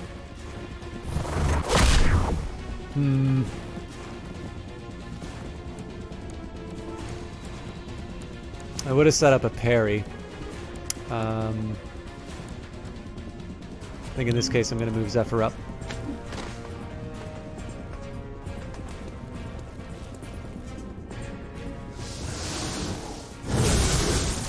Nasty.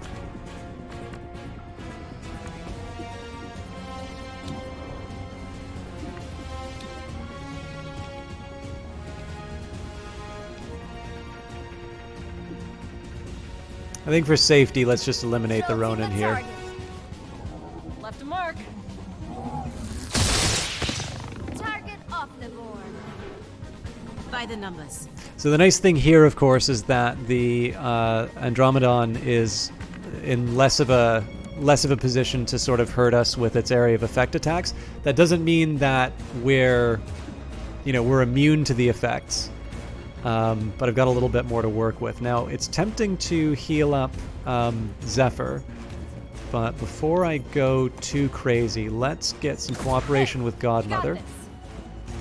So Godmother gets one shot.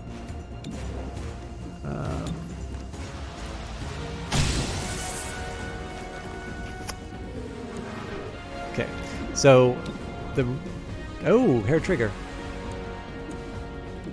That was unexpected and very welcome. Deflected off armor. So I was originally going to try a safeguard on Zephyr, but it seems like I might be able to take out the Guardian here.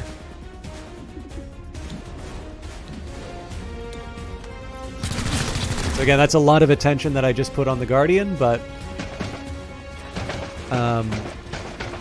it's definitely saved me some effort on some minor targets. It didn't connect. Nice. Cover me while I reload. Okay. I think we can do some interesting things here.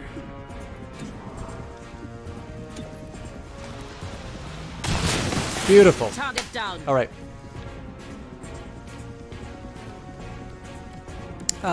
And hair trigger's doing work. I was actually planning on using Zephyr to get into melee range and then using her parry to tie up the Andromedon. Looks like I still get it, but it's not as high of a priority. Rooted's nice.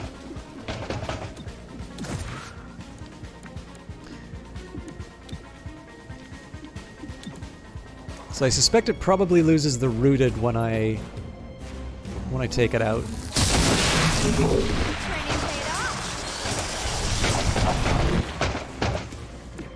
Yeah, so the camera angle changed, but it looks like we're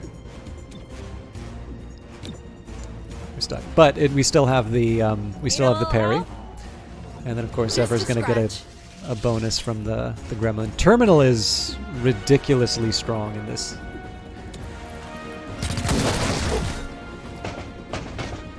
I'm running low.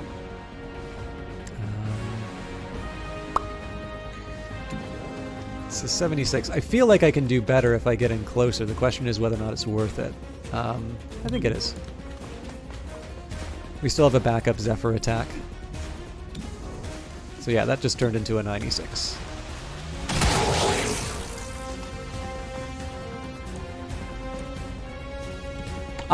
More waves. All right.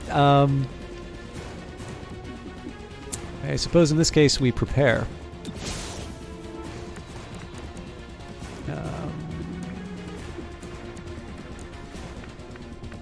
An Overwatch wouldn't go amiss. I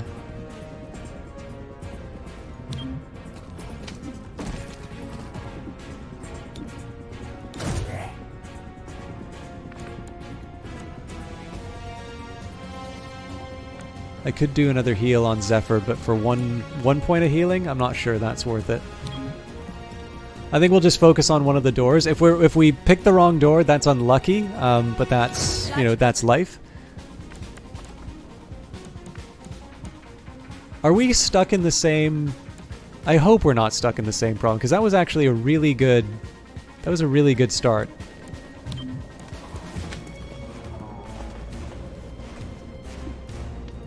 Ammo out. Reloading.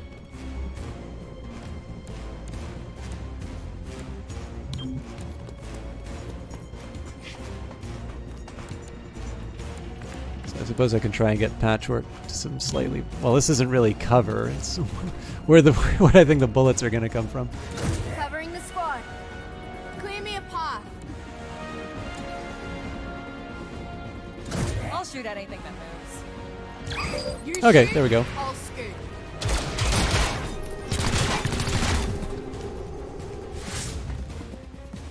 We advance. Ooh, 2 of them. All right.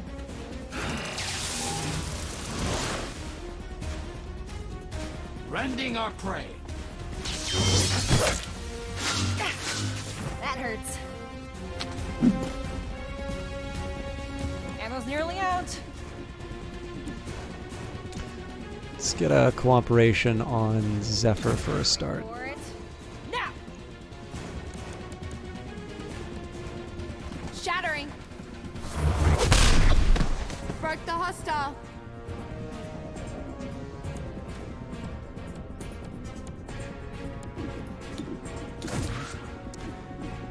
So let's safe. Right, because of her ability.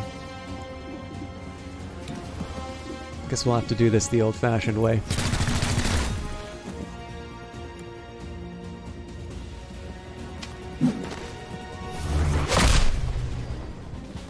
Okay, disoriented isn't exactly what I need right now, but I'll take what I can get.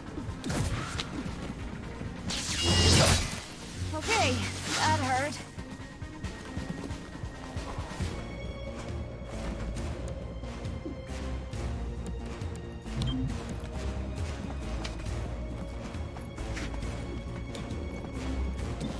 Obviously, it's entirely about getting the flank.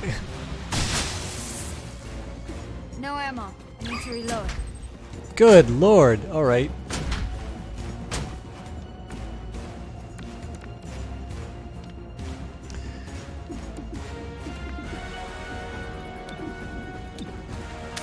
One moment. Reloading. So I'm just trying to work out the damage. I think doing maximum damage on this Ronin is the priority right now.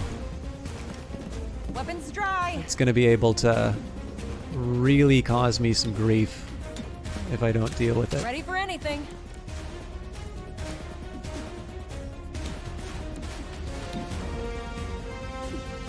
This better work. Ah!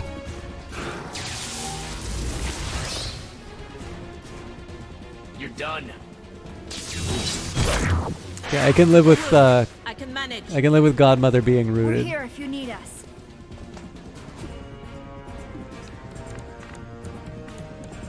Sadly, not close enough to deal with what I need. But hopefully the parry will give us a start. Nope, they're going heavy on Godmother. It's all right. So I definitely need Terminal to get her debuff off. Now I'm actually kind of mad that she's rooted, but we at least have some things I can do. Really? I wish it explained the debuff. So if I'm overwatching and it counts as me taking damage, I'm gonna test this.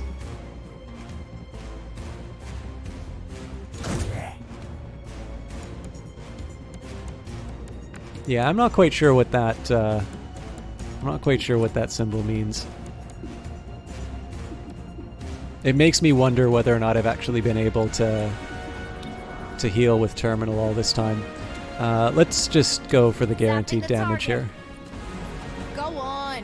Fought from the reach.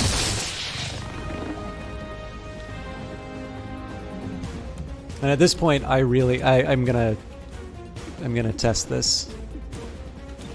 So if I safeguard Godmother.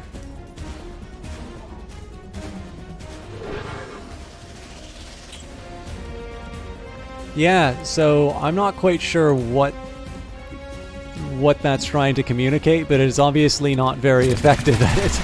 Crap. Try again. You'll get it. So we've definitely taken a lot more damage than I would want in the first encounter. But Terminal should be able to get me lightning reflexes. That's why that Overwatch was a mistake. That's a miss. Alright, clearly I deserved that miss because of clean living and...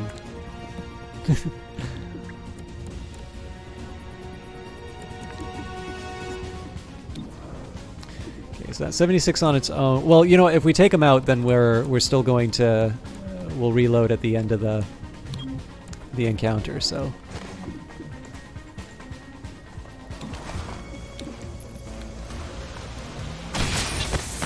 Drop the hostile.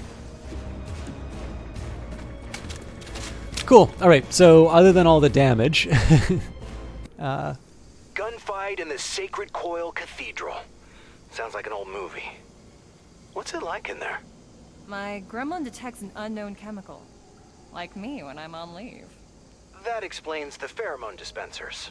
Must be keyed to hybrids, so they feel at home in here. Sure, it's harmless. Hold on, that power source doubled its output. Whatever they're up to, it's in the next room. Okay, so first unit through this entrance is guaranteed to land their shot, and then enemies are harder to hit. Well, okay, this is the obvious one. Now, Godmother actually is fairly good at hitting... this is so hard, actually. So I'm going to put Terminal in front. It's going to be Terminal, Zephyr, Godmother. This is not normally how I would like to do this, but... It's go time. I have a few of the other considerations in terms of the abilities. Oh! Alright, so what are we dealing with? Jesus Christ, Guardian and a mech. I don't think we're able to take out both. Actually going to start with the Guardian.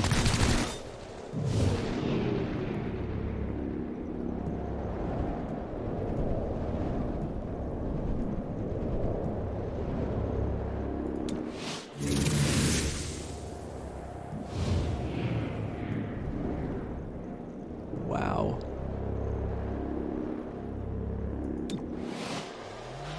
The reason I'm saving the mech is that I can potentially hack it. No, no, no, no, no, no.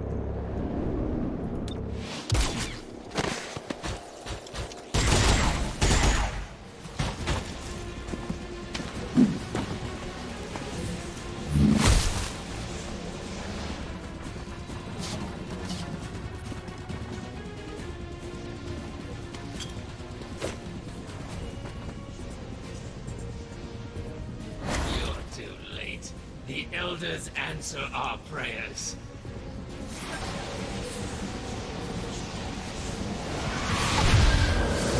The gatekeeper. What's wrong with it? No! Your presence defiles it!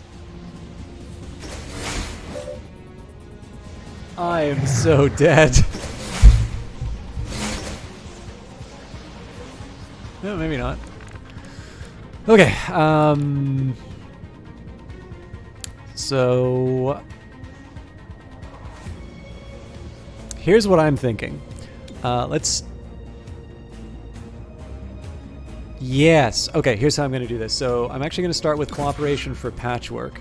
So one thing I was thinking was I can actually maximize damage by getting other characters to take their actions instead of Terminal, who doesn't necessarily do a whole lot of damage. But what I'm going to start with is a reprogram on the map. Are you kidding me? All right, you know what? Any takeover is better. Blowing some fuses.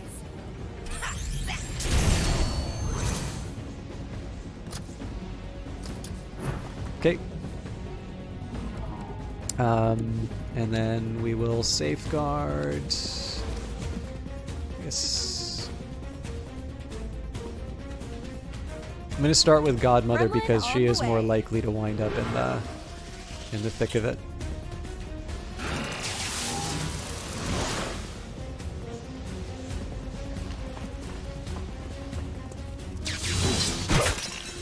Still standing.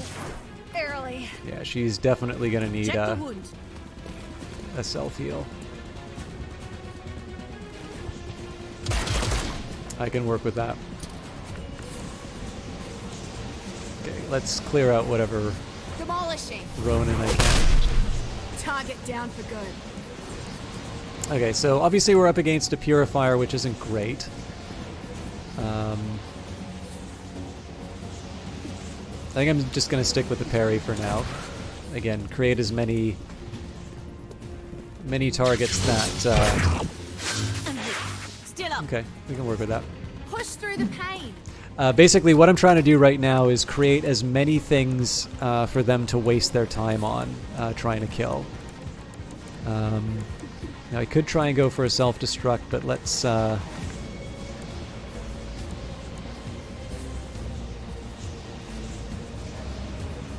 think I'm just going to get it to shoot at the mech. Or Bellismar. Bellismar is the higher expected damage, actually, so...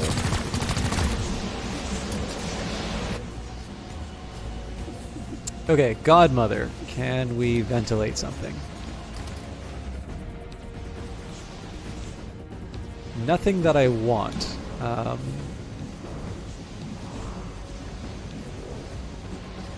And she's rooted, so...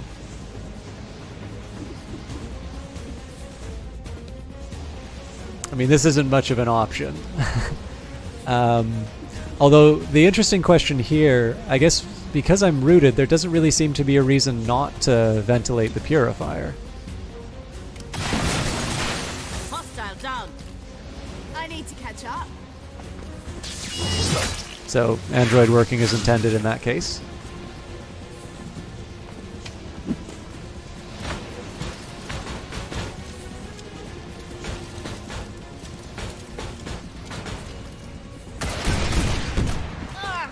That got Ah. So I suppose I only have myself to blame for not disabling that gate, but let that be a lesson to me. Okay. I am very fond of taking out that mech right now. melting hardware.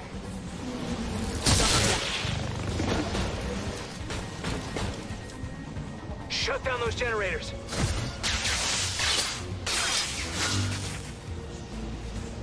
So, I'm definitely gonna need to use. Zephyr's gonna have to be the one to really get us out of this mess.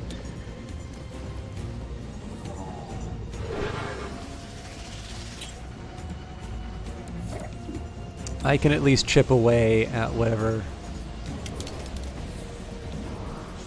going to cause me the most grief. I think the chrysalids are probably the one that are going to make me lose some sleep.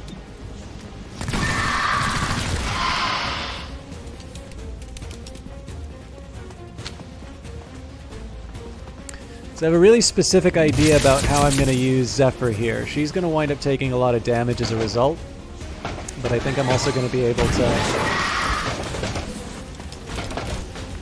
I think I'm going to be able to spread the love with her, so...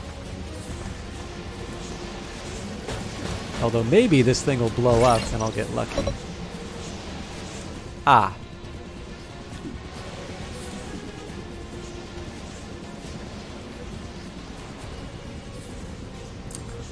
I was really hoping I could do more with this. As much as I want to hurt Bellismar, I want to take out the mech, so... I'll bring you down.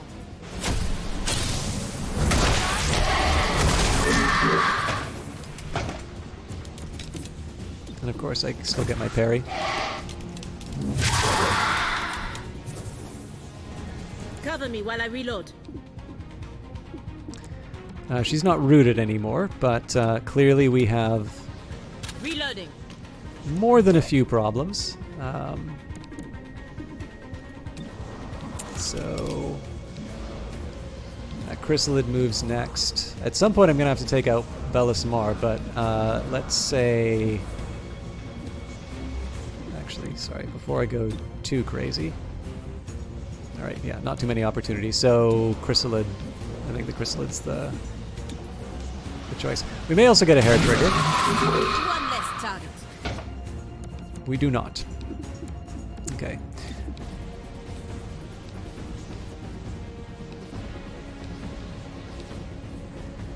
I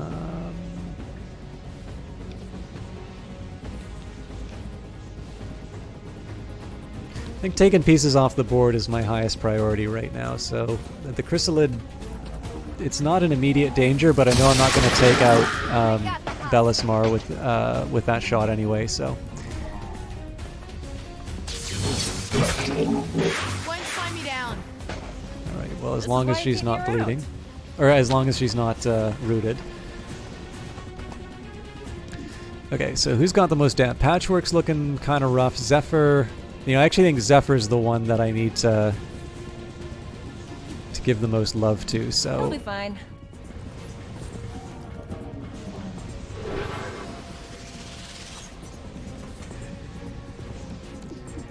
And then... can take out the command. The commando moves next.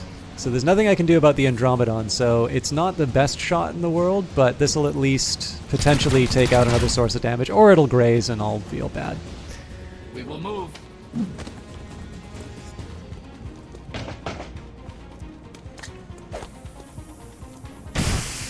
Alright. That hits. Still mobile. I really wish I wasn't dashing for this, because she is a big damage dealer for me, but...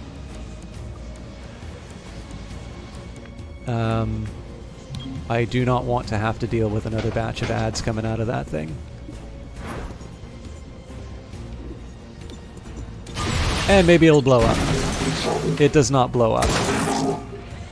But apparently it does some damage. Okay, I could reload and try and oh, I can't ventilate. But I can apparently take out the Andromedon in this shot. Of course, it's Bellismar who moves next. But it's Terminal who moves after. So yes, taking out the Andromedon is the right call. Target down.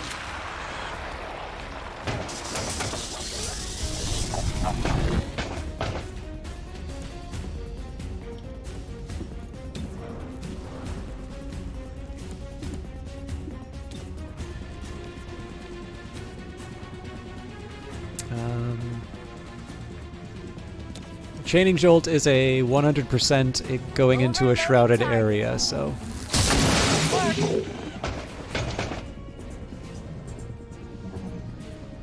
So if I can get a couple of rounds of Terminal delivering some heals before the end of the round... Ooh, I got very lucky there.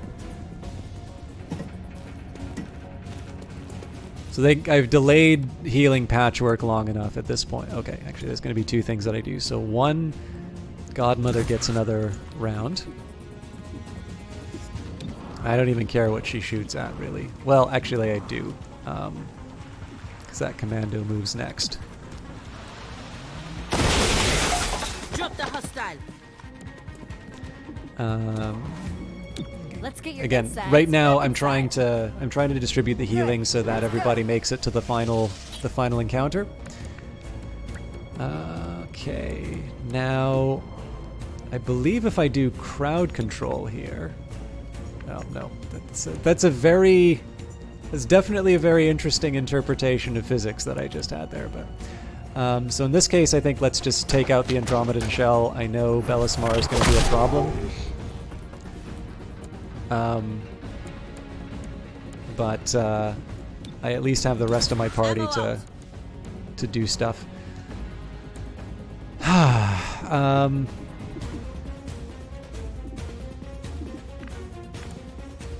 So I don't think I can aim at him from here.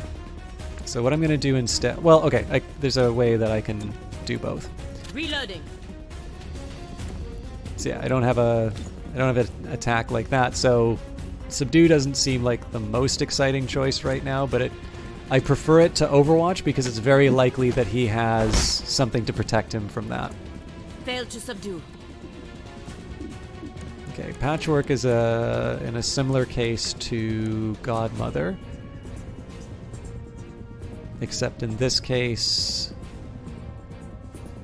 Yeah, it makes sense to put her down.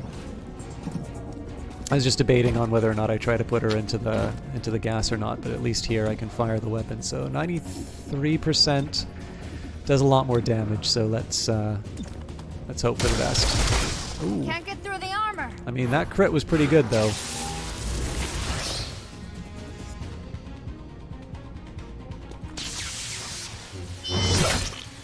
that hurt.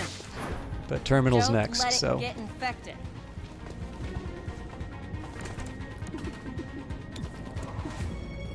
Let the high-tech spray do its work.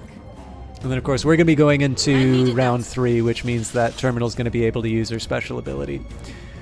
So if I do the subdue on Bellis Mar, I might actually be able to end this.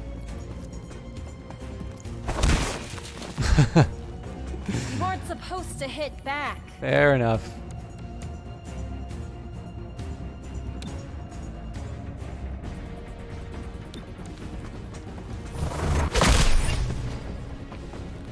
All right, we're definitely limping into what traditionally is a really, really tough fight. I haven't actually seen... Something very off about that gatekeeper. If this is part of Sacred Coil's plan, we have to stop that thing. So I haven't seen this particular ending, but I remember the last time I went on one of these, the third one was catastrophic. So how you doing, Ed Baver? So we've got Seal the Deal. Last unit through this entrance does +3 damage during the breach. Fleet-footed, all units in here gain +3 mobility for 1 round, and I don't think anybody can go through these vents as it is. So we'll put Zephyr in first. I suppose we follow with... Yeah, see, +3 damage is really big, so I'd normally want Godmother to get that. Okay, you know what? I can live with that. So we'll drop a refresh. Patchwork will do the combat sequence. Godmother. Again, it's weird to put her in that position, but I've got a couple of other tricks up my sleeve too, so. Time to move. Alright, medicine.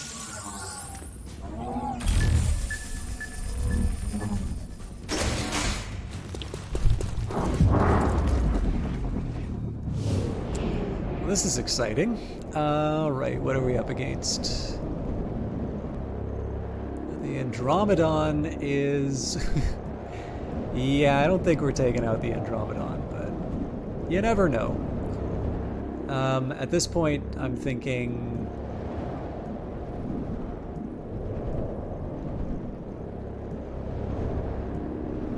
the Ronin. Hey, Apocalypse, this reminds me that you still haven't finished your final investigation of my Chimera Squad playthrough. I am just finishing up number 2, so you're still ahead of me. Guys, for those of you who don't know Apocalypse, this is actually a wonderful game to see or stop by with, because I got to meet Apocalypse through Chimera Squad, and it is... So there are 2 reasons why this is really special for me. Number 1, Apocalypse is a very talented streamer. I believe from Mixer, or at least I believe you did both in parallel. I don't know if one came first. And on its own, like there's something special about finding a stream that you really like. I have to confess that I actually don't watch a lot of Twitch. I broadcast on Twitch. I don't necessarily watch it. But on top of that, Apocalypse is a lot of fun to watch. She does Fire Emblem, she does Chimera Squad, not as much Chimera Squad recently. I believe you started playing Valhalla, if memory serves. She did a wonderful playthrough of I Love You, Colonel Sanders. But yeah, Fire Emblem is definitely one of the more regular entries. But it's not just the fact that I actually really like Apocalypse's channel. It's the fact that her channel has easily been the biggest source of me finding other channels that I really like. For instance, Rainbow Lightbright was a channel that I found, or Fruit Melody. And so it's not, in this case, you know, this is just one of these really wonderful cases where, you know, I find another streamer playing a game that I'm interested in. I sometimes like to host channels that either seem to be a bit smaller playing the same game that I do. Although I think in that case, Apocalypse had more concurrent viewers than me. And she usually does, so in that case maybe it was the smaller channel. But in this case, you know, it's one thing to find a channel that you really like. The fact that Apocalypse has kind of got me into this community of channels that I really like really, I think, speaks to her talents as a broadcaster, as well as sort of the personality traits that have allowed her to make some connections on Twitch that have ultimately led me to have a better time on the platform here.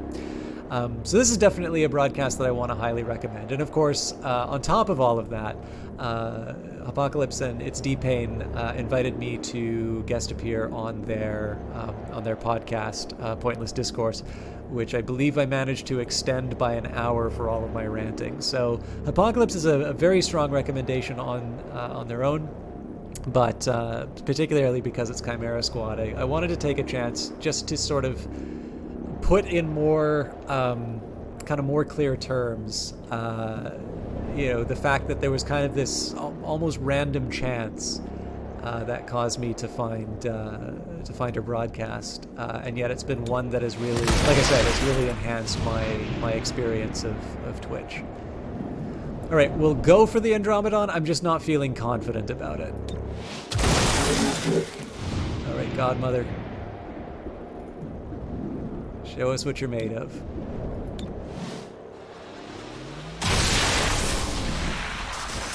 Did we do it?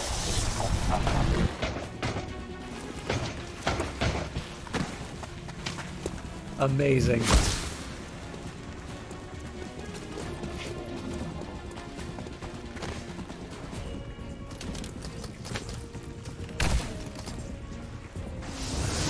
Ah! Well, I can't have everything.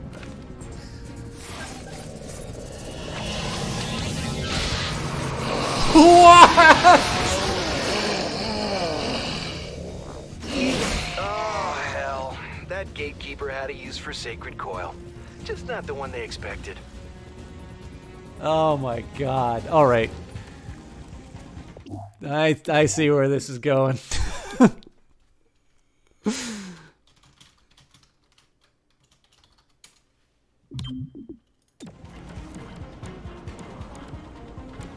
So clearly the shield has to be the priority here. I'd love to be able to take out, the ads, but... I mean, I suppose I have at least the crowd control that I could do here. That doesn't seem to do as much damage, though. Smashing extremity. Oh, you know what? I should have used Team Up, too. And clearly we are parrying.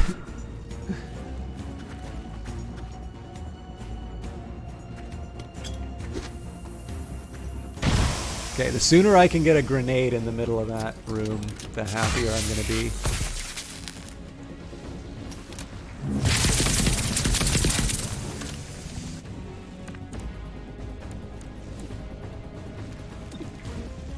Nice.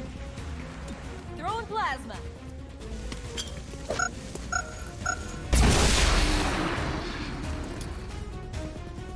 It's a start. So my cooperation's down, but... Ooh. I'm gonna team up Zephyr. Because then she gets another parry as well. Alright, so let's skip the heal. Oh, this is a tough one, because Zephyr definitely needs the heals. But I also need to take out as many things as I can right now. Yeah, we're gonna target the Guardian. Next time I'll aim for the soft parts. Demolishing. Alright. Shield's down. That Ronin's still going to be a problem. But I can parry to deflect at least one problem that's going to be heading my way. You're dead. Okay, out of all of the people who I would accept taking damage, Patchwork is probably the one that I'm okay with. So, let's start with a reprogram. If we can reprogram the mech, we're laughing. Can't be my gloves.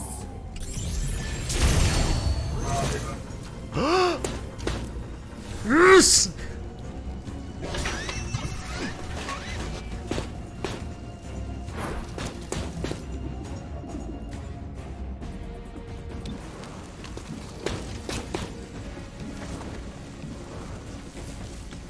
Not a great chance on the Ronin. Actually, you know what I need to be doing? I need to throw that frag grenade. We need to get more. Ah, come on. Okay, then we chaining jolt the Ronin. Shocking hostile. on. Fight for me.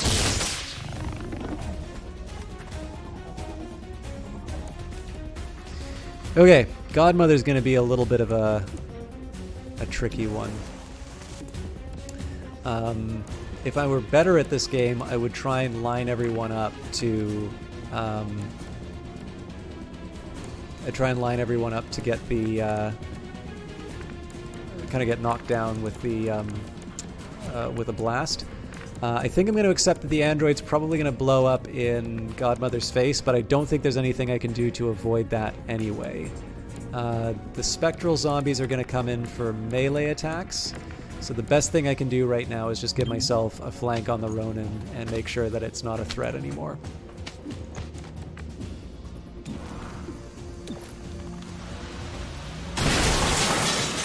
I'm pretty sure Zephyr's still got a parry, so... Oh, and I got my mech available, so I think the mech shreds armor, if I'm not mistaken. 27% chance, though, so what if we do some micro missiles?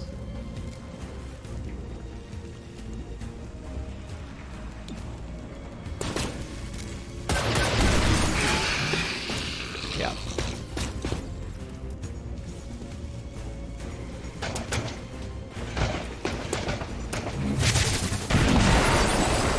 Okay, so Zephyr's gonna get a bit overwhelmed by the zombies.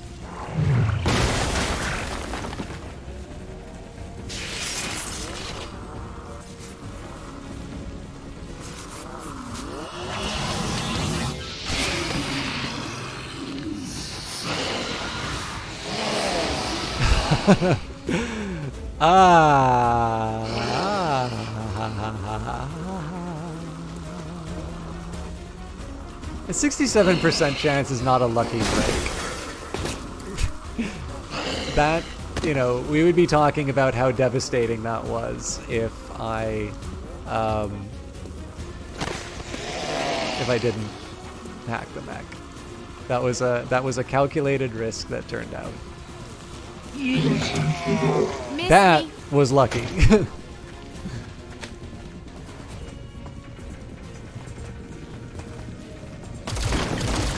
Nice try, jackass.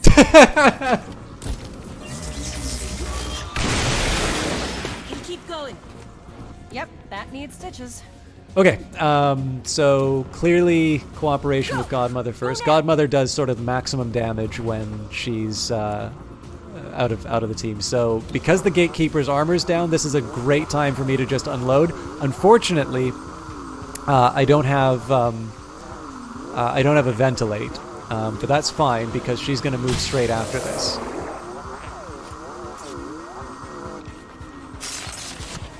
Oh, never mind. All right, so I don't like the fact that Terminal is hanging out on her own, but again, we need to consider where the where the threats are and what our priorities are, and in this case, the damage dealers are the ones that I want to keep alive. Gremlin on the way.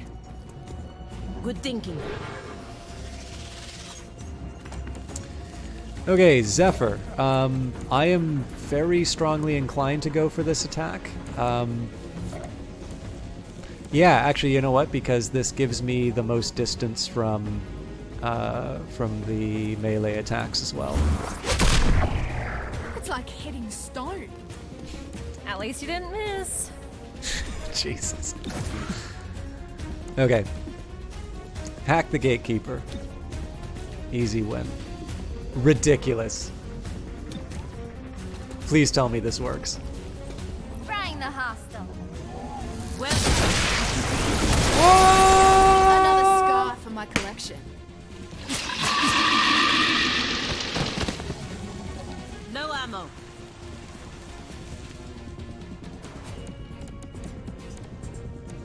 Alright, I don't know why those spectral zombies are still alive, but I can work with this.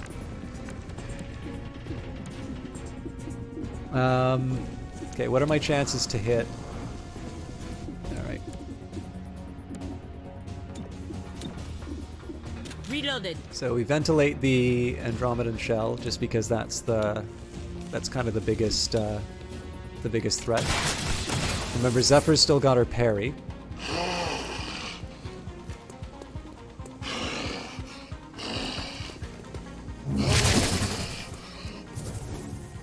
So there's still 2 things that can potentially harm her. But assuming that she survives this, Terminal can drop the heal immediately.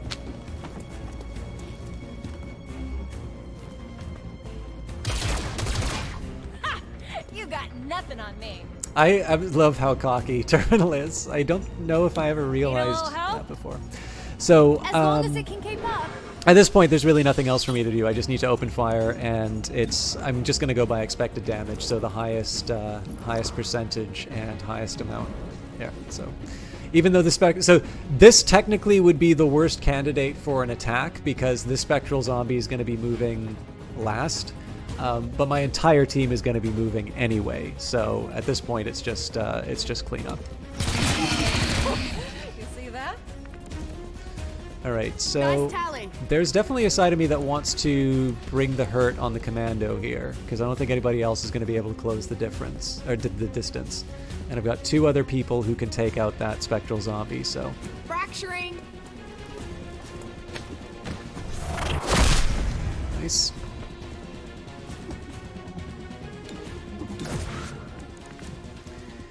And actually chaining Jolt, yeah.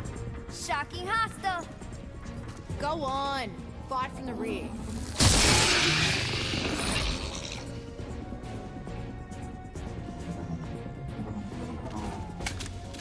Alright, so when does the boss fight start? Sacred Coral defeated. I've requested a cleanup team from XCOM HQ to see if that underground gene relic is connected to the Fade. The rest is felt like a close one. Head back to base and get some rest.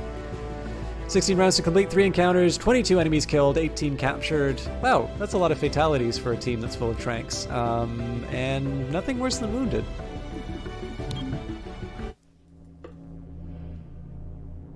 Went a lot better than I thought it was going to.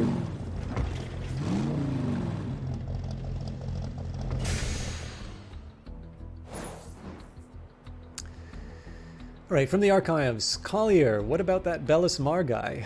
Prisma Fang, nasty piece of work. Don't think he ever made it to a camp. His clones are just as bad as you'd expect. Collier, we've had worse. Ready to hunt?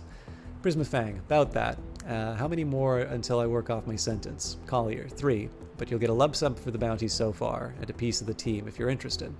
Prisma Fang, your little, are you sweet on little old me? Collier, less so when your fangs drip. Last known conversation of Collier's employees, 2040, February 9th. So, Verge has done basic conditioning, -2 unrest and angler's point, -3 city anarchy. Not that we had any city anarchy. 50 credits, 20 Illyrium, 20 intel. Riverside's up to 4. Highland Square 0. Stacks has risen to 2. Excellent work, Chimera Squad. Sacred Coil got more than they bargained for when they threw open that gate. That gatekeeper must have been sent here 5 years ago. It was stuck in transit since XCOM won the war. Scattered cells remain throughout the city, but Sacred Coil as an organization is no more. Investigation complete. This investigation has been successfully resolved. No further operations are required. I've requested a cleanup team from XCOM HQ to see if that underground gene clinic is connected to the... Oh, we already got that. Cool. Reclamation analyzed the intel from your latest investigation. We've noticed a troubling pattern. Sacred Coil received external help in constructing their psionic gate. Atlas is no longer a theory. Now that we've foiled 2 of their plans, expect an escalation. Did you find a connection to Mayor Nightingale's death? Nothing. Focus your investigation on the remaining group of suspects, and watch for any connections to Atlas.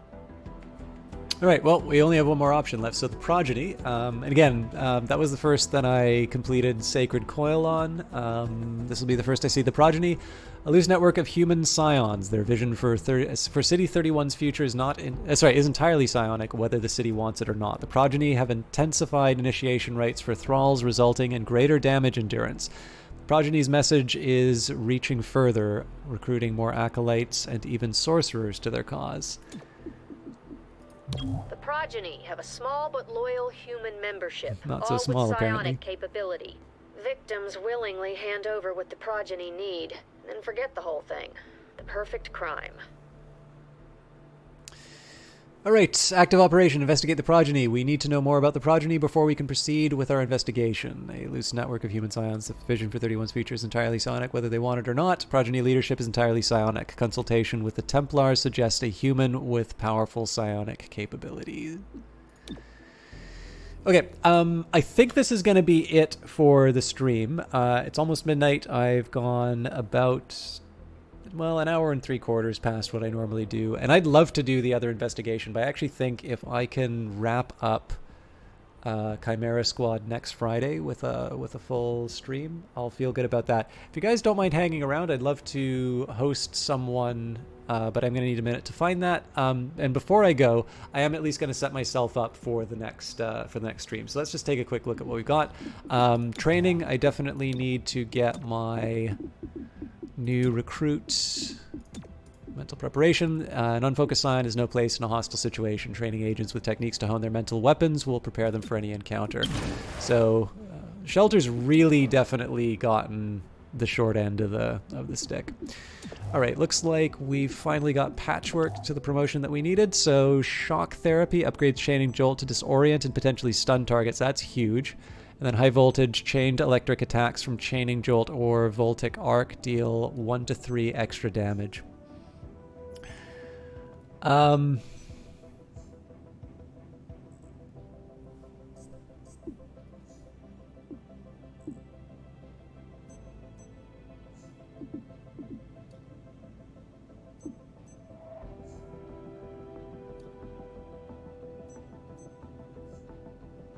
think, as I said, tempo has definitely served me a lot better. I think even with a potential of 1 to 3 extra damage, the ability to...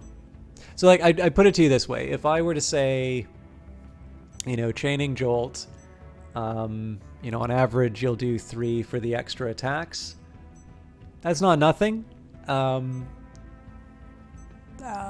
But then you say you can potentially stun an attack. Potentially stun means an enemy doesn't do damage that turn. That's worth 3 damage to me, I think.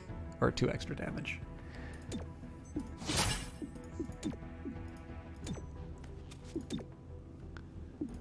Cherub, we're still waiting on you to get your next... Yeah. Well, that's because I keep putting you on the bench, so... Field team payday. Critical mission must be completed today. City 31 unrest is becoming more serious. From now on, any ignored mission will add 3 unrest to the district, and any ignored situation will add 1 unrest to the district. Okay. Well, this is good because I want to investigate the progeny anyway. Yeah, you know what? The rest of this, I think in terms of the team composition, I'm going to have to figure that out on my own.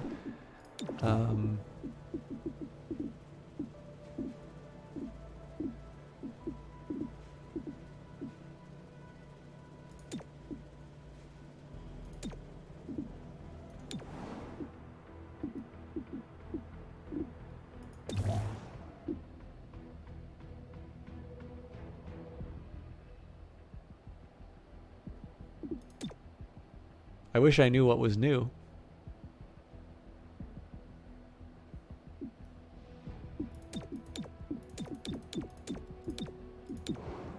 Okay, it's pretty clear to me the major decision I need to make is who I bring on the mission.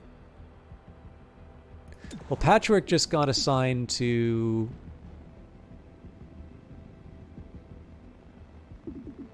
Okay, actually, I think I know who I want to bring. So we got Patchwork her level.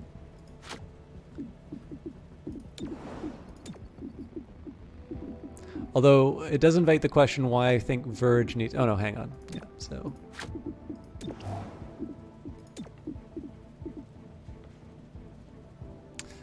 although if we're dealing with Scions, it would be nice to have... Okay, but no, this is the thing. I need to bring Cherub because Cherub doesn't have experience. That's why I was doing that. Okay, so that's probably going to be what I go into battle with. I might mess around with it a little bit more, but let's say... Twitch... 31st end. Now, I did start the stream with a little bit of guidance in terms of what's going to be happening moving forward. So I think once the current Cultist Simulator run is done, I'm going to put that on the shelf for a little while as far as the live streams are concerned, and the commitment will be to make sure that I try, if I can, to do a weekly video, but basically do regular YouTube updates for that game. I think that'll give me a chance to grow as a broadcaster as well as free up the days.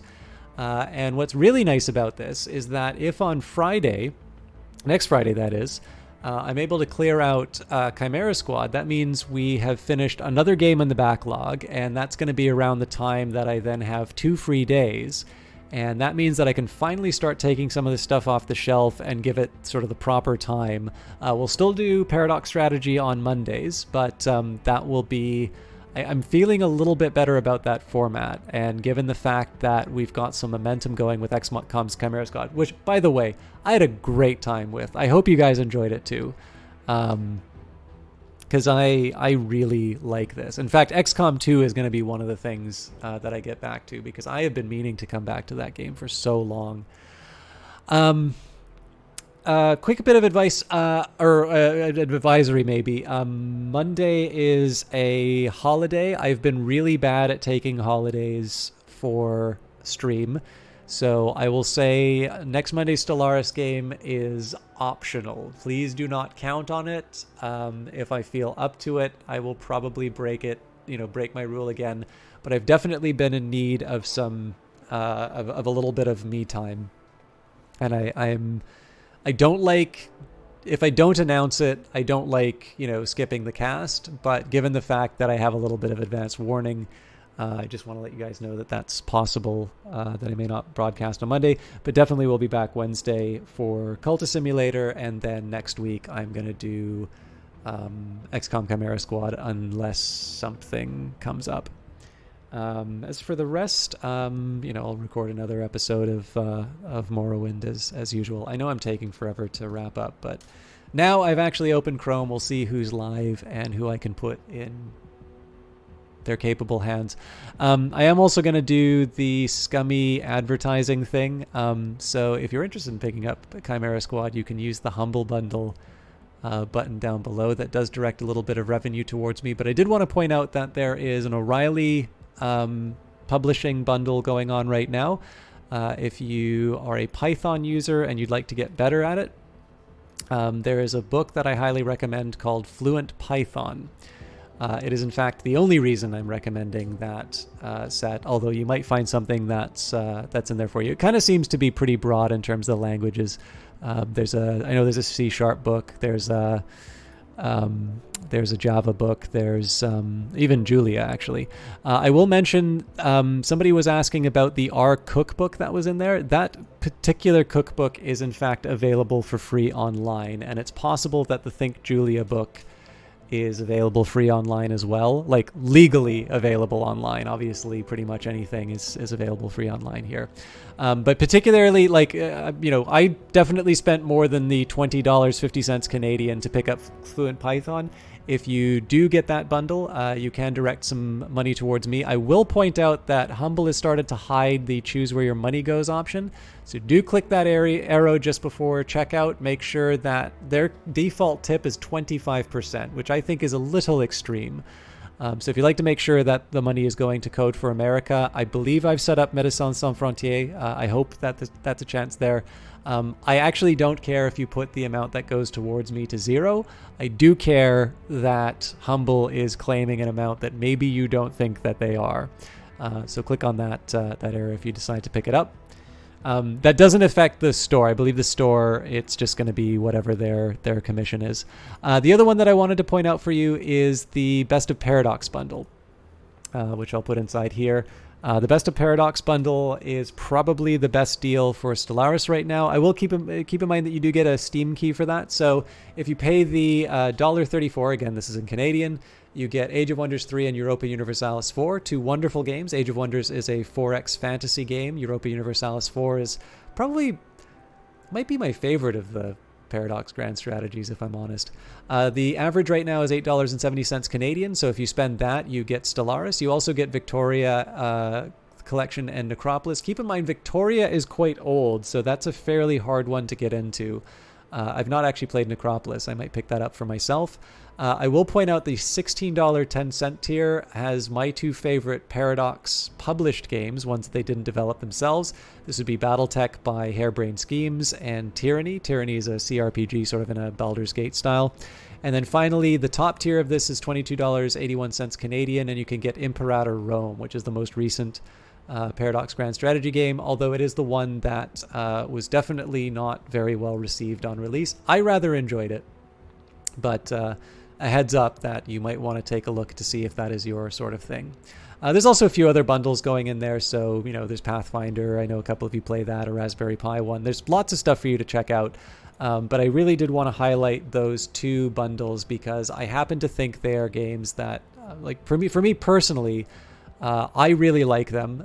And that book, I think, made me a better Python programmer. It's one of the ones that I strongly recommend. And I really don't buy O'Reilly books until they're in those bundles anymore.